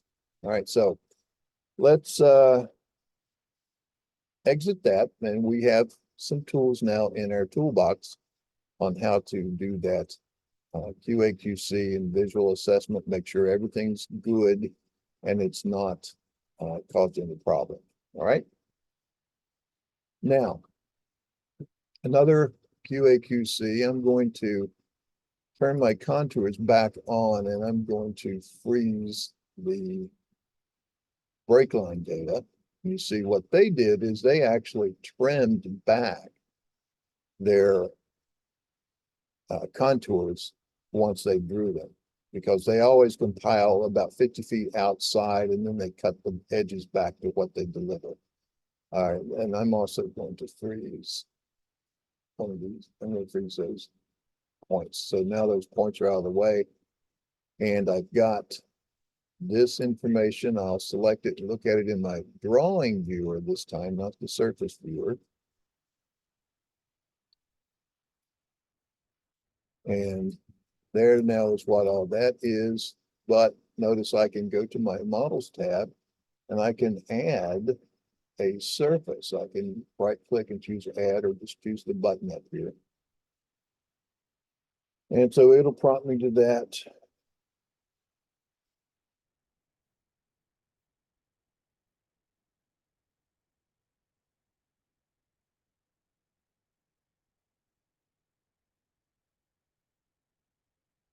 Why it's running submissions here. So I'll find my surface. And there now it sets it in at that last color, but it's in superimposed over the things that I selected. If I go back to my view control tab and I'll do color by elevation, I say surface only. Notice that the contour line stayed their original color.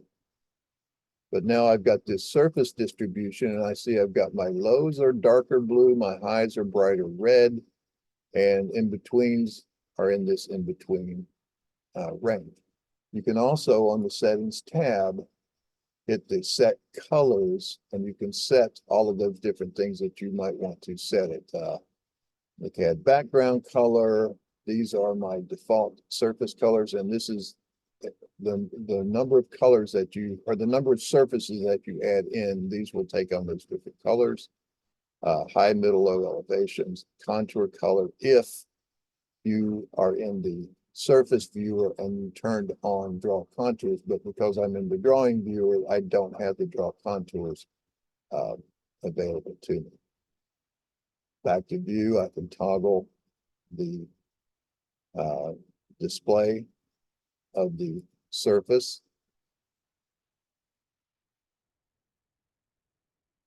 Turn off that by elevation. So again, a nice way of visualizing, making sure that my drawn contours in the drawing that they gave me lie on this surface nicely. It walks up and around curb lines. See in here, that particular contour comes up here and back out, you know, it walks up the curb.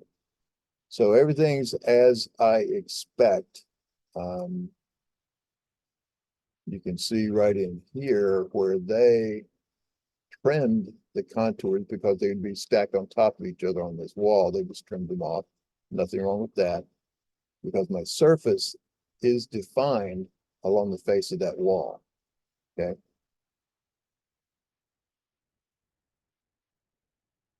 So again, just a way that you can use that viewer to really get a sense of what's going on. Now, the other sort of QA/QC you can do is let's go back to this surface menu and let's contour from a tin file. So we're going to read our tin file and draw our own contours. And if I do that, I'm going to read that file. And you're going to get a similar box to the triangulating contour where you can use the inclusion exclusionary. So even if the surface is defined out here, I can only look at contours within a new perimeter if I wanted. I'm going to just uncheck that because it's going to go out to the edges. There's no need to densify the break lines, but I'll leave it on. Just so I don't have to set it back the next time I run the command. And now on the contour tab, I'm going to draw the contours. And I'm going to put these, I'm not going to use their same layer names. I'm just going to call that layer name. I'm going to call it intermediate for my INTER for intermediate. I will check on to draw my index contours and I'm going to put them on INDEX.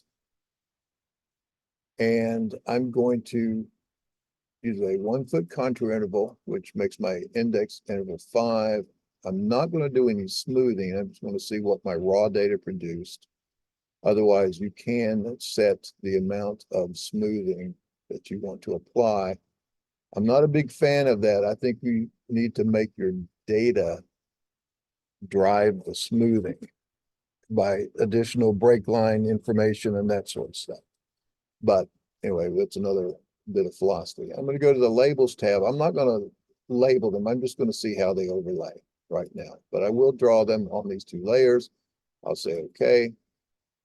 And there they are. Now, mine have drawn right over top of where they have theirs drawn. Now you see right in here's an example of here's one of my contours. One of theirs. So you see they sort of weeded out these extra points as if they went in here and said, you know, let's remove that, remove that, remove that one, and then remove this one. So, you know, they didn't do, they have other ways of automating that response. In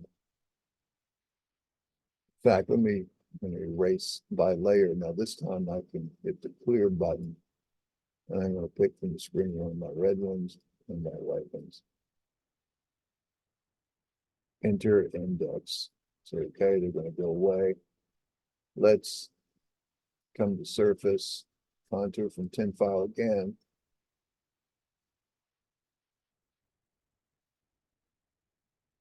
Read my file. Set my triangulate. Let me uncheck this. That might have been what caused those additional things to go.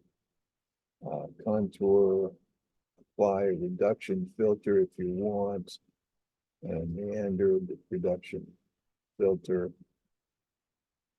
Outline flat areas, reduce vertices.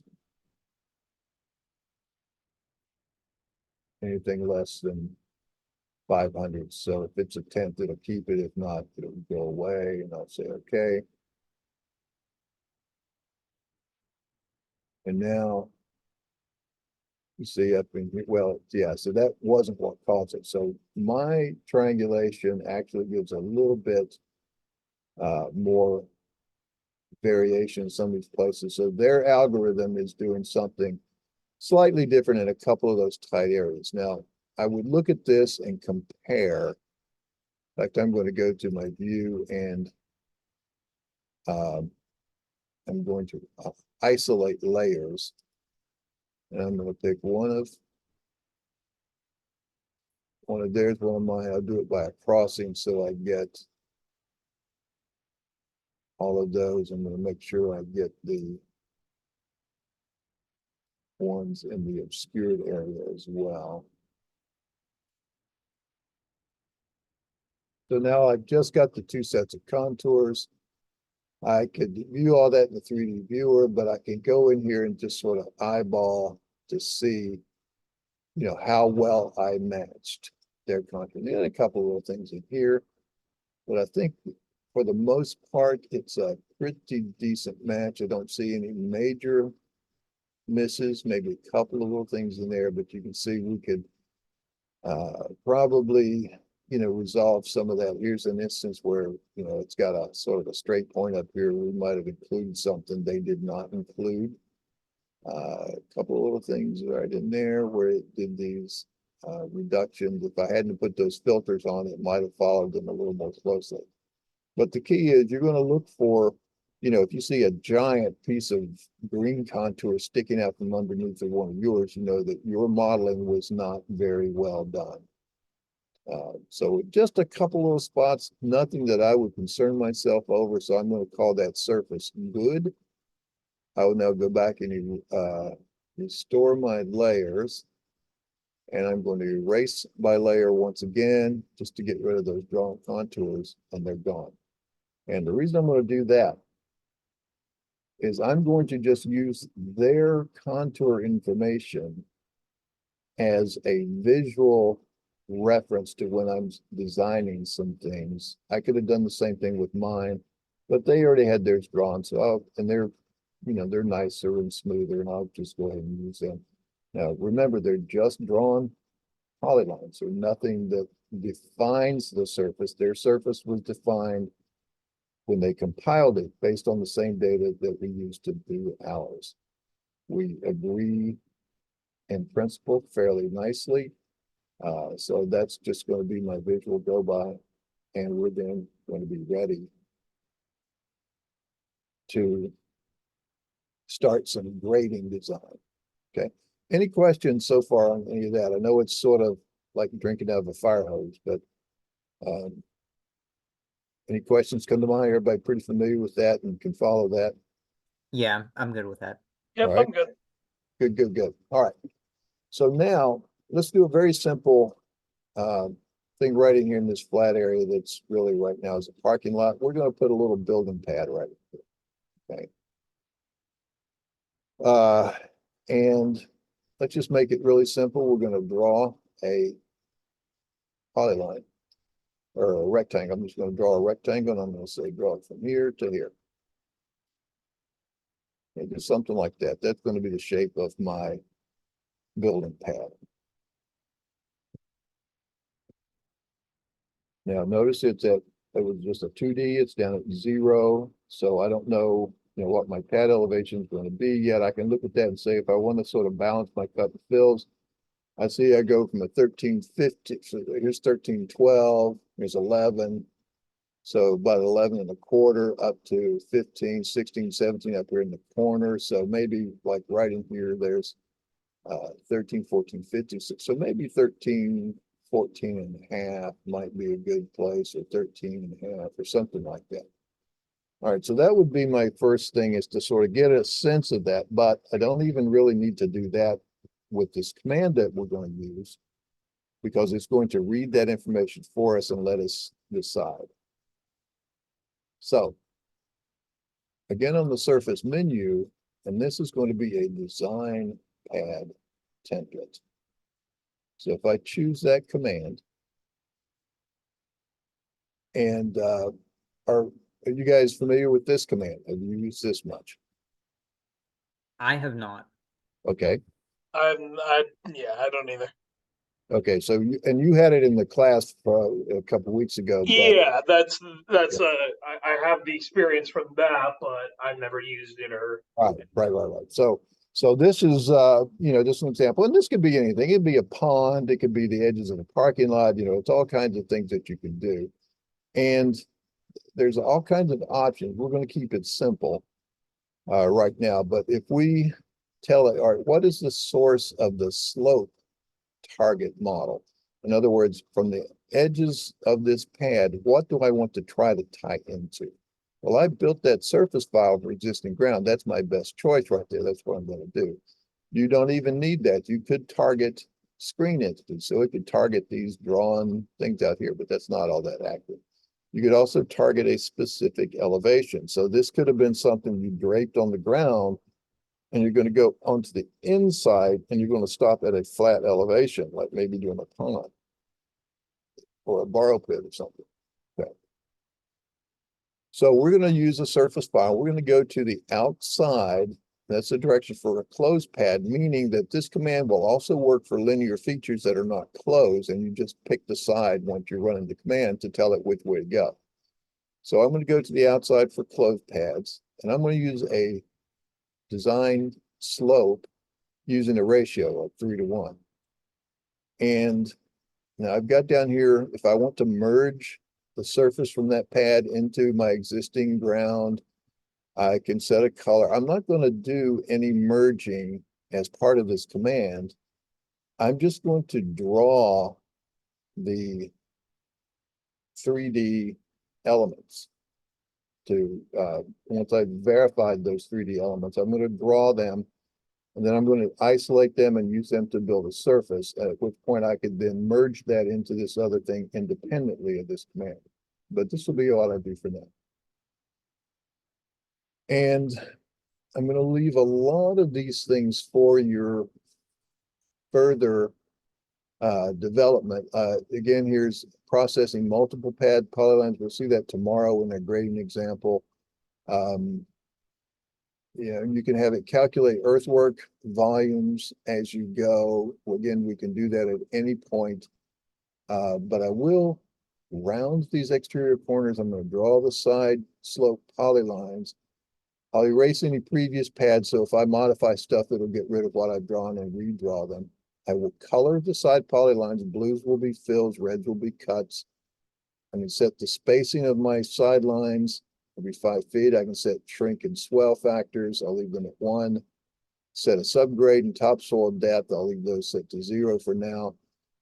And trimming existing contours inside the pad, again, say no. And I'm just going to put this on a layer called Creatively Enough Pad. And that will be what I use. I'll say okay. And it now prompts me to pick the pad polyline. Well, there's the pad polyline.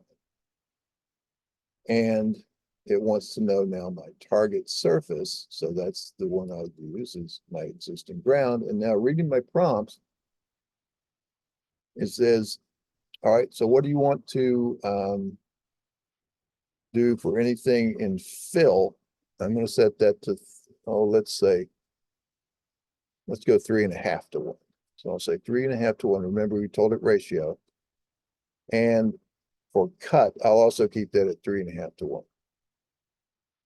All right, so now here's where we have to set an elevation for our pad. And it tells us that the range of the existing elevations that's on our target surface along the footprint of that pad goes from 1311.26 to 1317.84. In my case, your numbers will be different. And it wants to know a pad elevation, and it defaults to prompting you with the minimum elevation along that land or along that pad so that everything is in fill. But I'm not going to do that. I'm going to put it about midway. So it's between 11 and 17. So about 13, 14. And I'll go ahead and give it an odd, not a nominal. It doesn't matter. But I'm going to call it that. And I'm going to say, okay, hit enter. And it's going to create this, as you see in the drawing. Part of it's in fill, part of it's in cut. Blue is fill, red is cut. And it asked me, do I want to adjust the parameters and redesign the pond? Well, let's say instead of 3.5, I wanted 4. I'll say yes for now. And so I'm going to change my side slopes to 4 to 1. And I'll keep the same elevation. And do I want to offset the top of the pad polyline? No.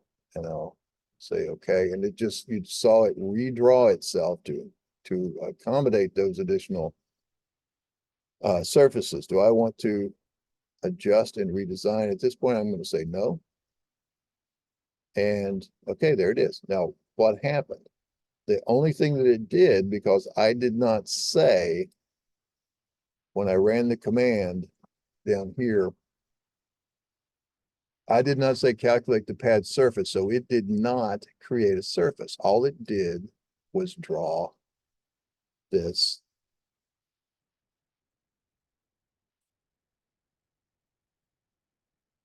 set of 3-dimensional lines. So I'm going to look at that in my viewer, and I can see, what I managed to come up with is that nice pad, and there's my fill slope and my cut slope. And so what I would need to do to turn that into a surface is to do a triangulate contour, just like we did before, where we said triangulate and contour, and this time it keeps a lot of those same things in there that we had before. I'll uncheck my draw contours, go to triangulate, and I'm going to write the file, and this time I'm going to call it pad.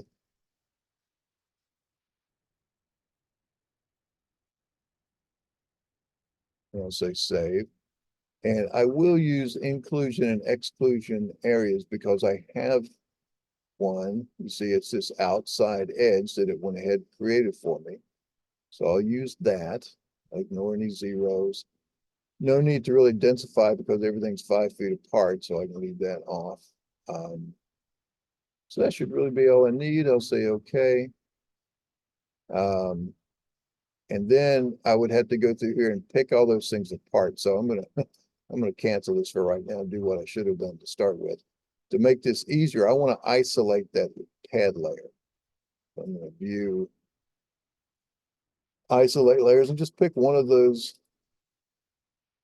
entities. Now I've got it by itself, and I can go back and now repeat my triangulate contour double checking my settings. I'll uncheck that, go to triangulate, write the file.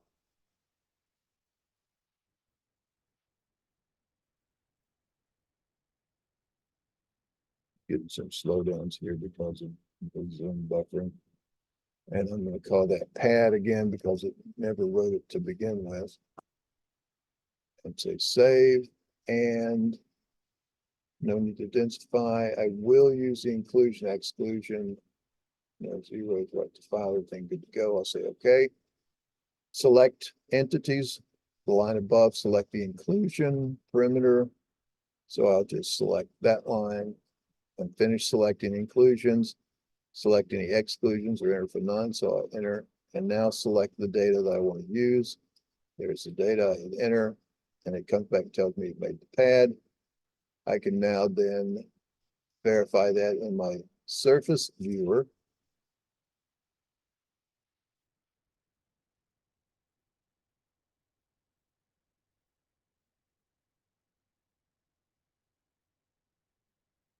Come on, like.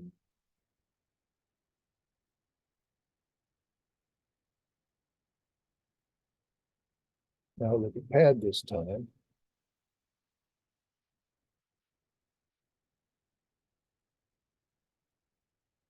Spin it up. Look at my triangles. Set my light source to give me a little bit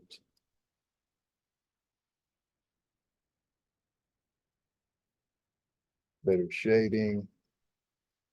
And on contours. And I see the contours will wrap around the fill slope and the cut slope, but it's flat across the top, nothing crosses. That's good. I can now also display the triangle edges so you can see them in there as well. Let's go to the model tab and let's add a surface model.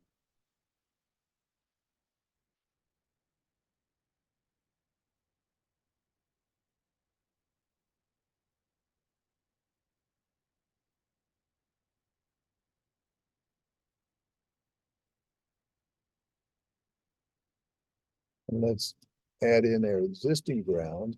And you see it's showing you how one would fit into the other if it were merged. Now remember, we can open this up and double click on and off visibility. We can right click and let's set the existing ground to be a little more opaque or a little less opaque, a little more transparent. And so I can see through that area. So here's where I'm in cut. You can see that amount of cut that's in there. Okay. I'll set this back up so that it doesn't interfere for later on. All right, so I verified some things that looks pretty good. I could then turn that into, I can merge that into my existing ground if I wanted to design that. Let's now restore the layers and see. And again, all I've got are drawn 3D elements. Now, what I would normally do is then once I've done that, I would freeze that layer if I don't want that to be part of my drawing set when I go to finish my drawing. But right now I'm just modeling, so I'm going to leave it there. Now, what about our earthwork? We also did not tell it to calculate earthwork when we ran the command. But we can do that at any point because we have these two surfaces. So I can come to my surface menu. Let's do volumes by triangulation. We'll use two volumes, two triangulation surface volumes. It's asking us to pick a surface. We read the top stripe. It says select the existing surface. Well, there it is, EG. And it comes right back and asks us for another one. As soon as I get through this laggy stuff.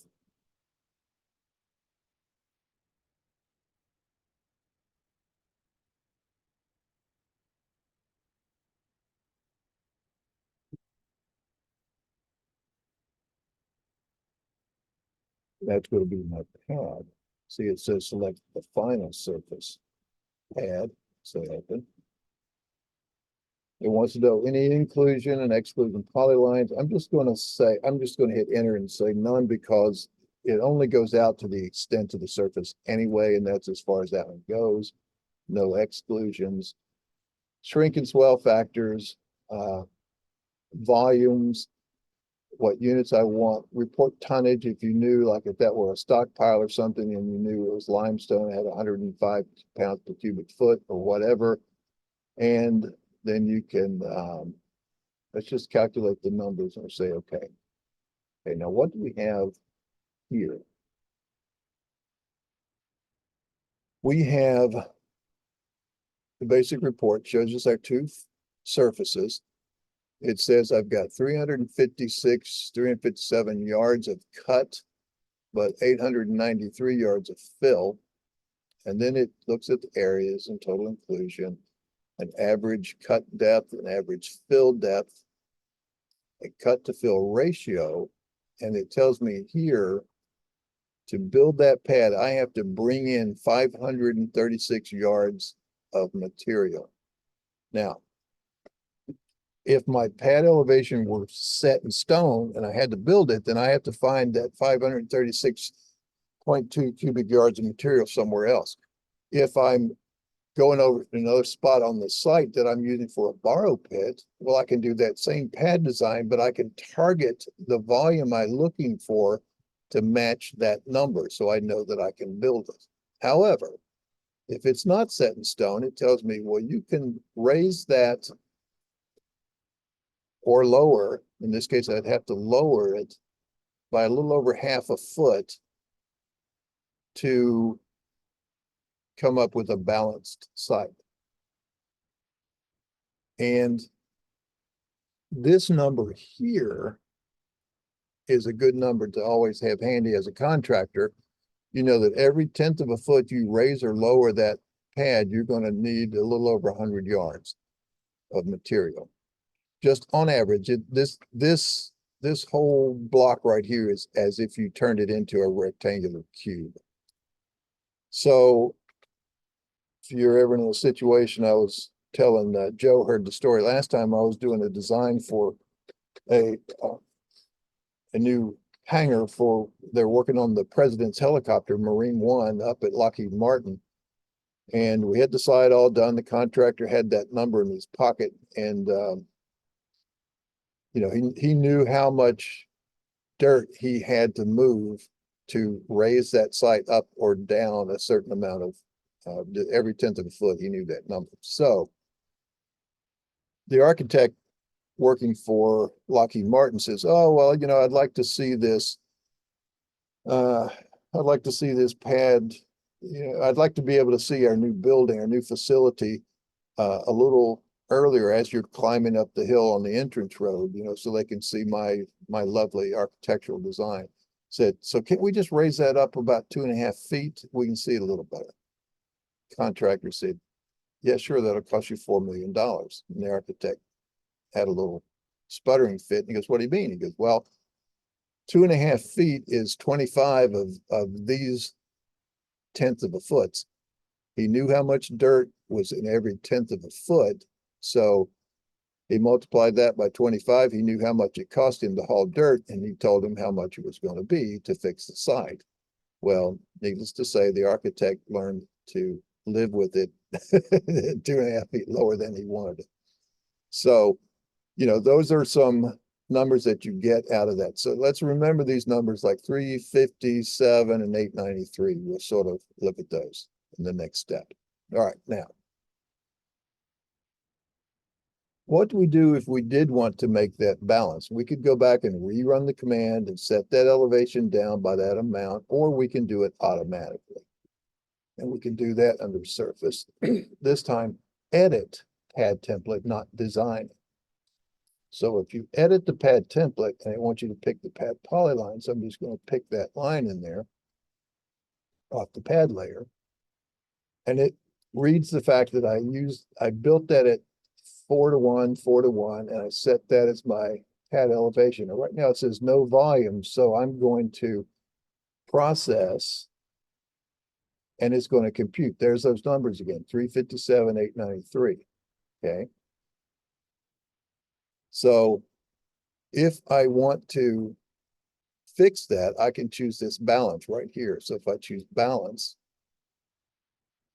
it wants to know, within the nearest 10 cubic yards, if I want to set it to even, fill and, import and export, I would leave those at 0. If I were designing this as a borrow pit somewhere else to meet that 356 yards that I've got to haul in, then I would target that balance export from that site to be this 357 yards. So you can use that to come up with, but let's just find out what the balance would be. I'm going to say, okay, now watch the screen and you'll see it recompute.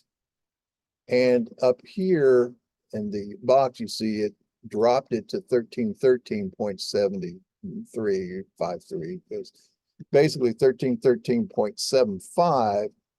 So that was that 0.5 feet that it dropped it. And now look at my numbers, 588.7, 587.7. It's good to go. I can report it. But you can do all kinds of other things. Let's say, well, I want to get it a little closer. I'm going to move the pad and I'm just going to move it from here to say here. I'll process that and see what that does. Well, that's going to spill over. I don't like that. Let's move it. Again, let's pull it back off the edge a little bit more, say, over to here. I'll process that again. All right, I can live with that, but look at my volumes. So I'll go balance again, leave them at 0, say okay. It will set the elevation and recut 607 to 605, close enough within my 10.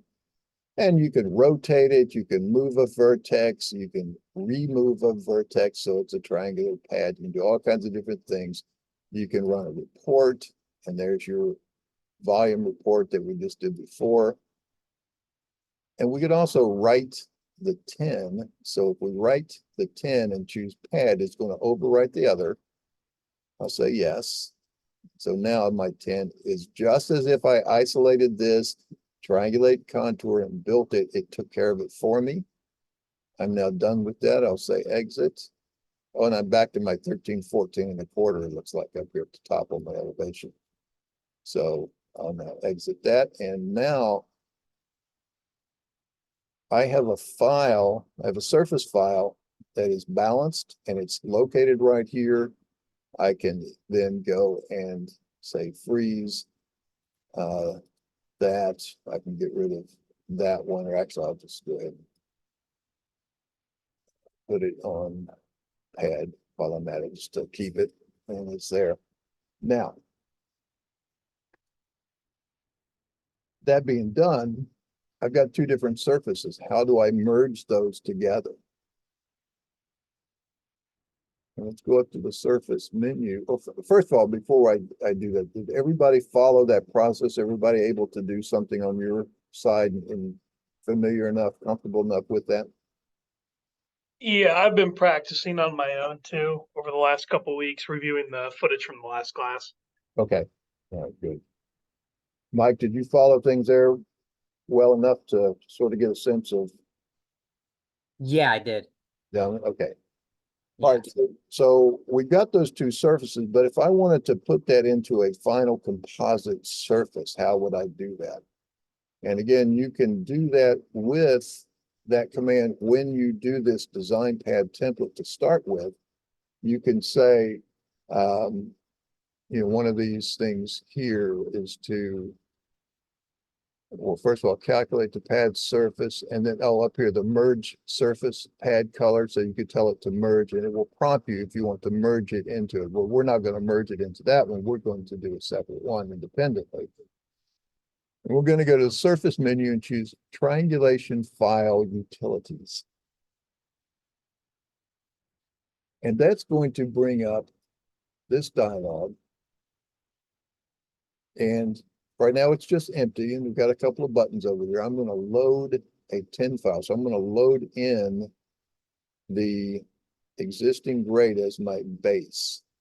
And this is akin to those merge commands, and it keeps that edit history in Civil 3D. Well, I'm sorry that it's getting some drag on this session that's been going for so long. All right, so I'm going to take that existing ground and load it in. You can see it there. It is very familiar. You can, color it in and spin it around and, do however you'd like to take a look at it. Let's put it up like that. And I'm going to now, at this point, I've loaded my surface. I need to come down here to the bottom right and say next. And so when it goes to next, again, of course, I color that in. So I'm looking for that to come in right in there. And so now what I'm going to do is, and I've got all kinds of different manipulations that I can do with these surfaces. I can, set a value to minimum value and create a new one. I can add up here, and that's not add another surface, that's add a numeric value. Add, multiply, subtract, divide. You can do all kinds of different things. Color display, you can do different stuff with it. So what I'm looking for right here, though, is merge 10. So I'm going to choose that, and I want to choose, we almost always take this default and say the second 10 is inside the current 10's outside boundary, and it's going to have a transition. So it's going to stitch up any little misses in the edges of the boundaries. We won't have any because we actually targeted down into that surface. So that should be good. We can set the color of these triangles so you can see them, including excluded triangles. I'm going to say okay. And it's going to now prompt me for that surface.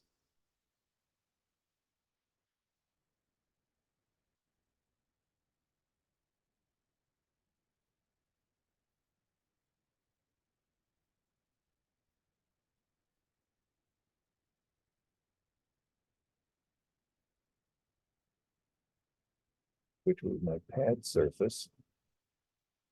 And when I open that, it's going to show me how that would look merged into that existing ground, right? So there it is.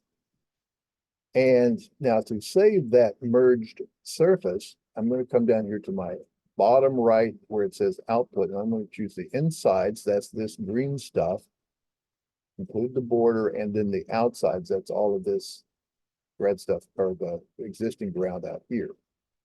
And I'll say save as.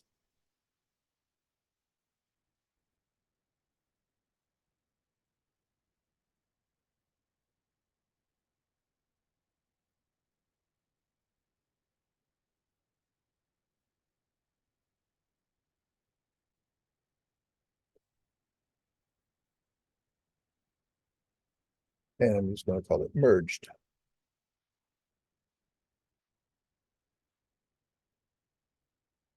Read the letters from the capitals. It's saved. I can now exit this utilities, and I can, at this point now, view my merged 10 file.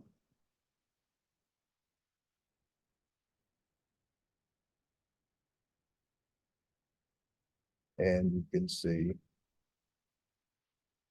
the result of that merged file. See if I can get some.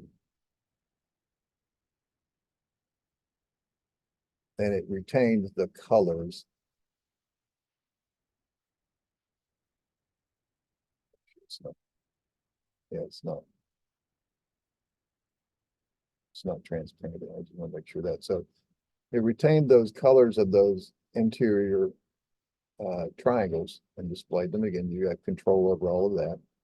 You can then look at your contours, and you can see how they would tie in to those existing ground contours. And that's as if we had simply drawn the contours from 10 file using the merged surface. It would recreate all of those as well. Now, how do I indicate that in here if I don't want to draw this whole surface all over again? Is we can simply contour from, and remember, we've got that independent file. So I'm going to use the pad to draw my contours. I will draw them, but I won't label them. And no need to do this because it will stop at the edges. And I'll say, okay. And there now are those contours.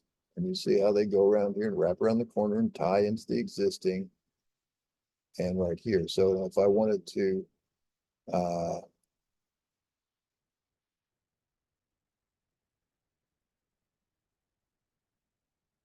see the actual design of the pad, up here's the actual pad boundary. So I could take whichever one of those it was, that's elevation 0. So I'm going to put that back on, I'm going to put it on that layer there. And then I'm going to go back to freeze the pad. And I can say, well, there's my building pad and there's the contours to do that grading. Okay, so just a quick way of sort of taking a pad design into that existing ground and going from there. Now, a couple of variations on some things is if you look at your design pad template command, a couple of these options we had is to use a slope pad design, and you can give it a particular slope. So if I wanted the floor of this to have some kind of a cross slope on it so that it drains, I can put in my slope percent over here, and say I'm going to make it a 3%, and that's a downslope. And then when we go to design it, we pick it just like we did before, but it additionally prompts you to give it a start point and a direction for the slope. And it would set the elevation of that whole thing down, according to where you pick those points to indicate the direction. So if I wanted to be high here and low here, or high in the back and low in the front, sort of keeping it level side to side, you can set that up that way. Another option is this one right here where it says process multiple pad polylines, and that's a case where we're going to see tomorrow when we get into this right in here, this scenario is we had a building pad over here, we had a parking lot over here, and we processed multiples, and we told it, okay, set in the building pad first, and then or actually I think we did the parking pad first, and then we used this to target the parking pad, and that's why it got that little bit of spillover that we'd have to address. But various options on this pad design template, and that's for a drawn pad. Okay. All right, so I'm going to erase my drawn contours. I'll keep that selected there. I'm going to now take this red polyline and just move it, or you can draw yourself a new one. We're going to create a new pad. I'm just going to put it out here. I'll now also, we're going to change the layer for this, and we'll make this one called pad 2, but we'll do a slope design on it. Okay, so let's go to surface, design pad template, and let's choose a slope pad polyline, and we'll do a -3%, or actually we're going to do a 3% slope, and then when it asks us for that slope, it will be expecting a negative slope on that. I always tend to get that backwards. So we'll take a slope design. I'm going to come down here, instead of pad, I'm going to call it pad -2 as a new layer. And we'll say okay. And it wants me to pick the pad polyline. So I do there.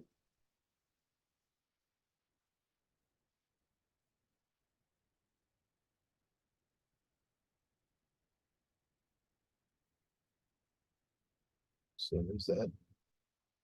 Yes. Let's slow down here.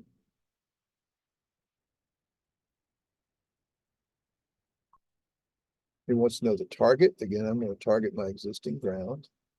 He wants to know the slopes. I'll keep it at 4 to 1, 4 to 1. And now it reads the range of elevations. I'm going to again put this at, say, the range of existing elevations along the pad is this to this, but it wants to know the bottom most elevation. So I'm just going to put that at, say, 13, 12 and a quarter. Now pick the first point to define the slope direction. So if I want to say, just drain over here to this pond area, I'm going to start here and I'm going to have it slope in that direction. And there will be what it's going to compute. So I'm going to say, no, I'm happy with that. And now let me just verify this elevation is at 1319.01, and down here it's at 1312.77. So you see it put a pretty like a 7-foot drop across that whole pad. Now I wouldn't want to build my house on that pad, right? So, but maybe we're doing some grading and we need a cross slope on it. All right, now let's go back to, instead of trying to isolate and build a surface and all that kind of stuff, let's just use the edit pad template to do that for us. So I'm going to pick my pad polyline. And it reads all that information. I'm going to process to get my volume. And 260 yards versus 2,300 yards of fill versus 260 yards of cut. I might want to balance that, and I'll keep that, save it to 0. Let it redeploy everything.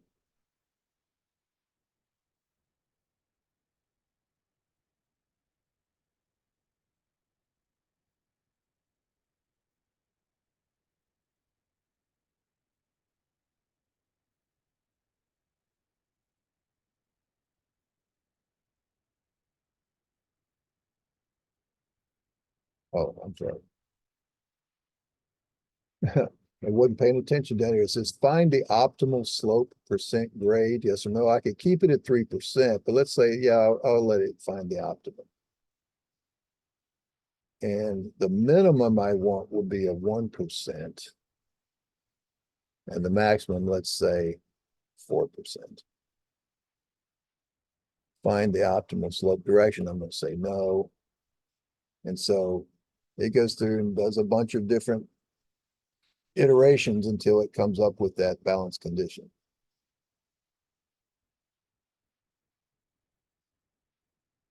And now it's balanced to within a yard, 582 of cut and fill. I'll now write that 10.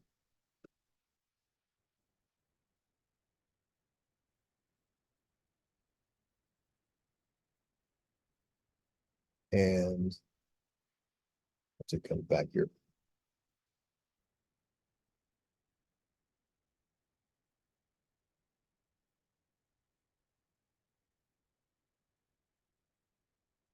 I'll call this one pad 2.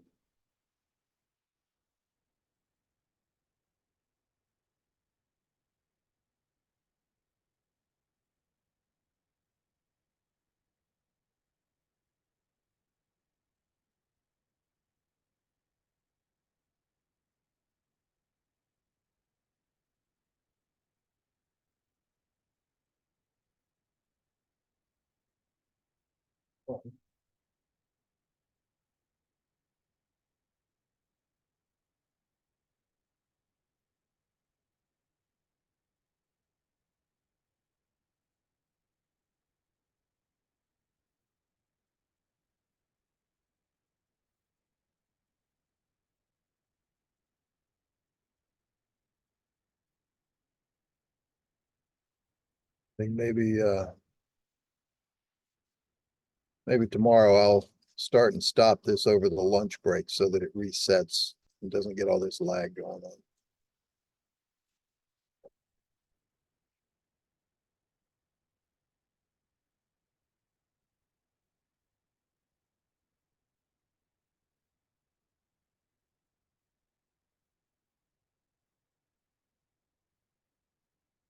I exit that. I think maybe it did go ahead and write it. Let's see, my pad 2.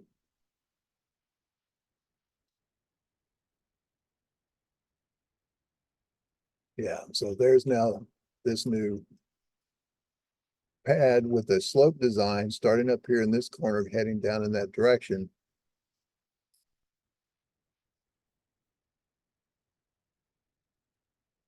And I can freeze, well, it's not erase, but freeze my pad and then draw. I'm going to contour from my 10 file.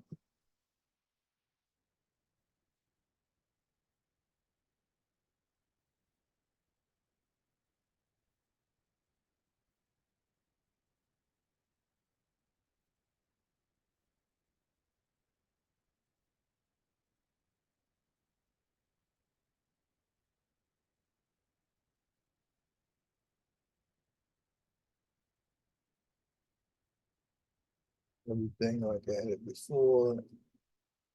And there now is the grading plan for that pad, which includes that cross slope. Okay. Now, what other things can we do with that design pad template? And I'll show you that with this guy. So let's go to a layer. I'm going to make a layer here. And I'm going to call it, I'll just make a new layer. I'll call it C-site-ditch.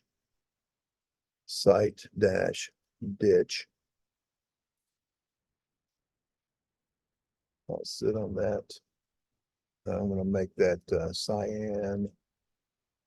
And let's make it a little bit of width so you can see it. All right. So I'm now going to draw a 2D polyline. So my draw menu, 2D polyline, or from the toolbar. And I'm going to put this on the current layers and colors and all of that. And it's just a 2D. I'm going to say okay. And let's say I'm going to go from right here down to this corner.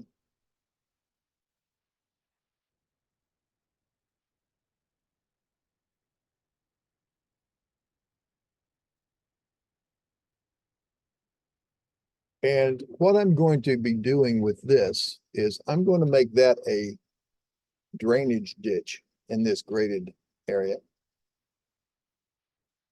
And, but I want to start it up here at the top on the surface, but down here at the bottom on the surface, I'm going to lower it so that it's 2 feet deep at that end. Okay. So I'm going to do that by, again, it's 2D, it's just at 0. So how do I do that? Well, the first thing I'm going to do is go to my 3D data menu. And I'm going to say, take that 2D polyline and turn it into a 3D polyline based on these choices. In this case will be my surface model. And so the surface model that I'm going to put that on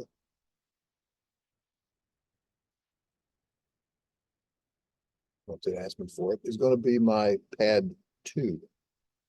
So then it's going to drape it right onto that pad. So there's pad 2. Let's say open, select the polylines, and we'll select that. No others.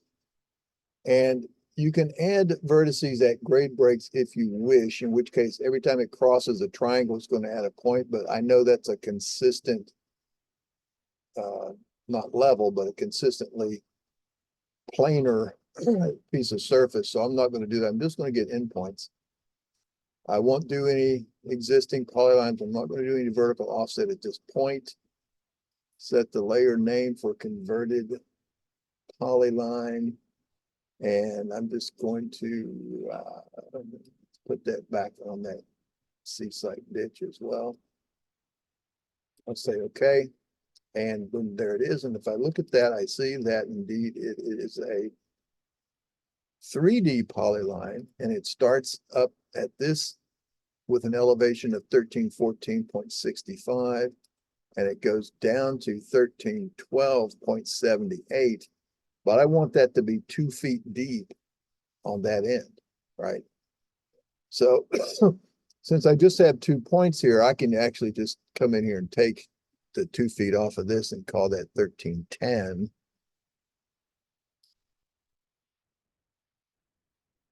.78. Now, if I look at that in my 3D model, because I'm going to go up into my viewer here.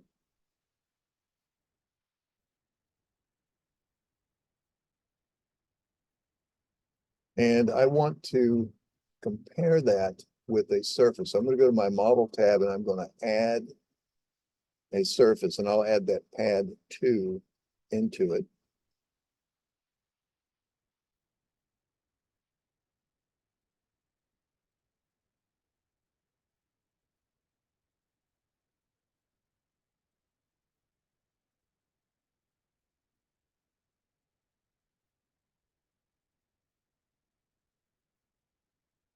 All right, and now when I look at what I've got here, you can see the start of that line in there. And I spin around up here at the bottom and I can see, well, right down here, you see it's actually 2 feet below that surface. See, that was my intent. That's what I wanted to do. All right, so I've verified that. I'll come back out of that. And now what this is going to be is a ditch.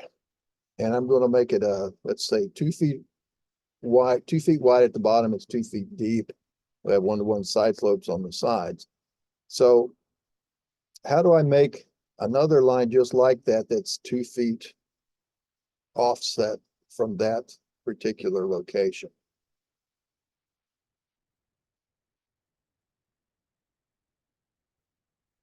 Any clues? Any? Is there an offset with elevation command? There is, exactly. And that is because if you tried to offset that with a standard offset, you would get a, you can't do that because it's 3D. So what we have is, if we look under Edit 3D Polyline Utility, you see that Offset 3D Polyline? That's what that's going to do. And so we're going to offset by a number of these different methods.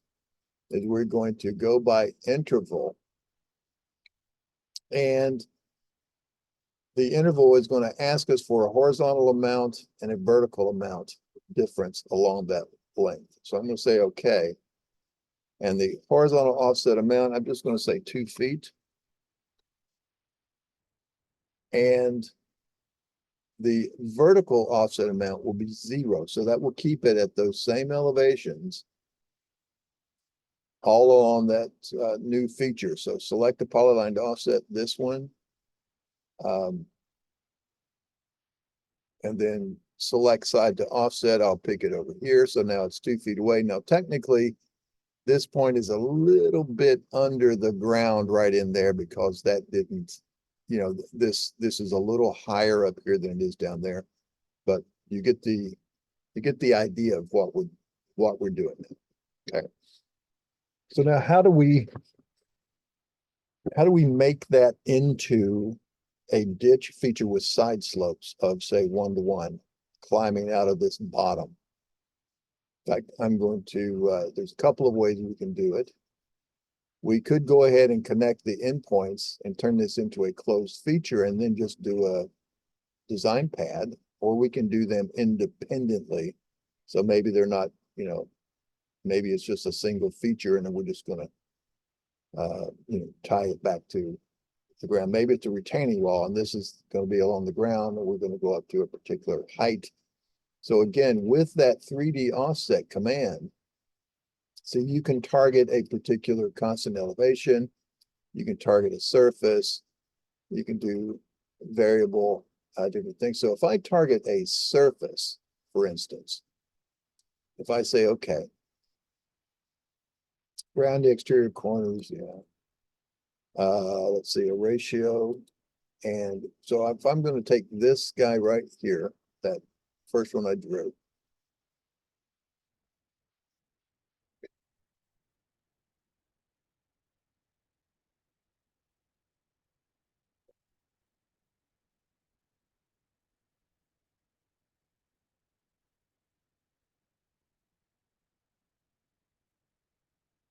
and I'm going to target my existing ground, and I'm going to go with a 1-to-1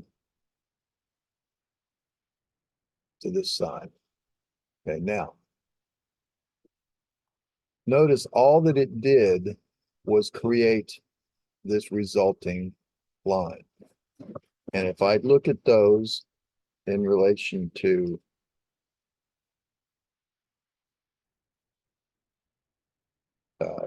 this one, as if I look at that,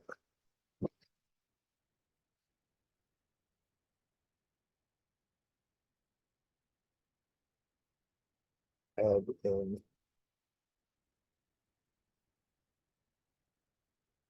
that surface.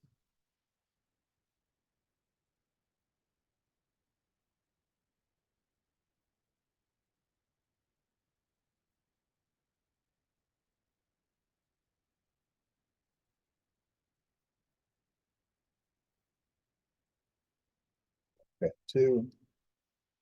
And look, I see they're both starting there essentially on the ground. I got a little bit of that little miss in there. Because I didn't drape it exactly.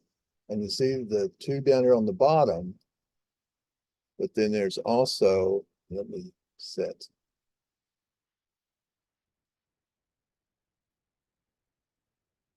Let's be a little transparent so you can see where that top line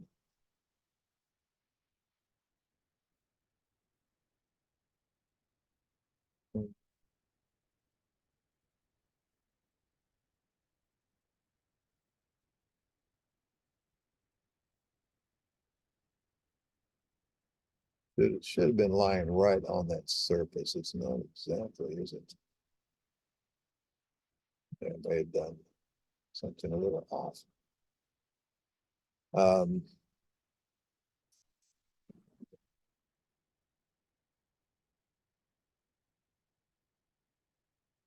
course, I could take that and actually redrape that on the surface, but that's the idea of what we would do just in terms of offsetting edges. However, what are we going to get to? Is then I would do the same thing on the other side, and I would gather all that stuff up and tell it to densify the break lines and build a surface out of all of that. But what I'm going to do instead is use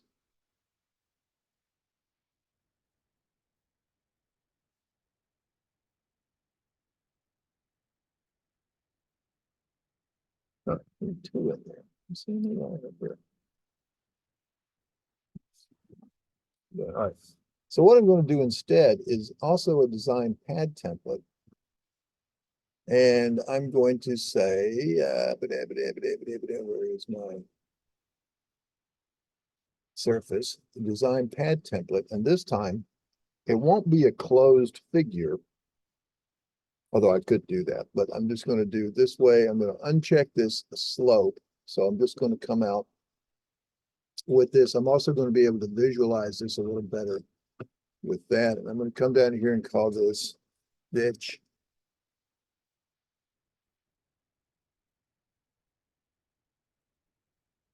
It's in previous, I'll call it ditch, and I'll say okay. And I'm going to pick this pad polyline here.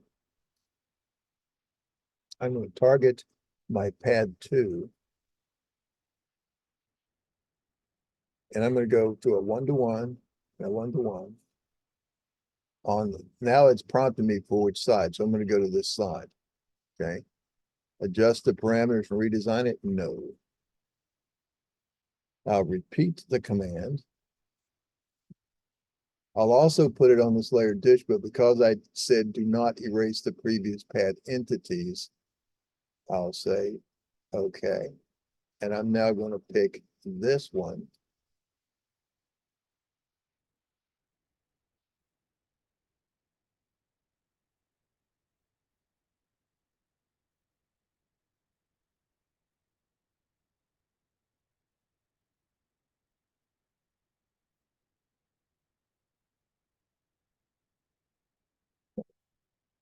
There we go. And also go back to pad 2. Keep one-to-ones and go to this side. Okay. No, I'm going to redesign that. Now, let's isolate that layer that we just did. And now I'm not going to take the time to load this up in the viewer and show you all that. I would normally do that, but I don't want the lag is sort of eating into our time. So what we will do now that that is isolated by itself, let's build a little mini surface here called ditch. So I'm going to write my triangulation file.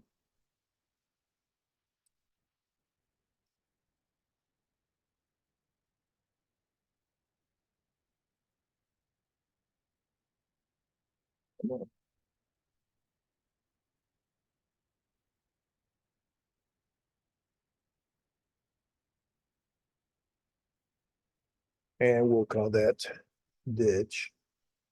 Oops.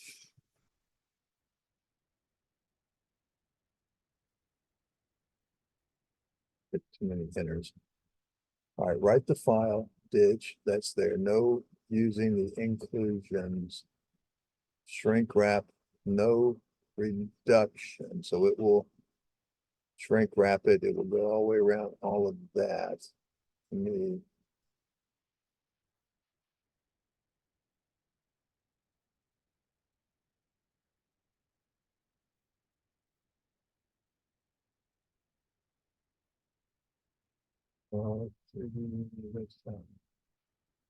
But no reduction. Uncheck my draw contours. Sure, that's there. Write the file. No reduction. Ignore zeros. Identify the break lines if it needs to. And we'll match that. And then say okay. Now select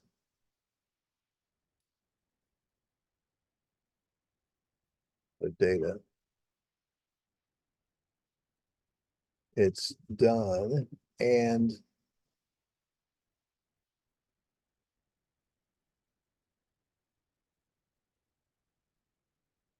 bear with me real quick sec. I'm going to save this file. We'll see if I just restart Carlson, if I would have to restart the whole Zoom session. Let's see to get rid of this lag.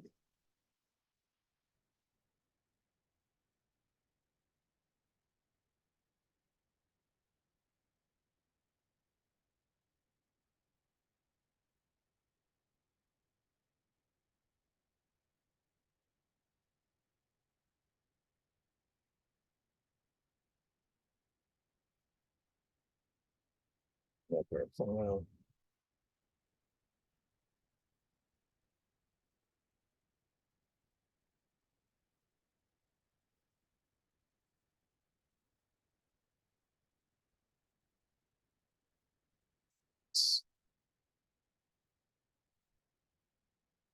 Load it up. Okay, 2.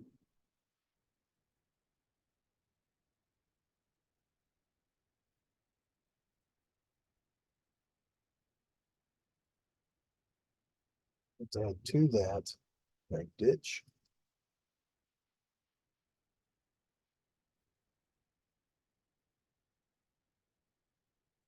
So that would work for that.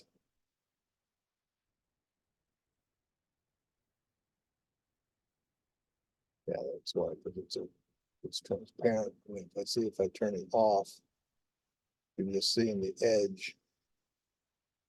And then down below it, you see the bottom of it. All right. So I now have a ditch going through my pad, and I could even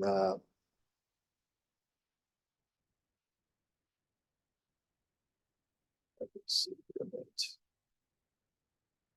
Turn everything on and then freeze this, this.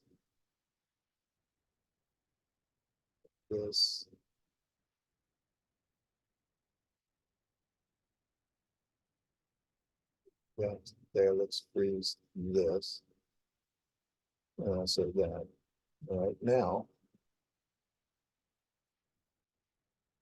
if I go to my triangulation file utilities, and this time I'm going to load in pad 2. I'll go next. I'm going to merge my ditch.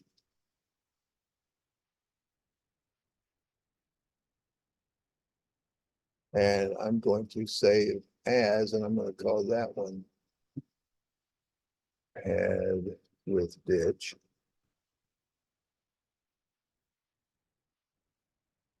And excuse me, now if I erase these contours and contour from tin file,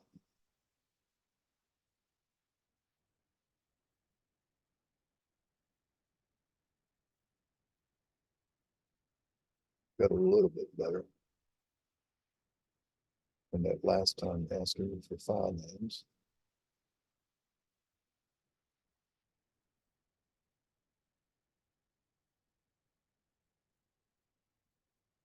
Now my pad with ditch.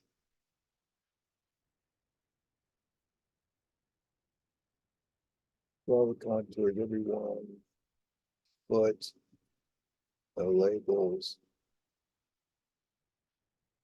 So we go. And so now you can see the contour lines would have to cross in that fashion. And if I turn back on my ditch, is that the one I want there? So there's my actual ditch. Starts up there on the ground, but as it comes down here, it gets deeper and deeper, and then these contours are the grading for that ditch as it comes along. So notice this one right in here, there's a little bit of a wiggle, but it's not close enough. It stays at that flat enough to where it doesn't affect that enough to take it out too terribly, because it's not very deep right in there. So that now would be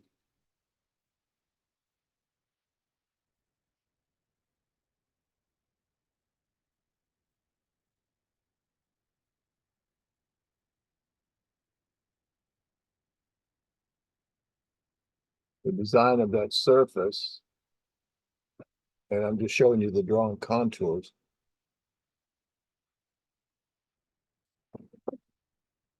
We look at our pad with ditch using the surface viewer. What I want to do with this is change the contour interval to every 1/4 foot.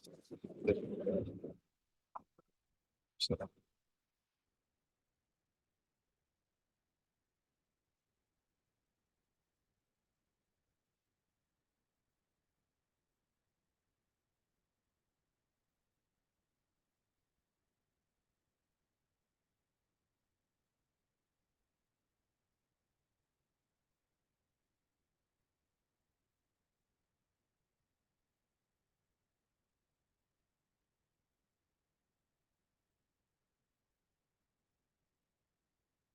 well, so now there's every 1/4 foot contour.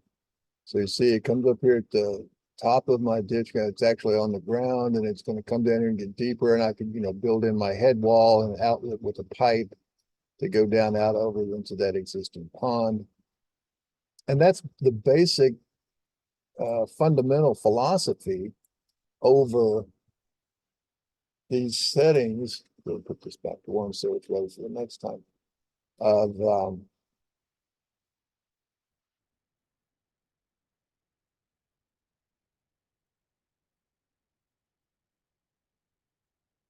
this contour line didn't draw correctly. It was supposed to have been up there, but in any case. So that's the basic philosophy behind how we do design is we piecemeal it. Here I put this pad in, I set it up, I got it balanced. I even put a cross slope on it just in general. So if you have like say if this is a parking lot and you're going to have some parking islands on it, with rounded noses and they're formed with curbs, etc., then you would go ahead and build, excuse me, the overall flat base underneath it. And then you would draw just in 2D the parking islands that happen to be in there. And you would drape those 2D lines onto that resulting designed surface. And then you would offset 3D polyline by taking that line that is drawn right on the ground, and then you're going to offset it up in the air half a foot. That's your curb height.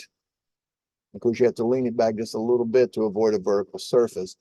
And then you would offset that resulting offset line half a foot horizontally, but 0 vertically. And then you would isolate that resulting set of 3D lines, build a little surface just called islands, and then you would merge that into your parking lot surface with your 10 file utilities or triangulation file utilities. So you would do that and you would pick those together and you merge them all up into a single continuous line. That way you're not trying to figure out what you have to do as you draw those parking islands after the fact. You don't have to really figure out where those elevations are. You can just simply draw the 2D line, drape it on the surface, offset the 3Ds, and then build another little surface from that and merge it into the original. Okay. Now, you saw me do that. Yes. One question, you may have commented on this already. Is there a way that you can calculate the balance while holding elevations? Like, for example, if I had a pad and I was building the road leading to the pad. Okay. You see what I'm saying? And I wanted to hold like the elevation of the road as constant, but balance the pad. Yeah, so what you would have to do is then optimize the side slopes. You have to find a because that pad bases on what its elevation is, Mhm. and you give it a cut and fill slope. And that's going to go out until it hits the surface. So what you're wanting to do is hold the elevation constant, but vary the slopes of the side slopes to where you've got a balanced cut and fill. Is that correct? Yeah, I think so. Yeah. That's what I'm trying to do. Yeah.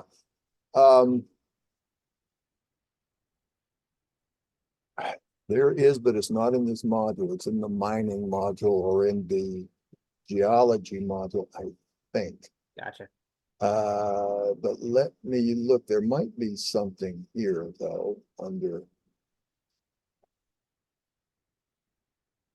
this edit pad template. Let me see if I can find it here. So process. Oh crap!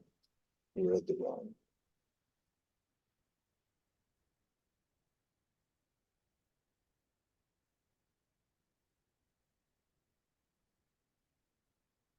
Oh, I don't know what I'm going to do. So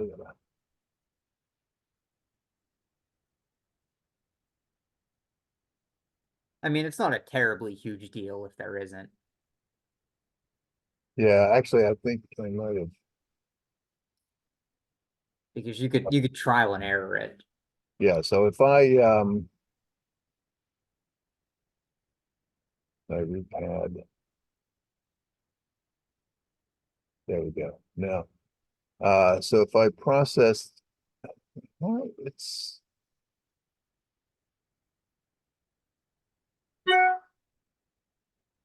not fine. I think I wound up erasing the original pad out of that.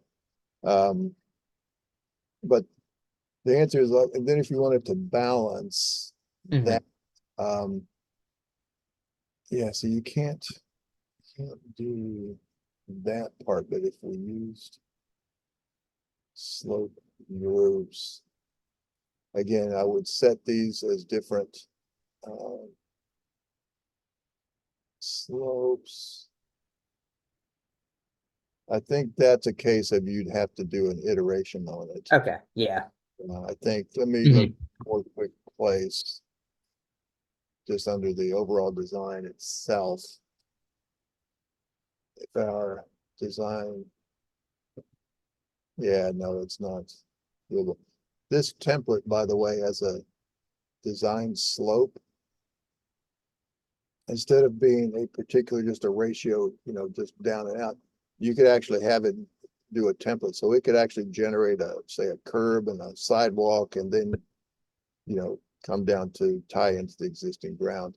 Mhm. So see if it gives us.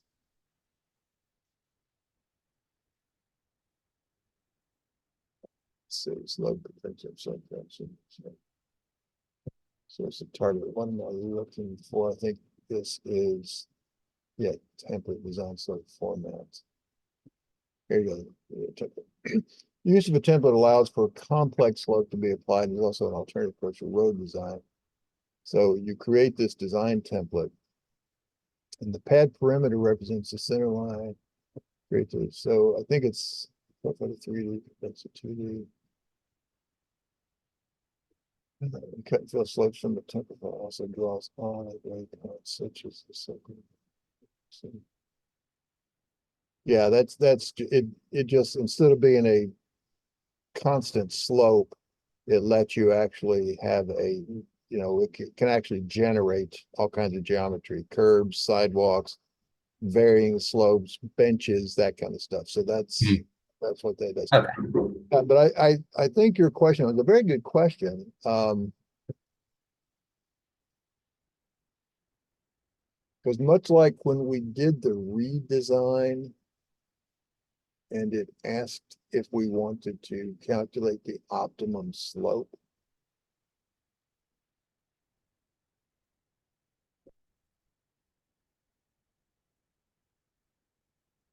What to do? Let me, you don't mind saying about 10 Yeah. minutes. Let me Yeah. try this. Something. I'm just going to erase all of this mess in here. I'm going to draw another pad polyline. And we're going to put that at 15, 14, so 13, 13 and a half. So we're going to do pad. I think the only reason it asked me to find optimum slope was the pad surface slope. I don't think it was the cut and fill slope. Mhm. But if I do this, let's see, if I go to a ratio.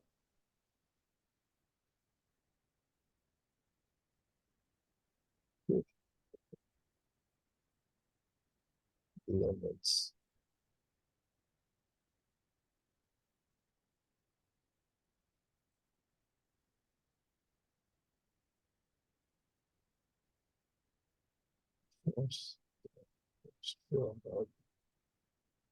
Different slopes for separate sides, no. Surface, no. Slope, no. I'm gonna leave that off to see, because if it will do what we're doing, it needs to be able to do it for flat as well. I calculate these. Really was previous. I'm gonna call this one just test. Like define a surface prompt. Okay, let's see what that does. 13, 13 and a half. So put that. Add polyline, existing ground. Select the grade limit polylines on it. So that I could put a limit on how far out it's going to look. So maybe see if I had something over here that if I couldn't go past this polyline, and if it was going to try to do, if it's going to needed to fill and go past that edge, if I define that as a grade limit, then it will steepen that up until it touches down inside of those boundaries. So that's not the one that I wanted to do. I had that checked on, I didn't mean to.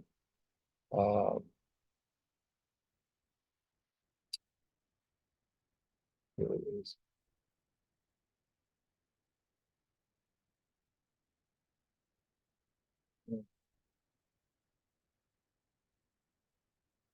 Yeah, this is.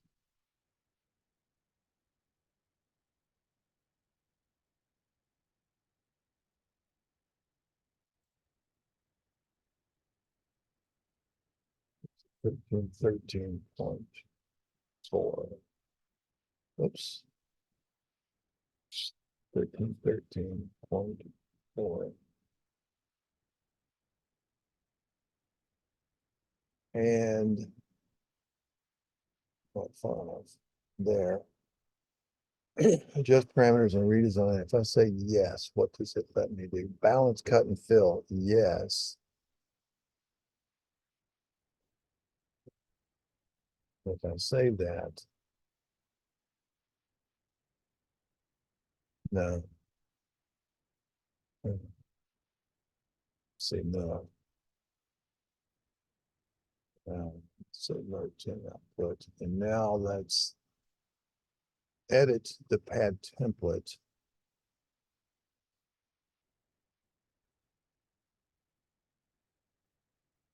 So that was the 1313. Well, we didn't move it much. All right, so if I say I want to put that at say 1314.25. And if I process that now, we're out of bounds. We have to fill to bring it up to height. But what I want to do is to keep that height and have it vary these to reach a balanced condition. And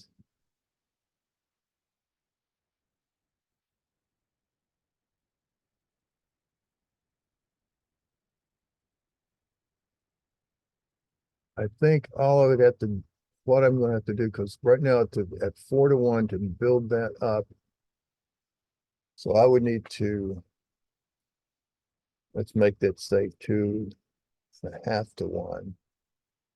And let's make that say 6-to-1.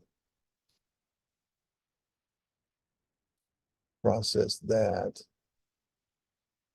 It didn't help as much. Let's see. On fill, if I steepen up the fill,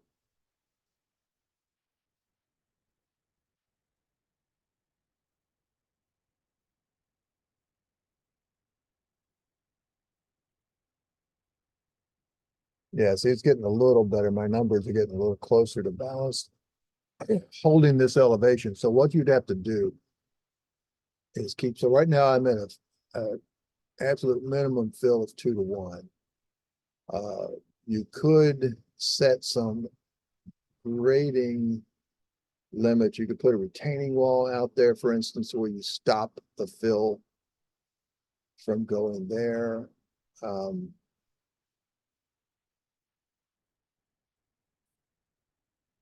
It's got to cut more.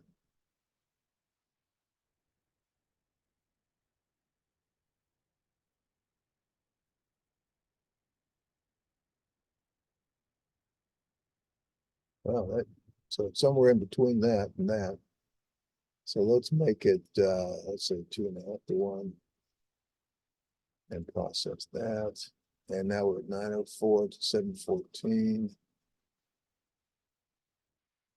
Let's make that 18.5. There we go, 720, 714.5. So I could do it like that, holding that elevation, but then that would be the side slopes. That would be the shape of that.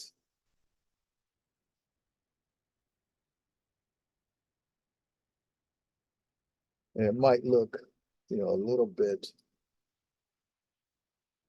goofy. So basically, you just have to come back and, it's real flat coming out there. Obviously, an 18.5 to 1 is pretty darn flat.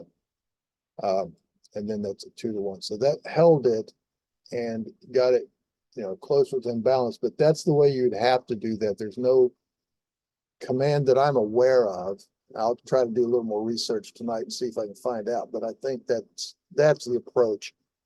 You just keep varying the side slopes until you can find that. Now, you can also those side slopes that I varied were simply for cut and fill conditions, wherever it is in cut and wherever it is in fill. There's another option to where you can set varying side slopes along each of these edges, to different ones. And so it's not really just limited to what's in cut and what's in fill. It will actually force it along certain edges, and you can play with that as well. Gotcha. Thanks, Ken. All right, so I think that's about it. So, all right, so we're a little bit over tonight, but we'll start back at you in the morning at 9. I will, in the morning, like I did this morning, I'll send you a link for tomorrow's session. I will, again, this is recording. I'll go ahead and stop recording. And it will